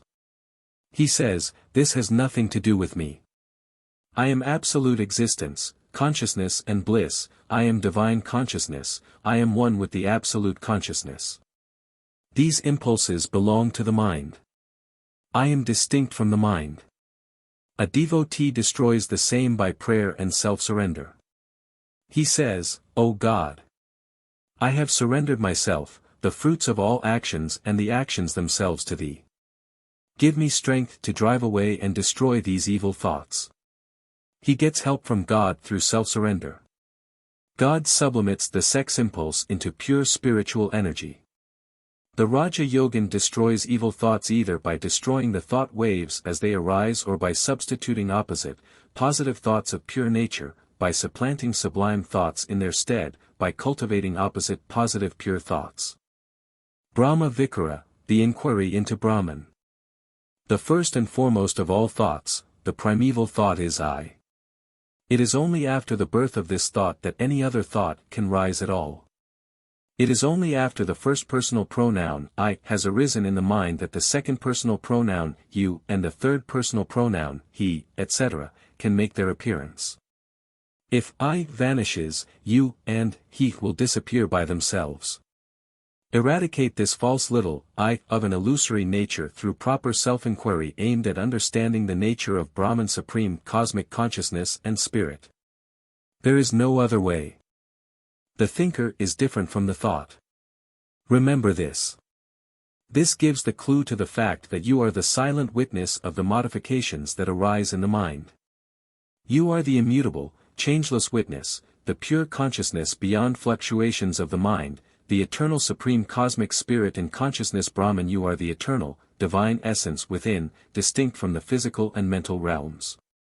Destruction of intentions. Raja Yoga teaches yoga is the restraint of the mental modifications. It gives you the power of expelling the thoughts or, if need be, of killing them dead on the spot. Naturally, the art requires practice, but like other arts, when once acquired, there is no mystery or difficulty about it. It is worth practicing. Mark how one intention expands into many imaginations in a short time. Suppose you get an intention to have a tea party for your friends. One thought of tea invites instantaneously the thoughts of sugar, milk, teacups, tables, chairs, tablecloth, napkins, spoons, sweetmeats, salted things, etc. So this world is nothing but the expansion of intentions. There is no such thing as the world, independent of and apart from thoughts. The expansion of thoughts of the mind towards objects is bondage. Renunciation of intentions is liberation. In the string of intention, countless thoughts are strung like so many beads.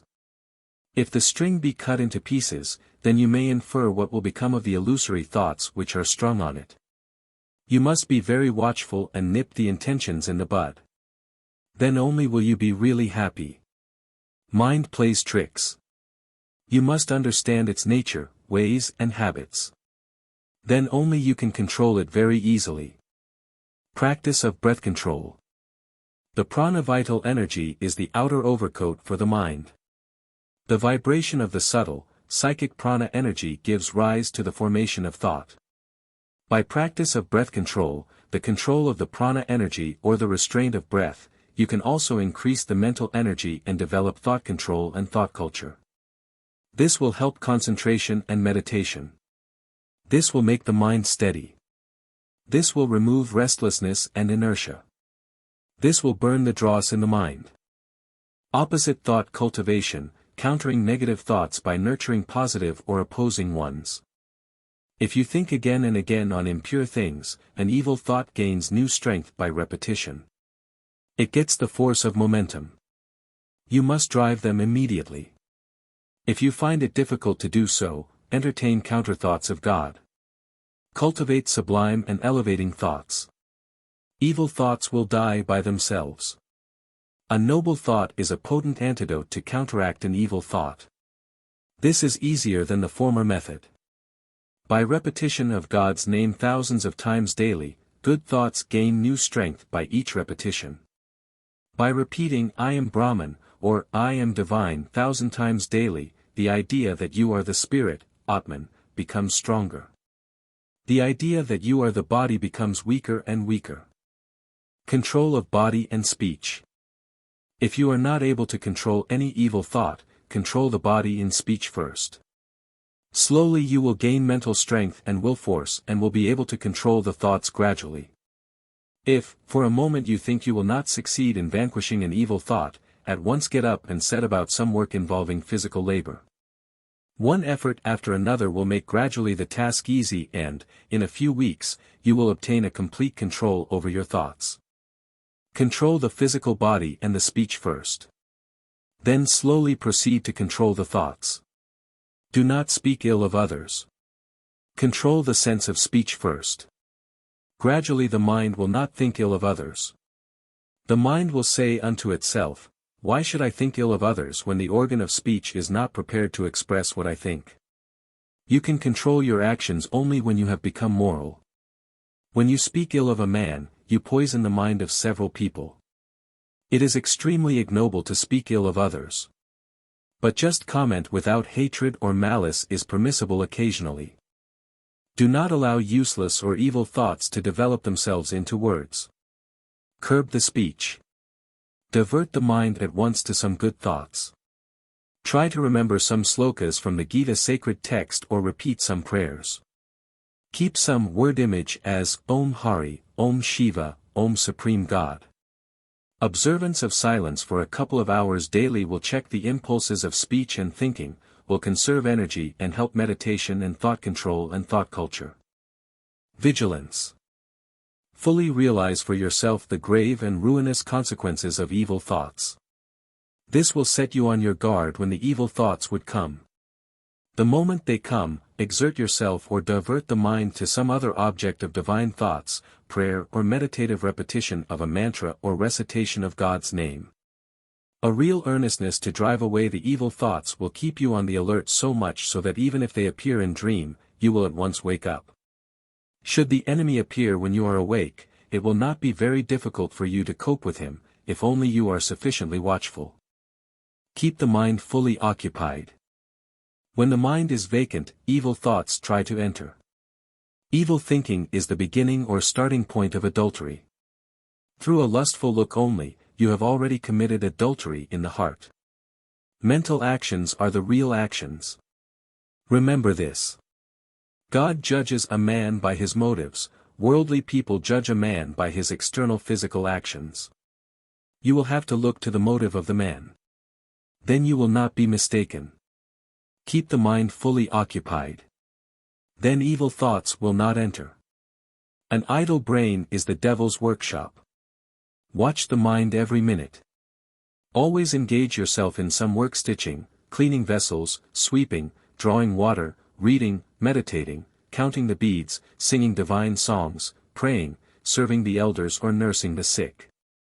Avoid loose talk and gossip. Fill the mind with sublime thoughts, such as those contained in the Gita sacred text, the Revelations, the Yoga-Vasisha, etc. Pure background of thought.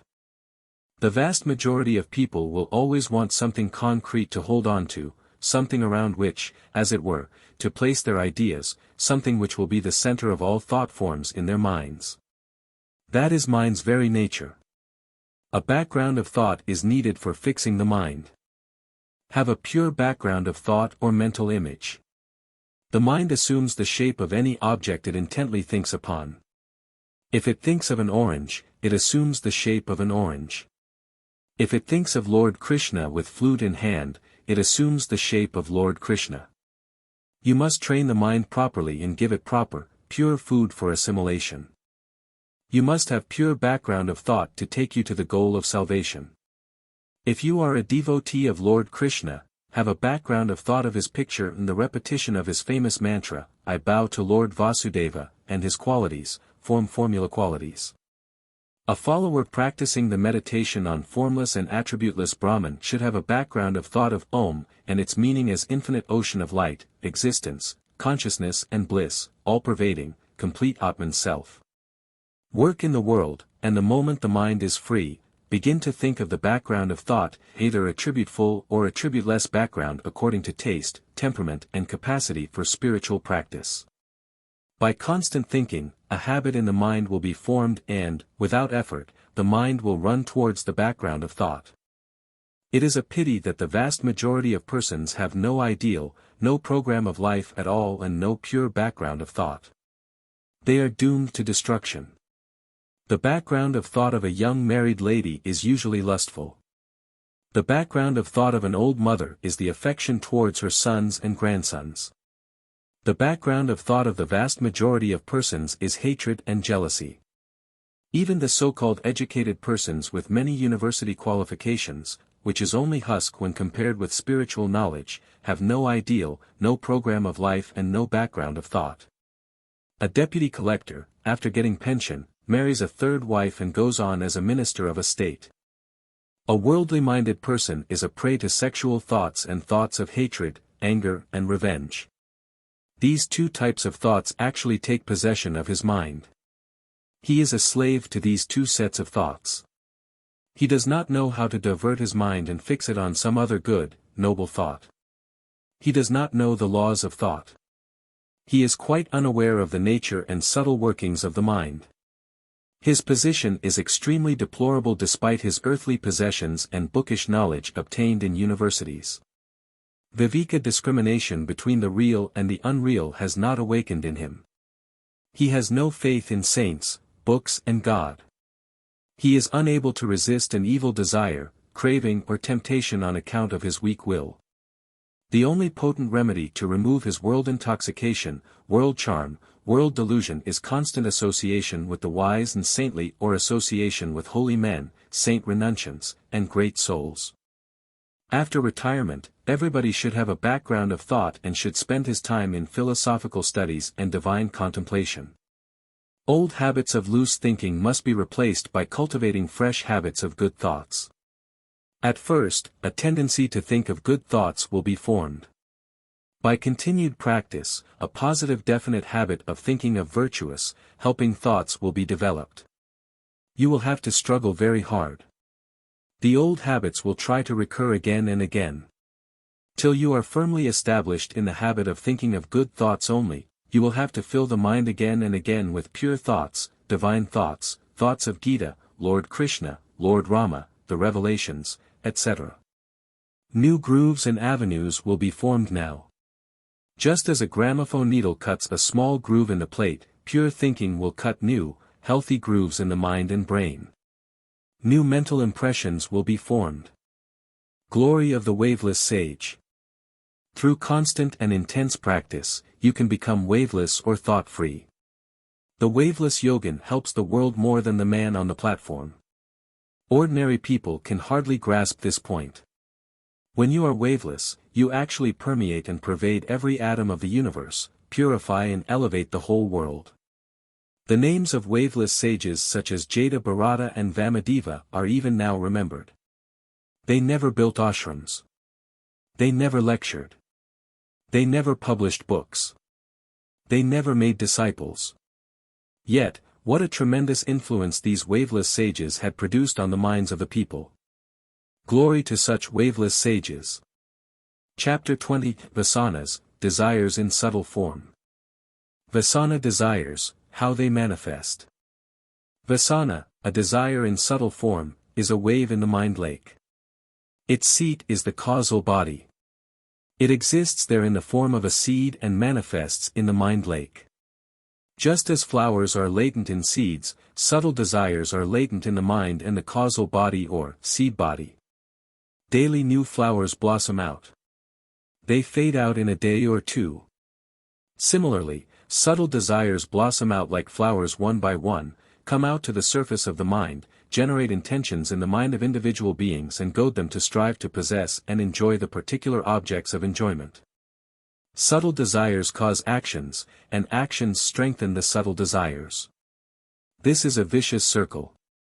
On the advent of knowledge of Brahman Supreme Cosmic Spirit, all desires are fried out. The real enemies are the subtle desires within. Annihilate them. Eradicate them. They are inveterate. The whole mango tree with branches, leaves and fruits is contained in a subtle form in the seed. It takes time for manifestation. Even so, the subtle desire of lust lurks in the mind when you are a boy, manifests at 18, fills the whole body at 25, works havoc from 25 to 45 and then it gradually declines. Various forms of wrongdoing and mischief are done by human beings between 25 and 45. This is the most critical period of life. There is no particular difference between a boy and a girl in their characteristics when they are young. After attaining puberty they exhibit their characteristic qualities. Cravings. Craving is a subtle desire of a mild type. It lasts for a short time only. There are two kinds of important cravings. There is the craving of the tongue where the tongue wants to eat the various things every now and then. It is a form of morbid appetite. Rich people who lead a luxurious life have this form of craving. The other variety is the genital craving wherein the sex senses wants to taste again and again the sexual enjoyment, touch. Desire causes restlessness and bondage. Desire is the cause of restlessness of the mind.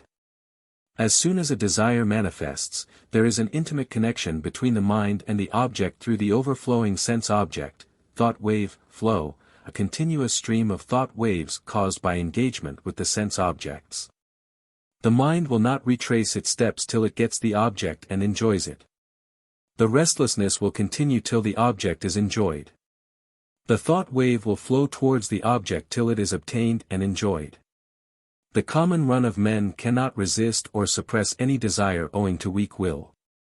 It is the desire in the mind that causes attraction towards objects and brings about bondage. With the disappearance of desires, bondage naturally vanishes. There will not be any attraction, admiration or excitement for any object outside, if there is no desire inside your mind. It is the desire that is at the bottom of all your miseries and troubles.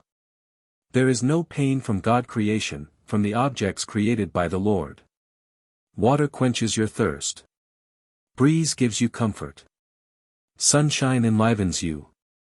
Fire gives warmth. It is individual being creation that brings about bondage. Ego, anger, pride, attachment are all individual being creations. Have pure intention, but no desires. By mere ethical training, jealousy, attachment, aversion, anger, pleasure, etc., can be suppressed though not eradicated completely. These impure, unfavorable desires can be considerably attenuated by moral culture. They attain a subtle condition. They cannot harm the individual. They remain under perfect control. Eradication, not suppression, the proper remedy. A desire may be suppressed for the time being by an aspirant. But it again manifests with redoubled force when a suitable opportunity arises.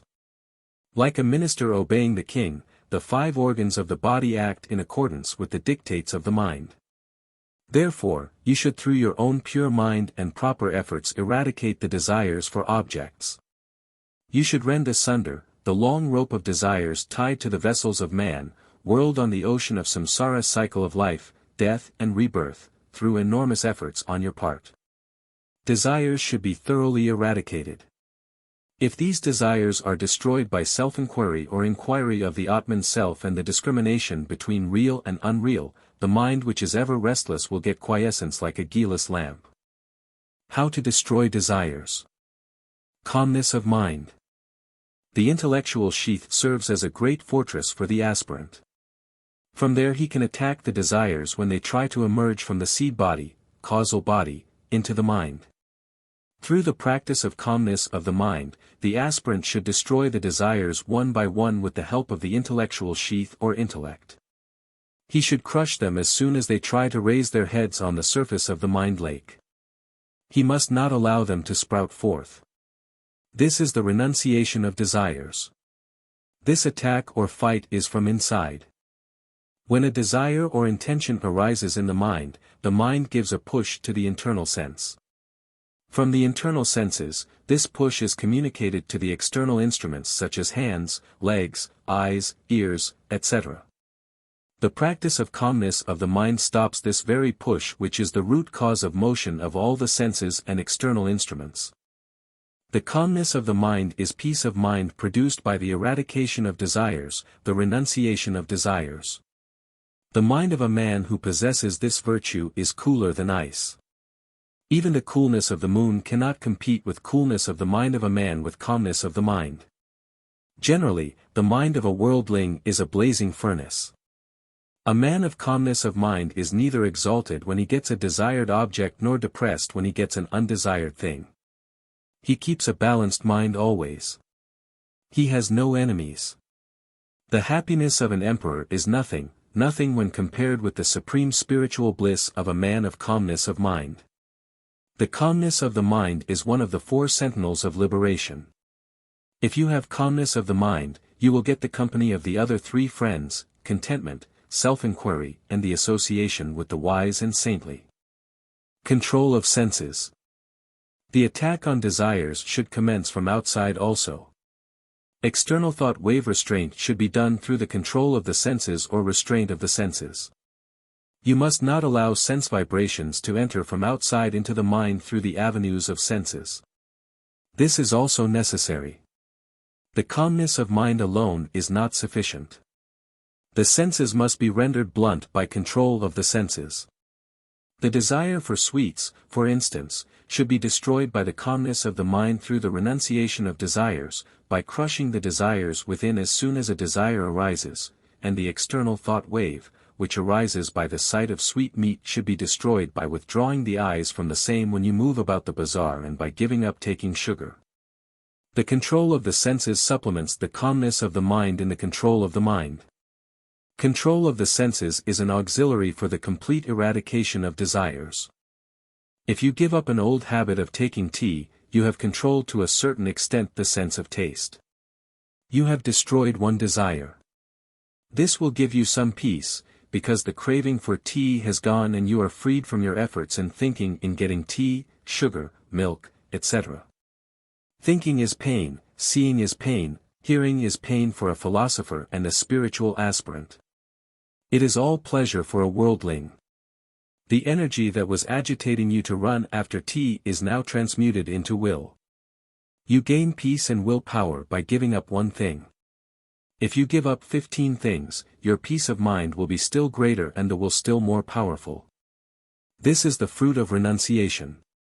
So, you are not a loser in renunciation. You gain more knowledge, more bliss and more power. You give up something in favor of something higher. Is there anyone who will not give up black sugar in favor of white sugar?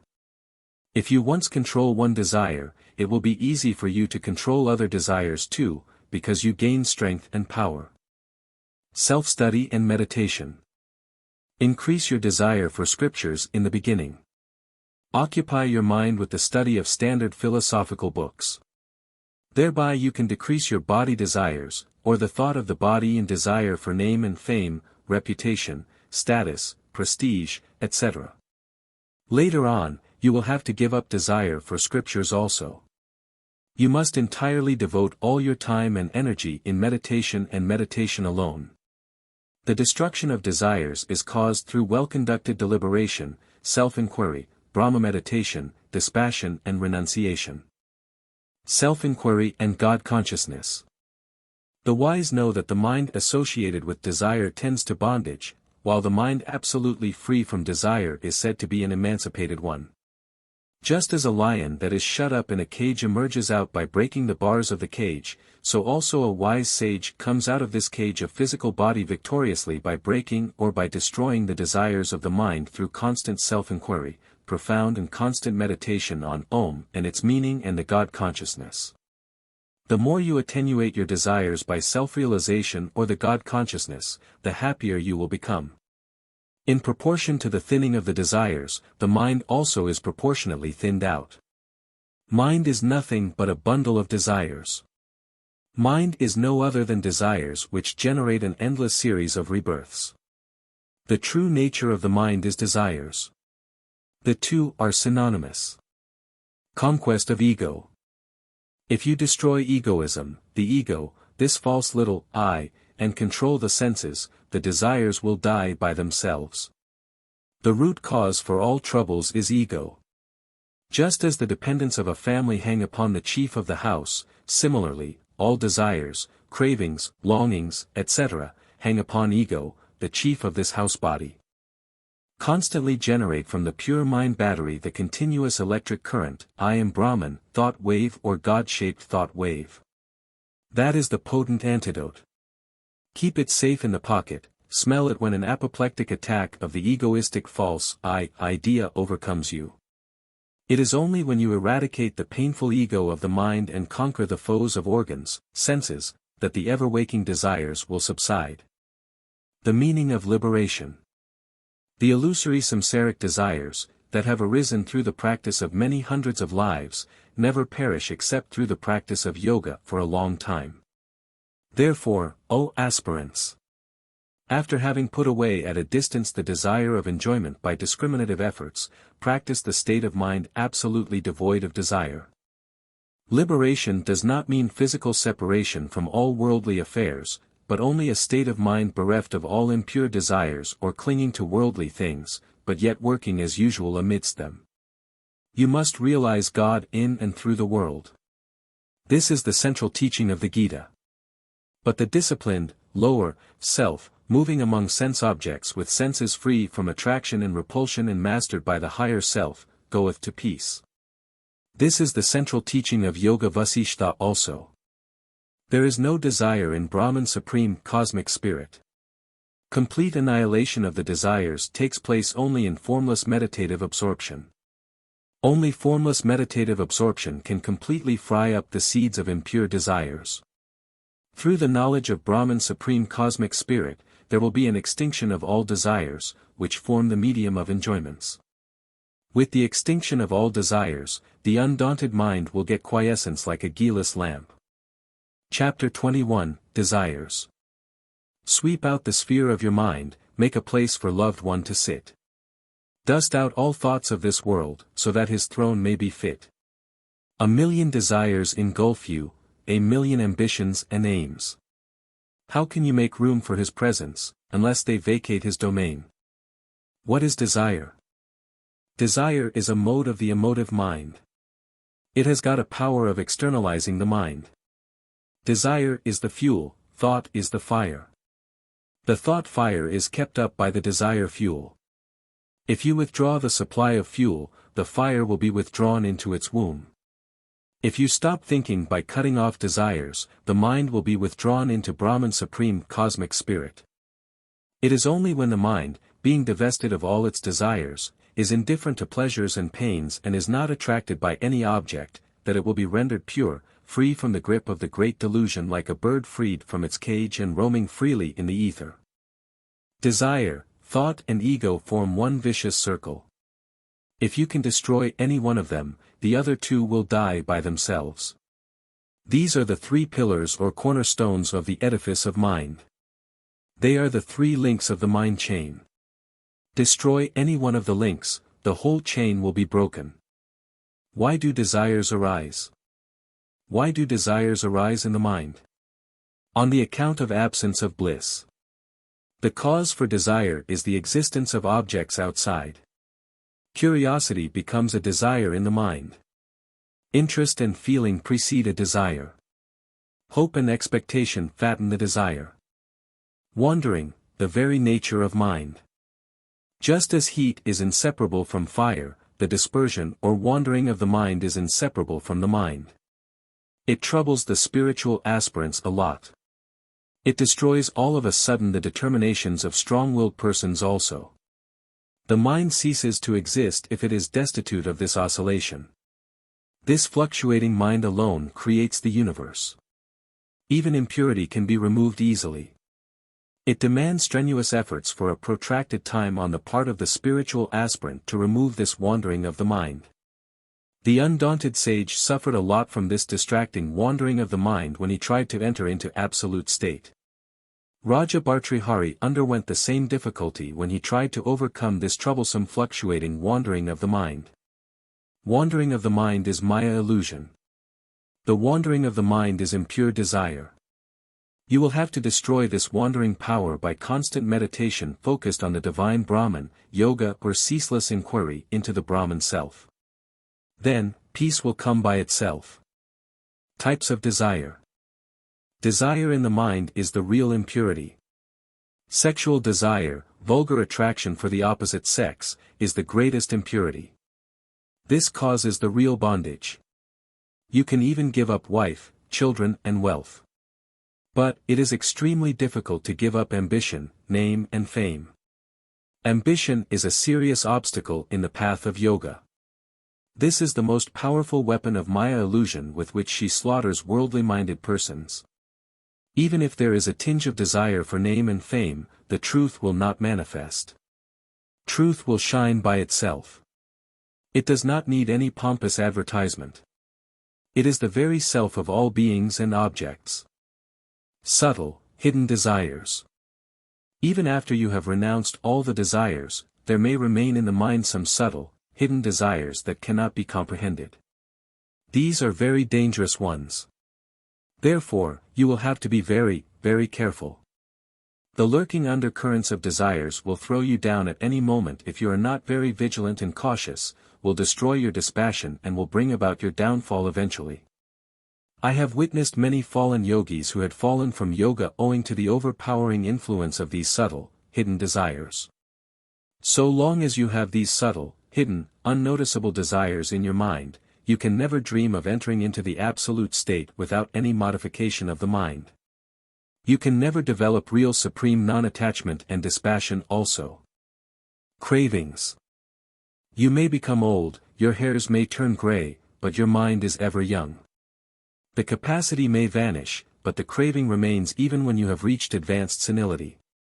Cravings are the real seeds of birth. These craving seeds give rise to intention and action. The wheel of samsara cycle of life, death and rebirth is kept revolving by these cravings. Nip them in the bud. Then only will you be safe. You will get liberation. God consciousness, the constant thinking of Brahman Supreme Spirit, meditation on Om and devotion will root out these craving seeds which are laid deep. You will have to dig them out properly in various corners and burn them beyond resurrection. Then only will your efforts bear the fruit of formless meditative absorption. Love and kill, marry and observe celibacy, enjoyment without desire, action without fruits, are paradoxical terms. A man with gross practical intellect can hardly understand these terms. A subtle, pure intellect is needed. Suppose you were a terrible smoker for the last 15 years. Then you gave up smoking for 5 years. The craving for smoking also died. Suppose one of your friends offers you a cigar in the 6th year. You have no craving for smoking now.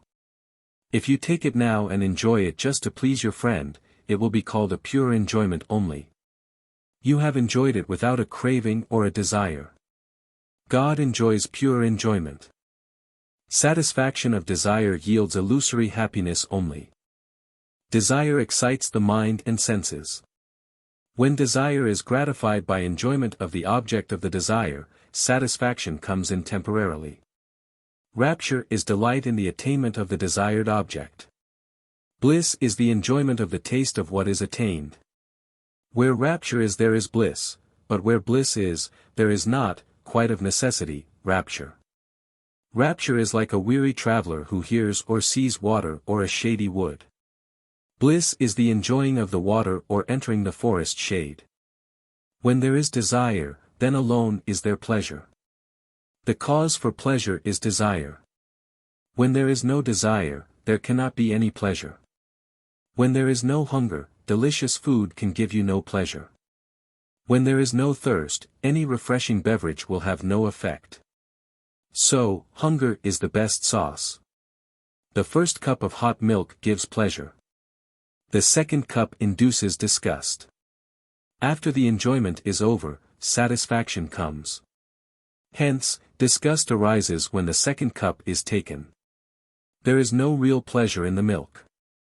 The happiness is in Atman self only. It is reflected in the object, milk, owing to ignorance, owing to illusion. It is illusion happiness.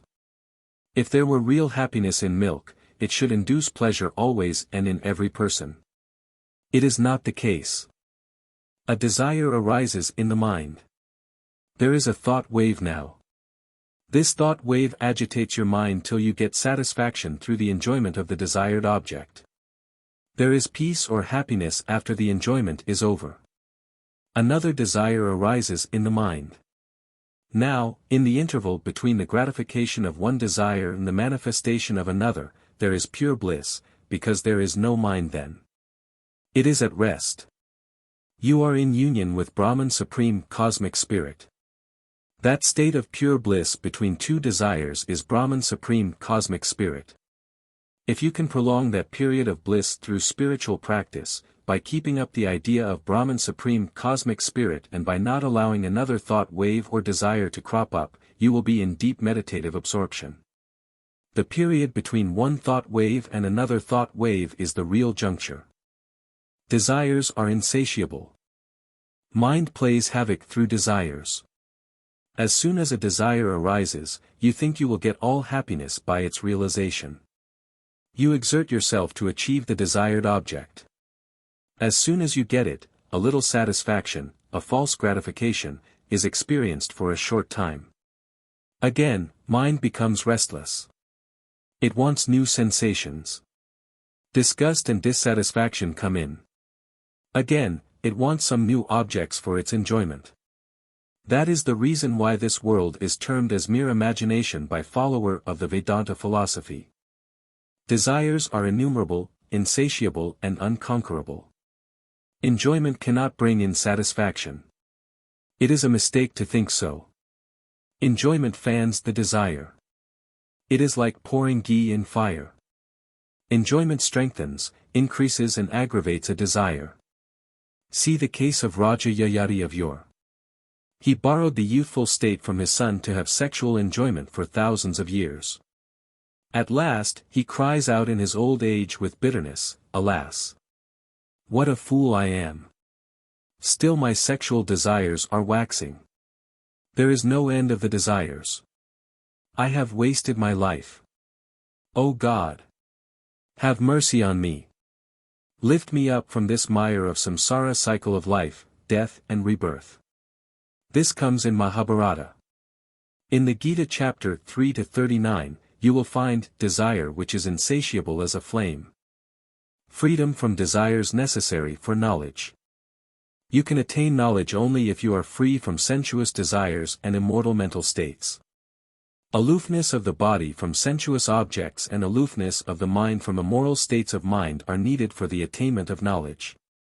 Then only will divine light descend. Just as a bungalow is cleaned of cobwebs and all kinds of dirts and the garden of all its weeds for the reception of the viceroy, the mental palace should be cleansed of all vices, desires and immoral states for the reception of the holy Brahman Supreme Cosmic Spirit, the Viceroy of Viceroys.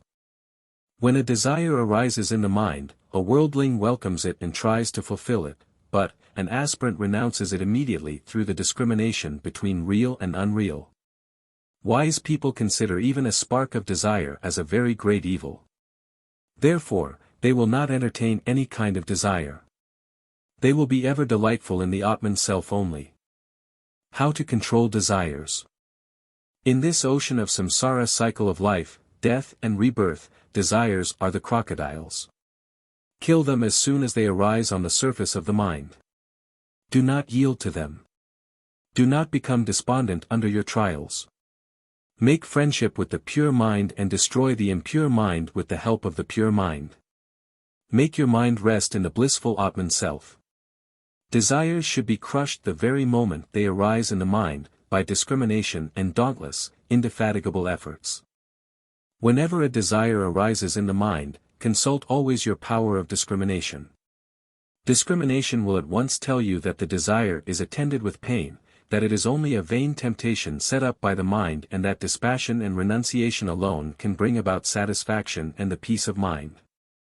It will advise you to renounce the desire immediately and take to the study of revelations, repetition of Om and to have deep meditative steadiness in a solitary place on the bank of the sacred Ganga. Think deeply again and again whether the new desire will give you more happiness or more spiritual gain.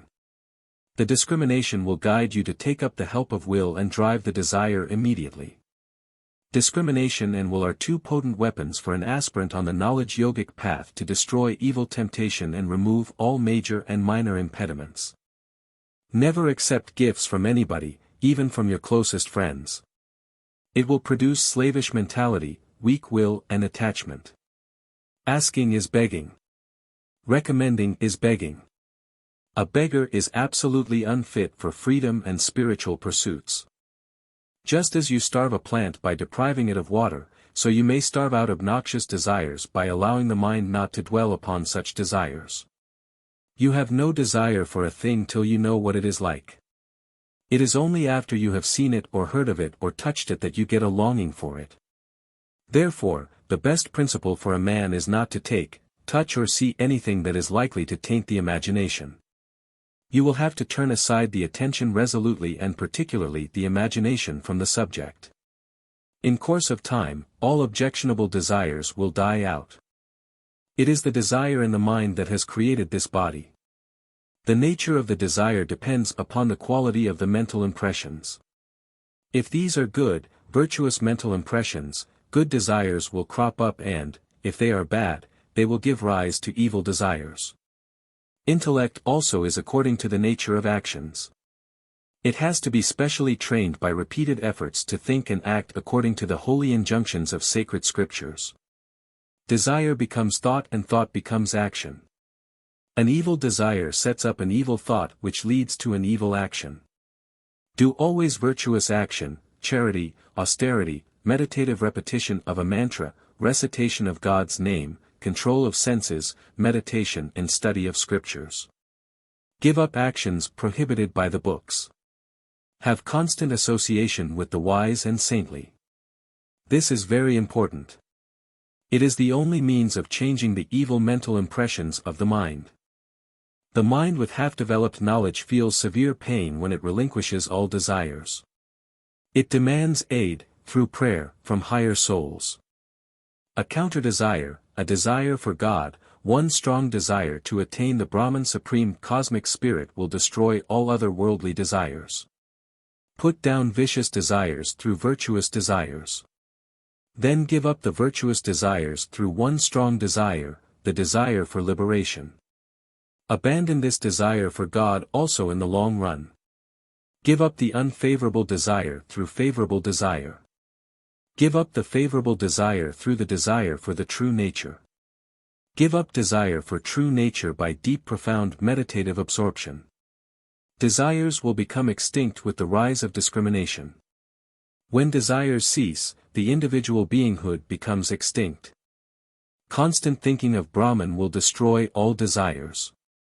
There are no desires in the Brahman Supreme Cosmic Spirit. Brahman Supreme Cosmic Spirit is all purity. Repeat Om. Repeat the mantra, all purity I am. All the desires will vanish. Kill the thoughts. Practice thoughtlessness. You can destroy desires. Mind associated with thoughts of gratifying the passionate desires, blindly goads a man to seek for sensual pleasures. Uncontrolled thoughts are the roots of all evils.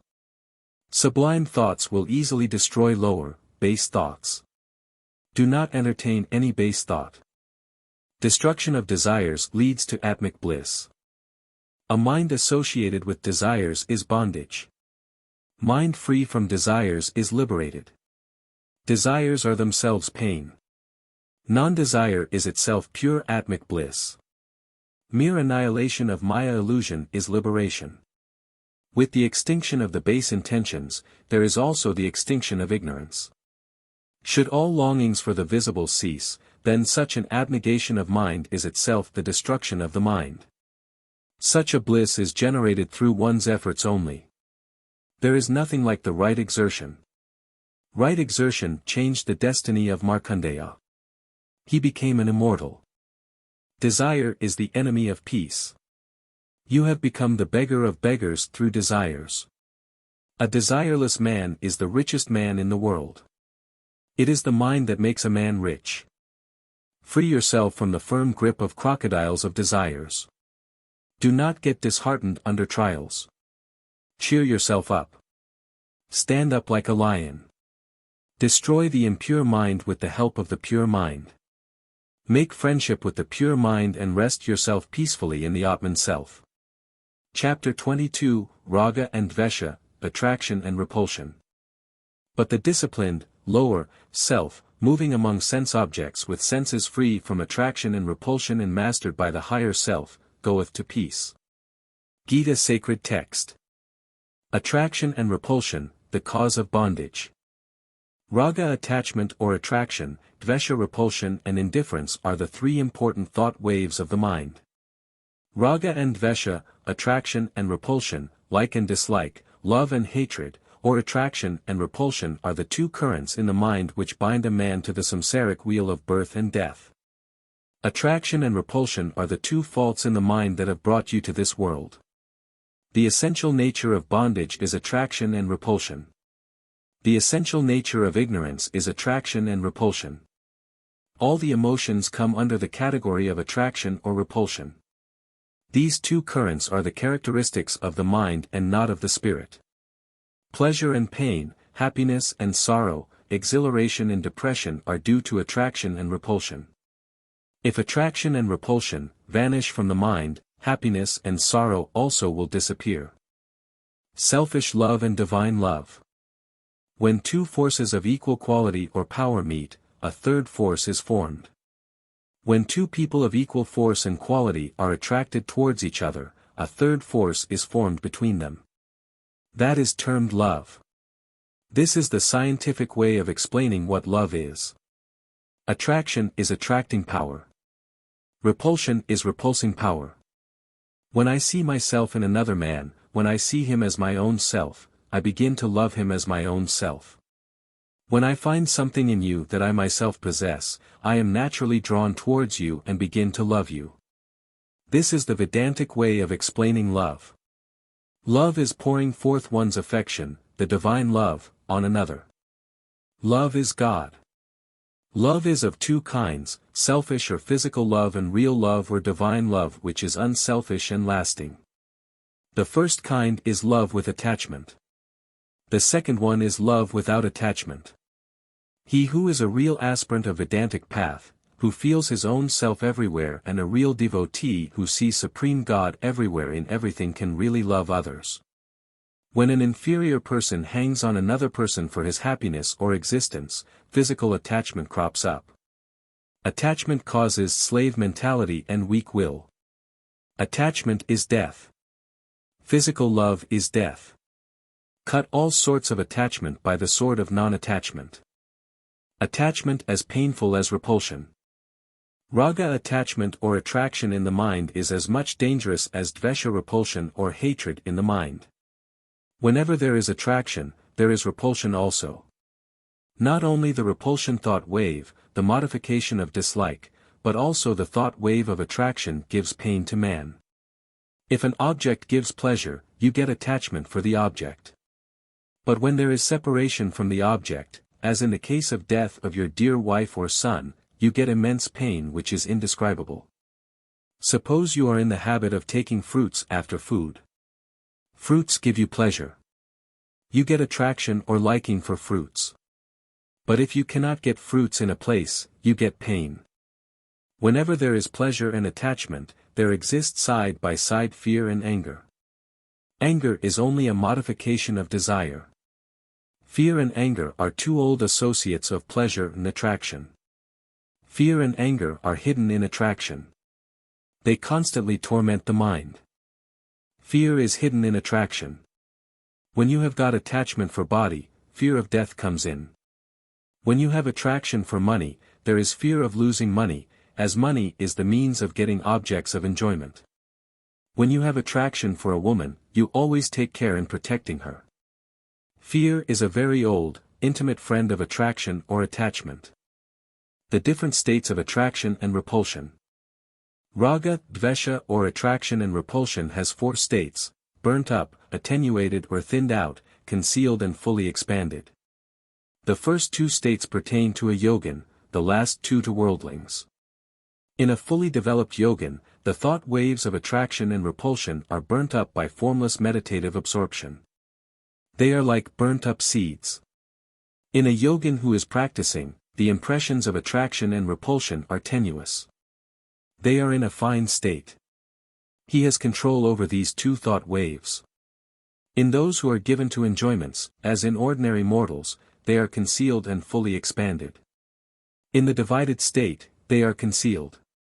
When the wife shows affection to her husband, when the attraction thought wave is in operation, her anger and hatred remain concealed for the time being. The moment she gets displeased with him for some reason or other, the repulsion thought wave manifests itself. In the last, expanded, state, the mental impressions of attraction and repulsion, having favorable surroundings, attain to great activity. A worldly-minded man is a mere slave of the attraction and repulsion currents. He is tossed about hither and thither by these 2 currents of attraction and repulsion. In sleep, these 2 emotions exist in a man in a seed form. They are not destroyed. As soon as the man gets up from sleep, they begin to operate again. In children, these twin currents manifest for a short time and disappear soon. They fight in this second and join together with joy the very next second. They do not keep up any ill feelings in their minds. They do not brood also over the wrongs done by others. They do not exhibit any grudge. The wave comes and passes away. As the child grows, these currents assume a grave phase by constant repetition and become inveterate. Duality slowly develops when the child reaches the 2nd year. Place a baby within 1 year of age in any place. It will remain there like a block of stone. It will laugh and see alike all people without any attraction or repulsion. Ask a child of 2 years of age to sit. It will stand. Ask the child to come near. It will recede back to a distance. Tell the child, do not go to the street, it will immediately march to the street. It will do contrary actions, because duality is developing now in the child. The causes of attraction and repulsion. Attraction and repulsion is due to the favorable-unfavorable knowledge. You have attraction for things favorable and repulsion for things unfavorable. When this favorable-unfavorable knowledge, which depends upon difference knowledge disappears, attraction and repulsion will vanish. Attraction and repulsion is also due to pride-ego. As soon as pride manifests, there comes attraction and repulsion. When you conceive yourself as husband, there comes the attraction for your wife. As soon as you conceive yourself to be a teacher, there comes the love of the teachers. Give up pride, if you want to eradicate attraction and repulsion. If this pride, the result of ignorance vanishes, attraction and repulsion will vanish. Some minds hang on you through attraction, while some others hang on you through repulsion. Ravana's mind was hanging on Sri Rama through hatred and fear. He was seeing Rama everywhere and in everything through constant, intense thinking of Rama. Similarly, Kamsa's mind was hanging on Sri Krishna. This is also a form of devotion. Anyhow, their minds were on God. Attraction and repulsion constitutes real action. Attraction and repulsion in the mind is the real action. It is the original action. When the mind is set in motion or vibration through the currents of attraction and repulsion, real actions begin. Real action originates from intentions of the mind. It is the actions of the mind that are truly termed actions. External actions manifest later on. It is the desire that sets the mind in motion. When there is a desire, attraction and repulsion exist side by side in the mind. Desire is a motive force. Emotions and impulses coexist with desire. From ignorance emanates non-discrimination. From non-discrimination originates ego and pride. From pride emanates attraction and repulsion. From attraction and repulsion comes action. From action comes the body. From body comes misery. This is the chain of bondage with 7 links. This is the chain of misery. If you do not want misery, do not take up the body. If you do not want body, do not do action. If you do not want to do action, give up attraction and repulsion. If you want to give up attraction and repulsion, give up pride. If you want to give up pride, give up non-discrimination. If you want to give up non-discrimination, give up ignorance. O Rama! If you do not want ignorance, get Brahma knowledge, the knowledge of the Absolute Supreme God. This samsara cycle of life, death and rebirth or world process is kept up by the 6-spoked wheel, attraction and repulsion, merit and demerit, pleasure and pain. If the root cause, the original ignorance, is destroyed by attainment of the Brahma knowledge, the knowledge of the Absolute Supreme God, the whole chain of pride, attraction, repulsion, action body, merit and demerit, pleasure and pain will vanish. One link hangs upon another. All the links will be broken totally on the advent of knowledge. Sriti says, liberation comes from knowledge of the Brahman Supreme Cosmic Spirit. Absence of attraction and repulsion makes for freedom. That yogin or sage who has destroyed these 2 thought waves of attraction and repulsion, is the highest man in the 3 worlds. He is the real King of Kings, Emperor of Emperors. The chief distinguishing mark of a liberated soul is freedom from attraction and repulsion. Even if a sage or yogin sometimes exhibits traces of anger, it is mere appearance. Just as the impression made in water with a stick passes away soon, as also the anger will disappear in the twinkling of an eye, even though it manifests in a sage. This can hardly be understood by worldly people. He who has no attraction but possesses the power of endurance can do anything. He can move about wherever he likes. He is as free as the atmospheric air. His happiness, freedom and peace are unbounded. Their extent can hardly be imagined. The freedom and joy of such holy renunciant cannot be imagined by the poor, petty-minded worldlings. It is attraction and luxury that have enfeebled the householders. Destruction of attraction and repulsion constitutes the essence of spiritual practice. I shall tell you the gist or essence of spiritual practice. Destroy the true modifications of the mind, attraction and repulsion, by self-inquiry, constant thinking of Brahman, the right thinking in meditation. Go beyond the pairs of opposites. You will get eternal, infinite bliss and peace. You will shine in Brahmic divine glory. You will become the Brahman Supreme Cosmic Spirit. You are, the Brahman Supreme Cosmic Spirit. Just as heat and fire can be removed by recitation of a mantra and medicine, so also the attraction and repulsion currents, the characteristics of the mind, can be removed by practices of yoga. These can be completely fried up by formless meditative absorption or the highest stage of bliss, the union of the individual with the higher self and the universe, when all thoughts disappear.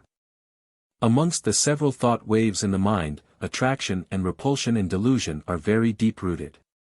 They demand strenuous and persistent efforts for their eradication.